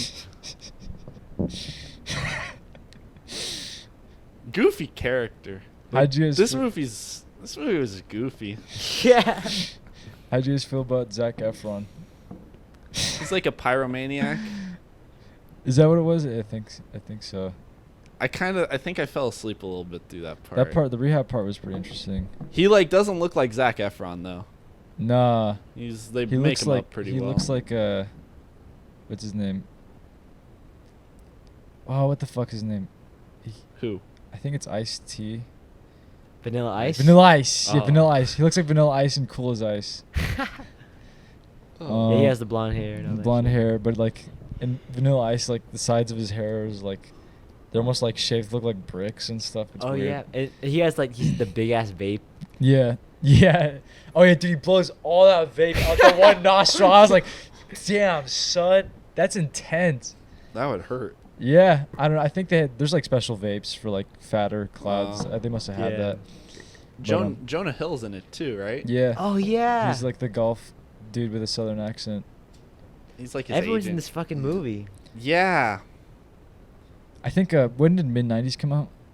2018, I think. Yeah, so So they swapped. Yeah. They swapped. They were like, I'll do a cameo in yours if you do a cameo in mine. Where's this come from? In like I think, Harmony all right, Korine? So this is what got me thinking about Harmony Korine's career in terms of like him growing alongside it. Like a lot of the movies before, like just before this one, like the first few movies, not the first few, but the few movies before this one leading up to it were a lot of like finding oneself, or finding oneself in like a new place, like Spring Break. And this one really feels like he's found himself almost. Like this character really knows who he is, and he's just like enjoying it. Yeah, definitely. There's a an aura of like wisdom that surrounds Mhm. this movie that I feel like doesn't the others, and Mhm. that's why it's more secure and not having to be as abrasive. Mhm. You know, it's Mhm. kind of like he knows that like if you see it or if you like it, you'll like it, Mhm. and if you don't, you don't. And there's no need to even try to alienate those who don't get it in the same way that the other movies kind of seem like they go out of their way to do. Dolphin tours. It's relaxing. Yeah. It was Yeah. relaxing enough that like made me Yeah, fall you would just asleep.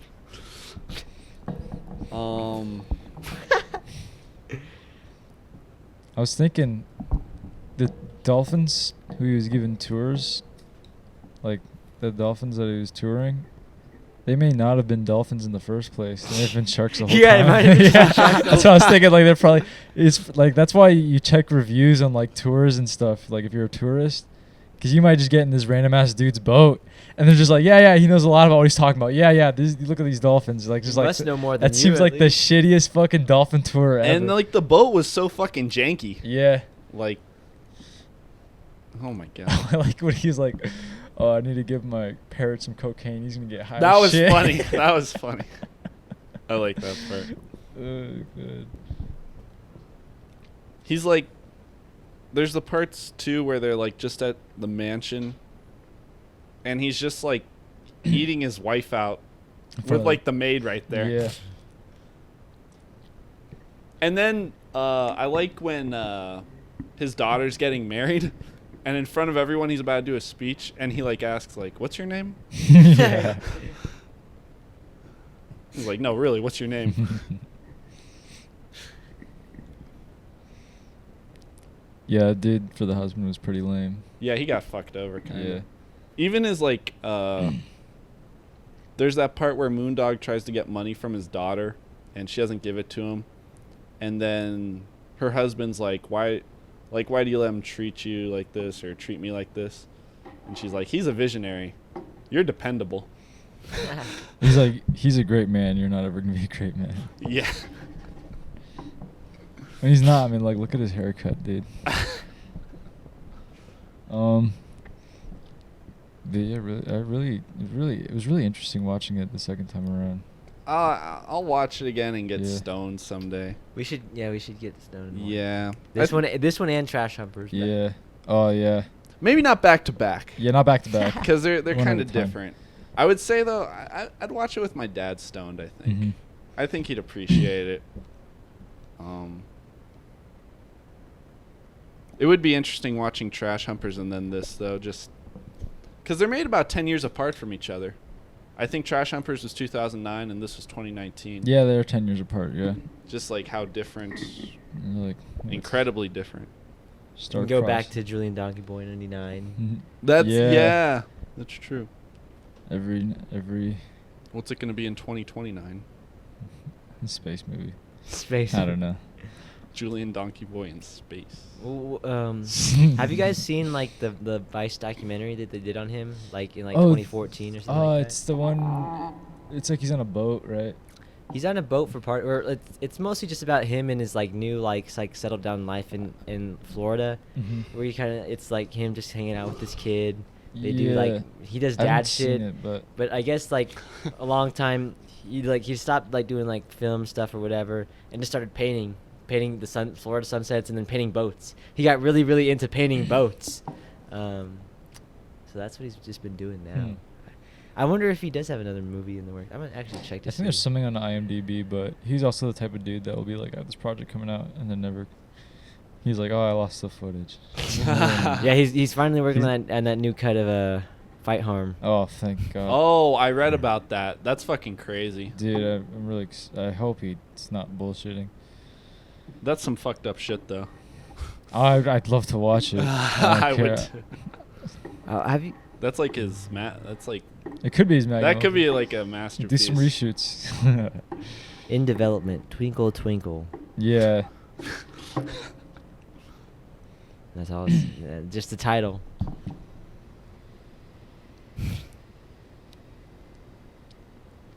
What do you guys think of the poster? I thought it reminded me of It's funny. there's this one meme of like this goat or something like singing. That's what it reminds me of. It's funny, but not funny enough to like make me laugh. It's just goofy. Yeah. Yeah. He really just made like a straight up comedy. This movie did feel like, I think it's just probably because I was stoned, but like I really felt the emotions a lot more. Like even like when he's going to jail and his daughter's like, "What the fuck are you doing?" He's like, I'm having a little bit of fun. Like I'm on an adventure, you know. And like he's there with the homeless dude, and he's like, "You're trying to make her like, when's the last time you laughed? Like try to laugh." And he takes out his dentures. And he like starts doing this joke, but you can tell it's like awkward and like kind of fucked up, and she's like not laughing. It's just such a, it's not a funny emotion, but it's like it has that awkwardness to it. Like I can really feel There's that in something real you life. feel something. Yeah, like I could feel that awkward emotion, you know, like it's like you're doing something that's like is fun to you, but like everybody else sees you as like a lunatic, you know, and like you're trying to like show people the emotion you're feeling, but to them it just comes off like you're even more crazy, you know. That's interesting. You're trying to not use emojis. Yeah. And it reminds me of like the whole trash numbers thing where it's like, you know, like let's say like a family member saw you living like that. And it's like, to you, you really enjoy living that. I mean, I'm not going to ever live that way, but like, to you, you really enjoy living that way. But you're trying to show them like, you know, the enjoyment or the beauty in it. And they're just like, dude, you're just fucking crazy, you know? That's how it felt. That's how like a lot of the emotions in this movie felt. Like even like the rehab scene. Like he's like, oh, fuck this. Like he just blows it off. Like they literally throw some shit through the fucking window door to escape, and Zac Efron's like, oh shit, you know. But to like Moondog, it's just like, you know, it's whatever. Or even like they break a glass bottle over that dude's head. Oh fuck. Oh yeah. That the emotion of leaving the rehab felt like ultimate freedom. Like they literally were just like stealing boats and shit. Like they knocked that one dude off the dock and they just steal their boat. I remember that part. Yeah. That's kind of funny. They just push him into the water. Yeah. But I was imagining, I think what it really reminded me of was being on acid, because like on acid, like I really felt like I could do anything. The movie does feel kind of like a trip Yeah. where maybe it doesn't ever like really peak, but it's just like consistently like going from place to place, and Yeah. every place feels almost like a different world. Yeah. The peak is like, in terms of conflict, it's definitely like that scene where it's like, do you remember that scene where he has to get in the plane with the blind dude as the pilot? He's like, this dude is 90% blind, but if you get him stoned, he'll get you where you need to go. And Smooth Dog is like, all right, for sure. And he's just like, I can't imagine being in a plane with some blind dude, like with a fat ass like blunt, like the size of like bigger than my dick, you know, like just a huge ass fucking blunt, and he's just like flying this plane, and the whole thing is hotboxed. Like that feels like magical, dude. That feels like you need balls of steel. I don't even know, dude. That feels crazy. If you get him stoned, he'll get you where you need to go. Yeah. I love when people talk like that. Like, I like how the blind dude's like, you know, I'm 90% blind, right? That part felt so fucked up, dude. I feel like watching the movie again already. you enjoy it. I really Seemed enjoyed the it, fuck yeah. out of it, yeah. I think you probably do need to be stoned to watch this movie. You like stoner movies though? I don't watch too many. I like watching movies stoned most of the time. Sometimes I'll be in my own head, but like usually it's like if it's a good movie, then yeah, I'm gonna have like a really good time. I don't know. I think a lot more about stuff whenever I'm stoned, or I guess I feel it more. I don't know. I feel like I just perceive more. Yeah, I'm just like I'm really taking in a lot more stuff. As long as I can like keep my concentration on the movie, Mm-hmm. like if you keep your concentration on the movie, then it's like a really cool experience because your Yeah. emotions are just like super heightened. The only thing though is sometimes it's hard to concentrate. Usually I just on get the I get movie. too high, and then I'm thinking about other shit. or it's yeah. just like it's hard to like do something like watch a What'd movie, we or like watch? when I try to concentrate too hard, it makes me go to sleep. We saw. I mean, I've never had too many bad experiences about being stoned and watching a movie. or Like watching Police Story was like phenomenal. That was fucking awesome. That was That like was a pretty great movie to crazy. get stoned to. That felt, man, that shit blew my mind. Beavis and Butthead. Beavis and Butthead. Oh yeah, that That also blew pretty my great. mind. Have we got? I feel like we've gotten stoned though to like a weird movie to get stoned to. Last Days. Oh, Yeah, that one was a was weird really one. fun though. Yeah, that was actually, I like that. But that's not like a movie you think of when it's like, let's get stoned and watch Last Days. Yeah. I don't know if I'd get stoned to watch Last Days again. The fire. Maybe just for this fire scene. No, that movie's kind of, I don't know, sad. Mm-hmm. Um, Oh, what'd you guys think of Moondog's philosophy? on life. Yeah, in life. He kind of just does what he wants. It's not a bad philosophy, but it's not like everybody can't do it, for one big reason being that not everybody's like a genius writer. You know, like at the end of the movie, he's like, you know, reading his stuff out to like a giant ass audience because he's being celebrated as like this genius writer. You know, everybody can be that. Well, maybe it's just like, do you mean like everyone isn't a genius writer, or like everyone can't be a genius writer, or Everybody like can't. everyone isn't the genius writer? Well, it's like, Because then like, do we really hear a whole lot of like what he wrote? yeah. Or are we just supposed to we be hear it like, a few times. is it really that great though? No. I remember talking to Kate about that. I was like, I get that like his character's supposed to be like this Mozart of writing, but like hearing him read his shit is like, it sounds Stupid. like mediocre. Yeah. Like I don't like. I don't So like it's how it sounds almost at all. like he's just praised because like he's that person that's gonna get praised. Yeah. It feels like a sort of like archetype that's just like passed on from Mhm. from generation. Like Mhm. we kind of just need people to like. I think it's maybe like part of history to like just find people to like vest ideas and attributes to. I think it helps like society as a whole to figure. And Yeah. it doesn't even matter how great the work actually is, as much as it is like the perception of this individual. And it's interesting that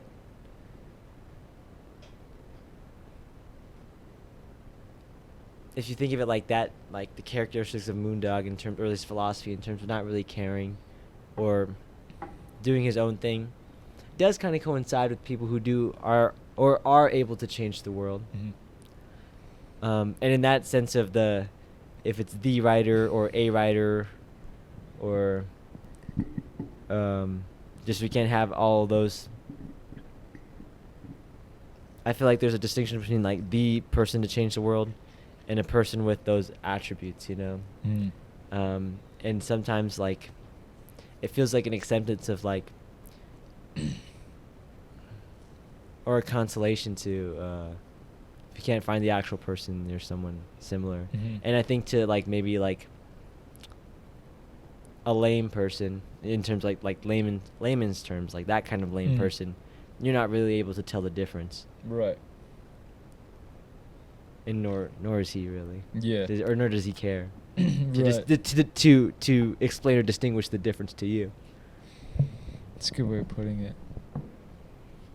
Oh, I also liked he felt like a Florida version of Hunter S. Thompson. Like he has a typewriter. He's always on the Yeah. typewriter. He wears sunglasses and he's got like that visor, you know, like the Fear and Loathing in Las Vegas Yeah. visor. He wears it a few times. He just felt like a pretty cool character. We got those Florida movies. Mm-hmm. Florida. We got a lot of Florida movies in now. Yeah, there's something about Florida and colors. Florida, yeah. We got to go to Florida. Yeah, we do. I was gonna say, yeah. Spring break. That was sounded creepy. Trying to think, what else was this movie? I think it's pretty like clear. Matthew McConaughey gives. Yeah, he gives Great a really performance. good performance. I almost want to see like how he got Ready? into the like Yeah. it just like agreed to do the project. Yeah. Like nobody ever. Whenever it comes to Harmony Korine, like I never hear people talk about like how actors got into it really, unless it's like a specific interview. Matthew McConaughey is an interesting actor too, where it's like, especially in the latter half of his career, where he's like actually been considered like a good actor. Mm-hmm.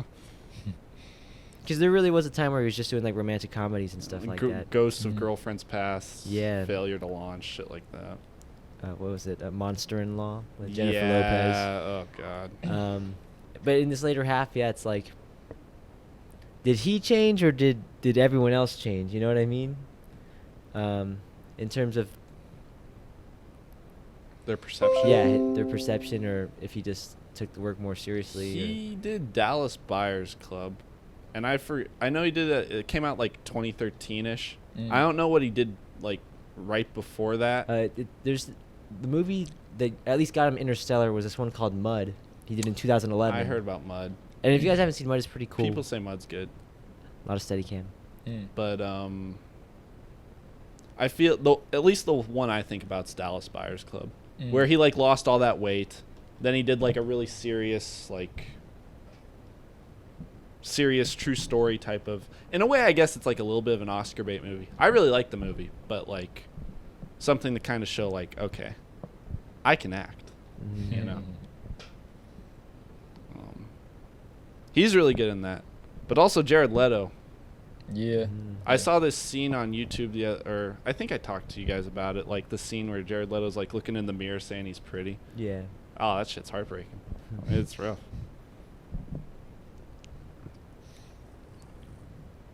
He did a movie with Gus Van Sant in like 2015.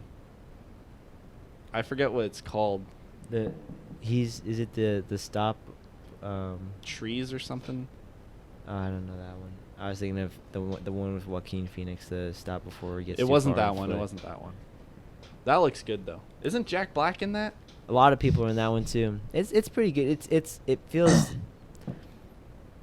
I don't want to like make a direct comparison, but like, you know, Gus Van Sant. It's like he's pretty diverse in his filmography, but it feels more in the vein of something like Good Will Hunting. Oh, okay. Mm. It kind of looks like it. Yeah. Anything else about the Beach Bum? I was gonna say, there's one flashback with Zac Efron where it shows like him in like, not in an earlier scene, but like him earlier in his life, and I forget what he was rolling around on, but he's like on Heelys or something like that. And he's just going around with that haircut. It's like, it's fucking silly. Oh yeah, but that part where just before they like smash the glass bottle on that dude's head, they do that thing again where like Zac Efron does like a move and like there's like that sound effect. Yeah. It's like it's so silly, but it's so fun. Yeah, that's exactly how you describe it. Yeah. That's probably how he describes it to like the editor. You know, like it's just so fun. Yeah.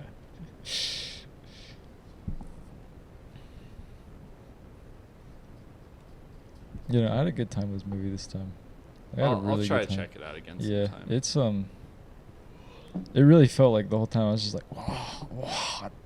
It's like mostly just like imagining being the character, like imagining going to a courtroom and telling the judge like, I hope I get a good blowjob. Basically, like in essence, right?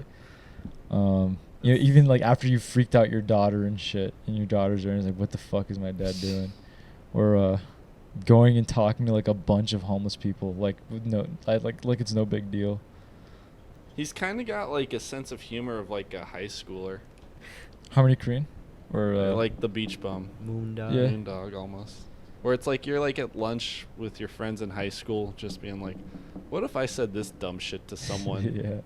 But he says he it does like, it, yeah. He says it so well though. That's the thing. He says it like so. He's eloquently. suave, yeah. I think it's like He uses all words that like you look up the synonyms of, you know.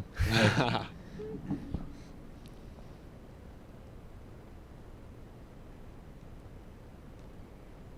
sometimes it's not like what you're saying, but how you say he it. does well, yeah. Mm-hmm. And I guess it's a life philosophy. It's not what you do, but how you do it. And going to like what I was saying earlier, I guess it's like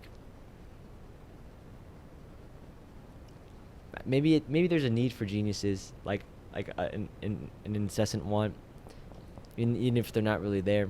Mm-hmm. And seeing someone that you don't get, it's close enough. Mm-hmm.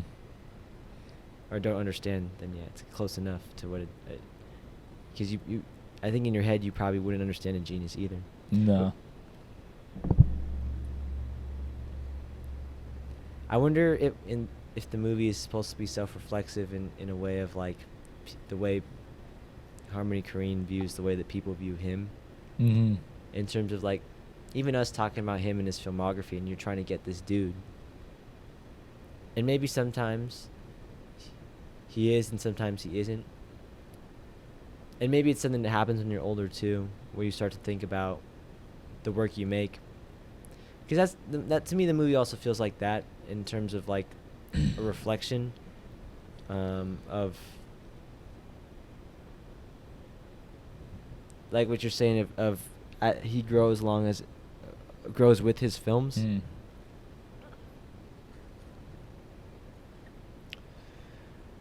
I kind of lost my train of thought right there, but Yeah, you're all good.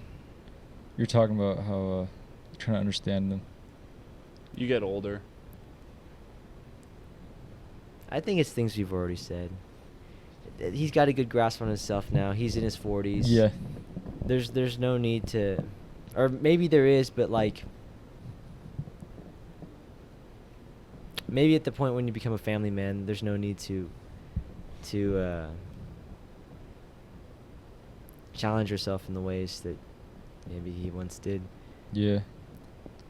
And he is funny. He said, I don't know. He made a good. Maybe he's gonna start. Yeah, I don't know. It'll be cool to see what he makes in the future. I'm looking forward to it. I hope it's. I don't know. I don't know what I hope for. Honestly, after these two, though, it would be nice to see him go, in a sense, like, smaller. I don't want to see, like, just celebrities in all the movies Yeah. now and shit like that. Unless he can do it in a cool way. Yeah. Which he probably could, but... Yeah. I don't know, part of the appeal, too, is just all these people are in this fucking movie. Yeah, fucking Jonah Hill. I like that one line Jonah Hill has where he's like, you know, my favorite part of being rich is. He's like, what? He's like, just treating people terribly. And they just have to take it. That part feels so evil, but it's pretty funny. He like calls Jonah Hill on the phone, and Jonah Hill's like in a club, but then he hangs up on him, and Jonah Hill looks at his phone and is like, "This motherfucker hang up on me." Yeah. Yeah, I'm looking forward to watching the movie again. Me too, to be honest. I want to watch it stoned now. Yeah, watch it stoned. I want to get stoned. Yeah. All right, are we ready to rate it? Yeah.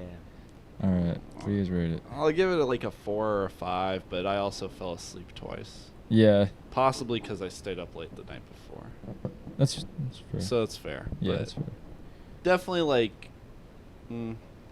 probably like my least favorite Harmony Korine right now. Oh, really? Yeah, Yeah, but it doesn't seem like it's bad. It was my least favorite at first. No, it wasn't. I don't know.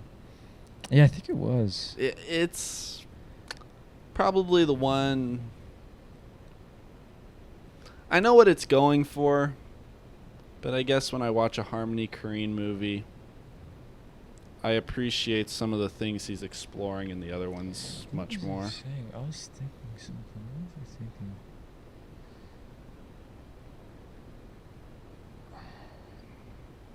There's one movie, or story, this one really reminded me of, like an older one. Like, it feels almost like an Odyssey, this one. Yeah. Like, there's a blind dude, you know, like blind people are like common tropes in like Greek tales. Yeah. You know, he's going on like a journey. There's trials. These trials. Like, he even reacts like how someone from like a Greek story would react. You know, like burning all your money and stuff. Yeah. Like, people in Greek tales always do weird stuff. It's like, why would they do that? His wife died. His wife dies, yeah. His wife was having an affair. He was sending He's his cool with it. daughter off Yeah. to get married.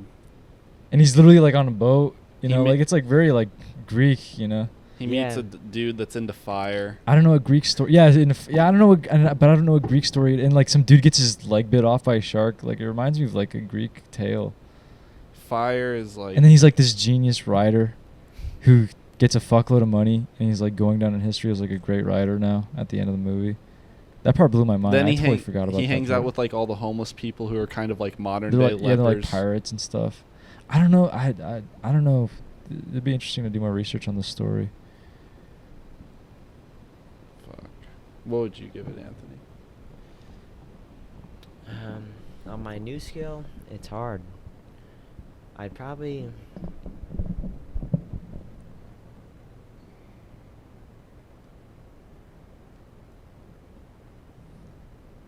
I don't want to put this. I won't do it on my new scale because I just don't know how. It's new. It's still new. But I'd probably give this like a 42 out of like 58. Okay. Actually, out of 60. But it might go to 58 after I get stoned. What about you, Norby? I would give this. Oh, okay. You want to see something I learned how to do? Whoa. It's a snake head. You see that? Oh, nice.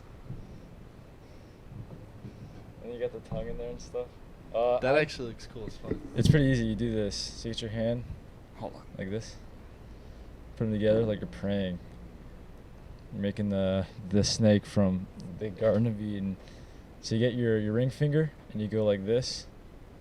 You get your pointer finger and you wrap it around those fingers you folded. What? So like look at this. So look, you get these fingers. Oh, I You get do it. this, wrap it around like that, and then you touch it to your middle finger, like that. So you're almost done. But to create the tongue, you need to get the pinky and like put it inside like that, and then you have it. Okay. I feel like my fingers aren't long enough. You got flexible fingers. You should be able to do it too. You play guitar. Yeah. You got flexible fingers too. You almost got it. There you go. Is that it? That's close. That's kind of close. The cleft lip. Oh yeah. I would give this. Ooh.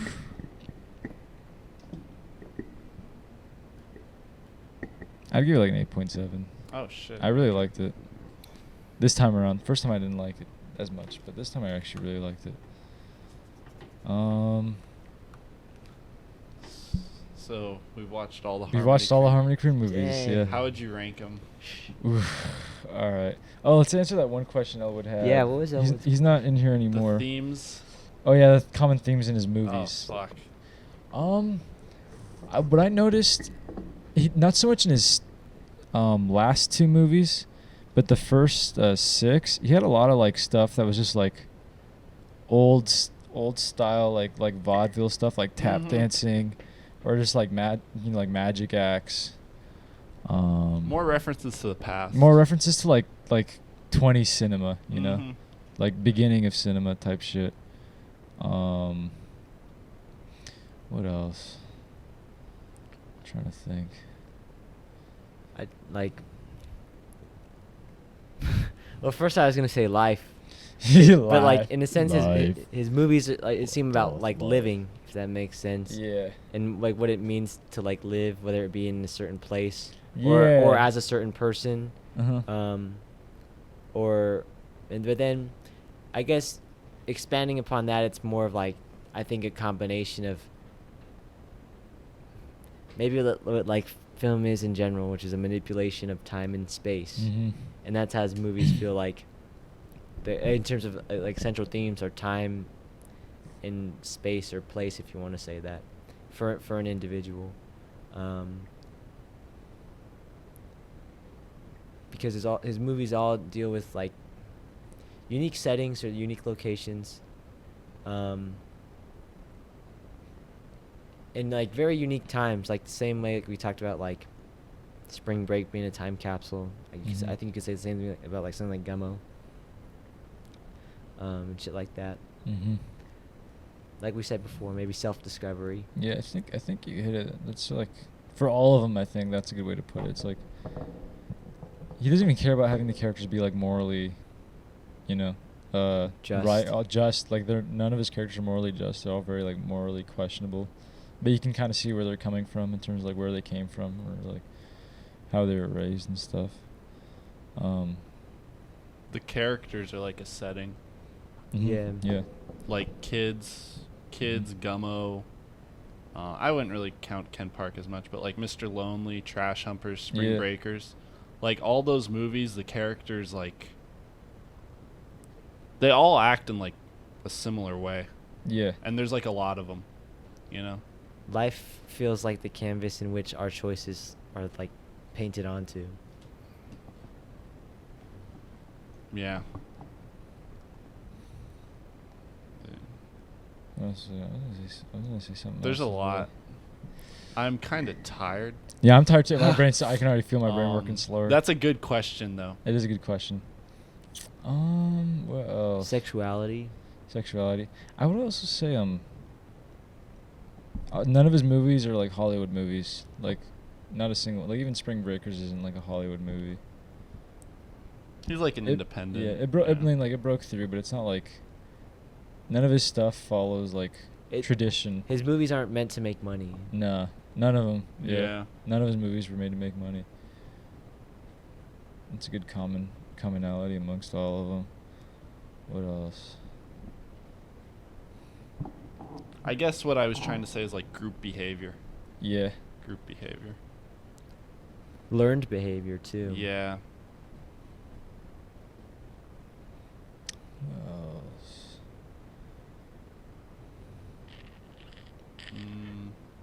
Oh, Chloe Sevigny's in all of them. Yeah. Yeah. Yeah. Or good portion.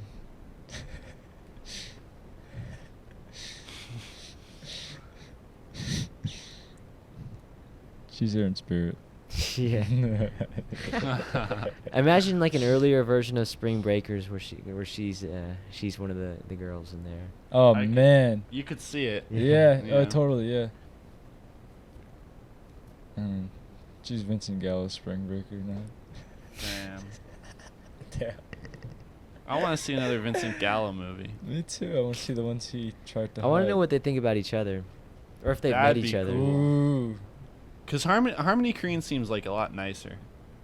Oh yeah, by like a landslide. Vincent Gallo seems kind of scary sometimes. He's from Buffalo, dude.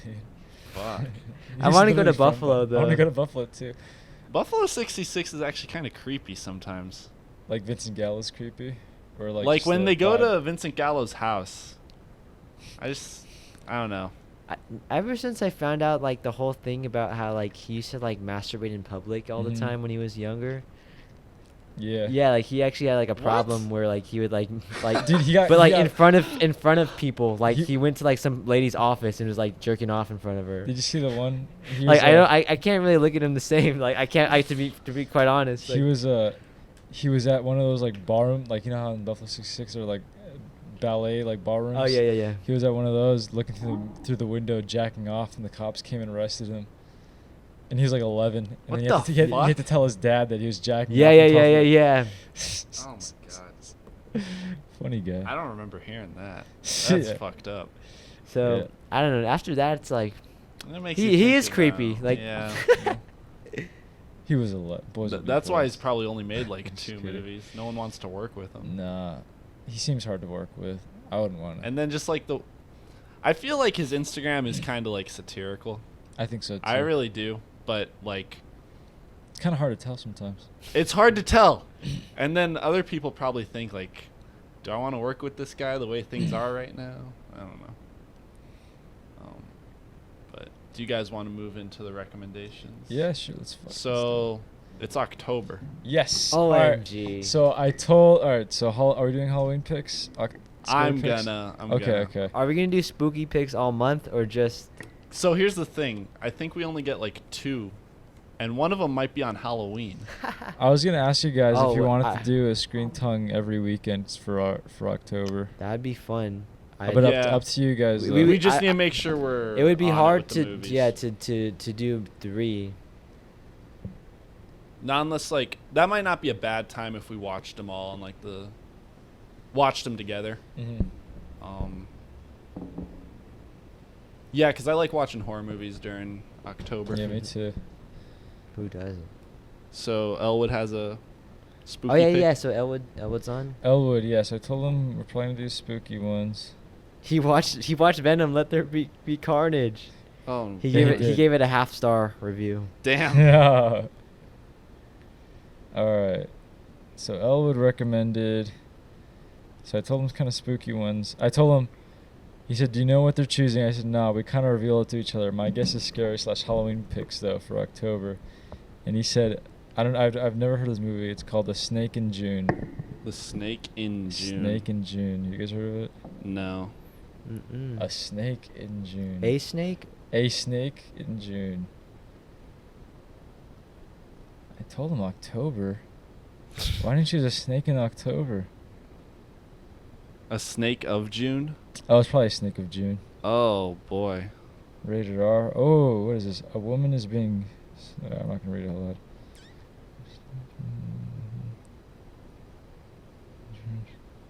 Alright, tight. An hour 17. Wow, that's short as fuck.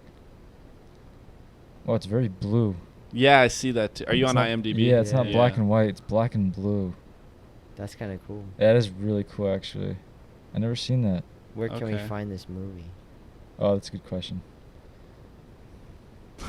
That's a really good question. It says available on Amazon. Let me see. Elwood might have it. He's got lots Oh yeah, of DVDs. he's got a great collection. A Snake of June. Oh, it's on YouTube. Oh, tight. To purchase or Yeah, it's like $2. oh, cool. It's on Amazon Prime as well. Oh, Oh, nice. it's totally watchable. Nice. Okay. It's got 4 to 5 stars on Amazon Prime. Okay. Oh, it's on Canopy. Okay, it's everywhere. We're good. We're good. Yeah, we're All right. solid. Has Elwood seen it before? Did he? I don't. He didn't say. Okay. He probably has. So if we're gonna do them every weekend, Mhm. all right. I know what I'm gonna do then. Do All it. right. Say it. Since it's October, I already think I know. and it's probably like one of my top 5 favorite movies. Maybe in my top 3. It might be my favorite movie. I think it's the movie that I've watched the most. Oh. I've never seen a movie more than this. Besides the water horse, of course. Yeah, maybe. I don't know. What is it? And we just gotta talk about it because it's like, it's a classic, you know. So, and it fits. So we're gonna talk about 1978 John Carpenter's Halloween. Oh shit, yo. I've seen the I haven't seen movie. this in a while. I think I've seen the movie like over 20 times. 20 times. Oh wow. So like in a way, like This is it doesn't basic- really scare This me. is but basically that discussion's gonna be like trivia. yeah, yeah. Like Trivia. trivia night. I have the DVD, and then it just fits too because Halloween Kills is coming out. I'm when's gonna when's watch it coming out? It's coming out Oh, this yeah. month. I'm gonna watch it. We're gonna watch it. We're gonna watch it. You wanna watch it on DMT? On D&D. Just kidding. You can't watch anything on DMT. You gotta take it every 15 minutes. Yeah. Constantly. This will be fun though, cause like I've told you guys, the Halloween movies were like my Star Wars, where it's like I watched all of That's them, right. You did say that. even if like they're not good, and really, in my opinion, they kind of start to get like bad after the 4th one, and then the one in 2018 Star came Wars out, too. and yeah. The one in 2018 came out, and I was really excited for it. And then it's just like, what did you guys do? It's not. And then people were saying how good it was, how it was probably the best sequel. And it's like, what? You guys did so much dumb shit. So much dumb shit. This isn't the best. Oh my god. And now they're making another one, probably just because the other one They're made doing money. a trilogy. Yeah, Whoa. yeah. And I mean, David Gordon Green, but like, even then, like, I don't even think the 2018 one's like super great. And this one literally just looks like it's going to be like a cash grab kind of. The trailer doesn't look that great. My hopes aren't too high. And that's Friday the 13th. I know it is, but Okay. I like doing Yeah. it. I used to so do that when bad. I was a little kid. I still do it. I didn't stop, dude. I would do it to my mom, and she'd get pissed. She didn't like that movie. Nobody ever got creeped out when I did it, but I love doing the noise. It's actually pretty brilliant. It's like pretty fucking clever. The score for Friday the 13th is actually really cool. The strings are crazy. All right, so Snake in June, Halloween. Oh, that's gonna be awesome. Since I was like, we'll do the whole Harmony Korine thing. I'll let Anthony go next. Okay. This is hard for me. Like always, I feel like I'm never prepared. Yeah, I actually yeah. had one, but now that we're doing the horror theme, I'll save it till next month. Yeah, I had one too, and then I remember just. I have a Oh, because I think about it too, and it's like now's the time to really like watch horror movies. Not that you can't in another time of the year, but now is It's like so fun to watch them now. yeah, you know. Every year I watch the Halloween movies, and if we're gonna have a few episodes, might as well talk about it kind of Oh, I soon. did watch this movie. I also watched this movie called Falling Down. Falling down. Yeah, it's like I feel like I've it's like this movie. It's kind of a weird movie. It was interesting. Michael kinda. Douglas. Yeah, it's like this movie. This guy stuck in traffic, and it's like hot, and he's like looking around. He's like stuck in traffic, and it feels like for the characters it's been a long time. And there's like kids crying, and like people on the phones in their cars, and people with music turned up, and he's just like tired of it. So he just gets up out of his car and starts walking off the highway, and the dude behind him is like, "Where are you going?" And he's like, "I'm going home," and just walks in like the brush, and just like he's walking from a highway in like East Los Angeles all the way over to Venice Beach so he can meet his daughter for her birthday. But he just starts wreaking havoc wherever he goes, like on accident, kinda. Oh, On fuck. purpose, but kind of on accident. Like he goes into like a Korean convenience store, and he's like just trying to like get some change for the phone, and the clerk, he's like Korean, but like, how do I say it? You can tell that it's like an American Asian playing like a Oh, really okay. racist like version of an Asian person. Oh, okay. So it's like the movie has like some weird parts to it, but he basically like the Asian dude starts beating him up with a bat, but he takes a bat and like wrecks the store because the prices are too high, and he goes from like place to place like upgrading weapons. Like by the end he has like a fuckload of guns. What the? It feels fuck? like a video game. If he's like he starts leveling up in the movie. What made you want to watch it? Because it had a few funny scenes. Oh, okay. There's this one scene where he goes in like McDonald's and like he really wants the breakfast, like the breakfast sandwich, and they won't give it to him even though it's like 11:36, and then the deal ends at like 11:30. So he like takes out a gun and everybody in the store is freaking out. He's like, no, I'm not gonna kill anybody. I just want my breakfast.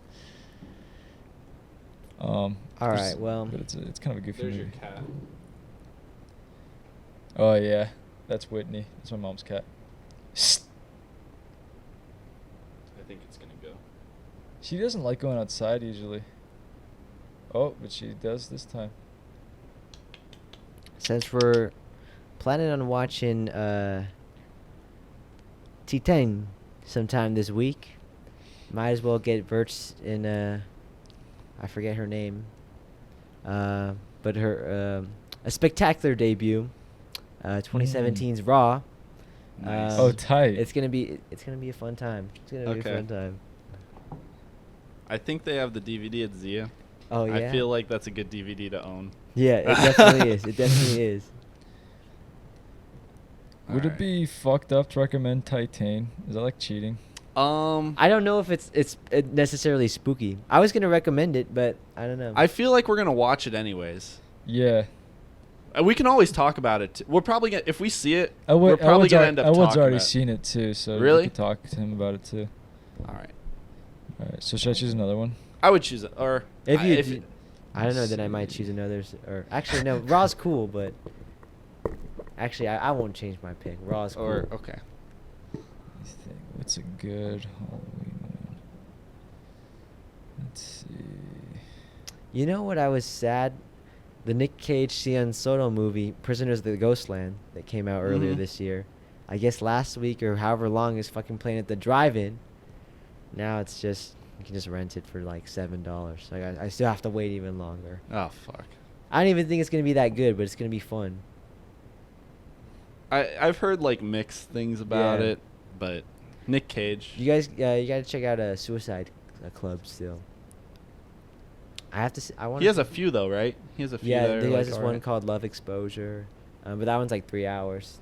Really? It's 270 Wow. minutes, but What people the people say fuck? it's fucking awesome. I was gonna recommend that one, but you can only get it on Apple TV or on Apple. So, unless you could find. Damn, it it somewhere. is fucking 4 hours long. Did you see like the log line though? It's like an actual paragraph of like shit, which makes sense for a 4-hour movie. A bizarre love triangle forms between them. Love Exposure is just a cool name. The- I wonder if it translates the same in Japanese.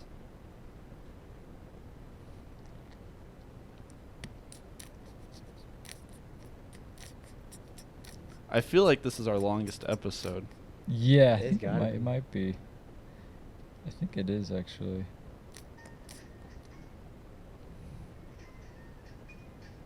Oh, that's some jazz I was listening to earlier. Wynton Kelly Trio. I don't know who that is, but they're pretty good.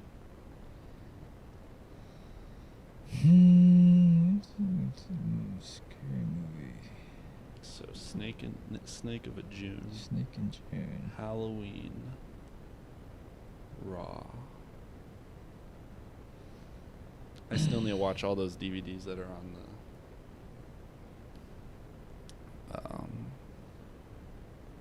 top of my DVD collection. Oh yeah, how many is that? A lot. I started though with Scenes from a Marriage, so you gotta start somewhere. And I won't be mad at you if you pick Titane. It'll probably be a fun discussion still.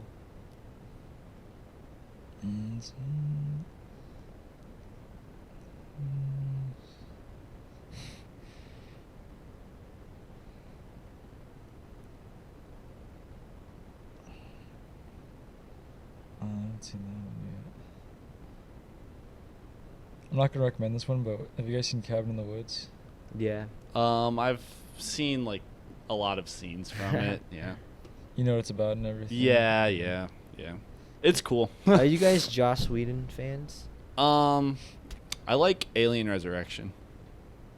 You do? Whenever I hear you talk about the movie, you sound like you hate it.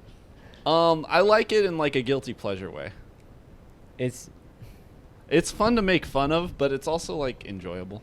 and it's like a thing too where like you can actually watch that one where you can't really watch Alien 3. Yeah, Alien 3 isn't that fun. I don't really enjoy that movie that much. I think I've seen Alien Resurrection like 3 times. I showed it to my mom. Dang, that would be a fun one to do, Alien. That'd be Okay. a fun movie to watch with people. Mhm. Yeah. I saw it for the 40th anniversary screening in theaters. That was really fun. Alien Resurrection? Or no, the original Alien. Alright, I'll do this one because I want to get Elijah more familiar with Edgar Wright. He's gonna do Shaun of the yes, Dead. fuck yeah. Oh, Yeah, fuck, Shaun okay. of the Dead's pretty fun. Okay.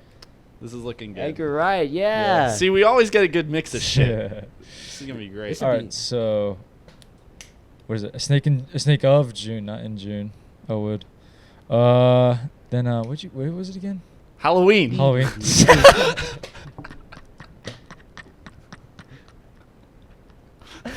Halloween. Raw. That's right. Raw. And then Shaun of the Dead. There we Okay. go. Those are the recommendations. We should watch some of these together, too. Yeah. It's gonna be fun. Shaun of the Dead's like a fun movie to watch Okay. together. Oh, it's gonna be awesome. Yeah. Yeah. I'm looking forward to this. I haven't seen Shaun of the Dead in like a long ass fucking time too. It's been a while. Shout out to Edgar Wright. Shout out. I don't think Oh.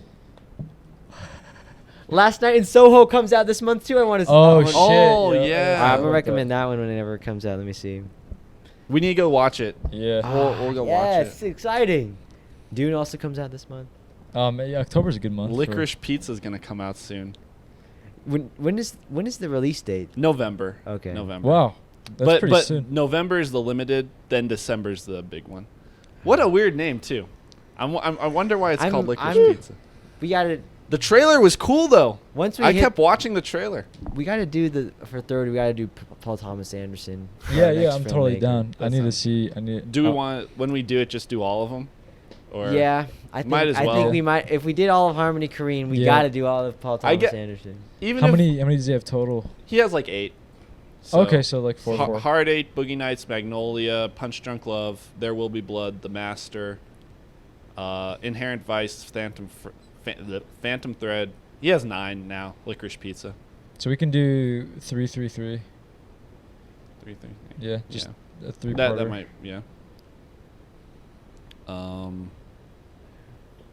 That's it. Oh, that's the episode. Yeah. Thanks, Yeah. film fans, for sticking I was to like- it right I now. was like, are we missing anything? We did an epic. Sprawling 2-parter. Oh shit. It went places you would have never expected to go. I think in total, No, this that is probably shit's like crazy. 9 hours of footage. We I got- was gonna say It's like 9 hours of footage. that's pretty cool. We got Yeah. into GDP, emojis, Spring and, break. and most importantly, spring break. All right, if you had to choose. All right, real quick. Favorite Harmony Korine, least favorite. Favorite kids, least favorite Beach Bum. In between, probably like Trash Humpers, Spring Breakers, Gummo, all around the same. Yeah. Ken Park, Mr. Lonely. Then Beach Bum. All right, gotcha. Favorite Spring Breakers, least favorite Kemp Park. Oh. I don't know why I like Ken Park so much. The same reason you like Boogie Nights. Yeah, I feel, Yeah. I feel like I'm sinning by liking Ken Park. Yeah, it's probably kids first. Last for me would probably be Mr. Lonely. Then from there, I don't know. Beach Bum got knocked up a lot. Like it went up a lot. Like I almost like it like third, fourth. But yeah, okay, that's it. All right. Go ahead. And Thanks, end it. guys. Thanks, Harmony Korine. Yeah, shout out to Harmony Korine. Thank you, man. All right, you guys stay safe, stay healthy,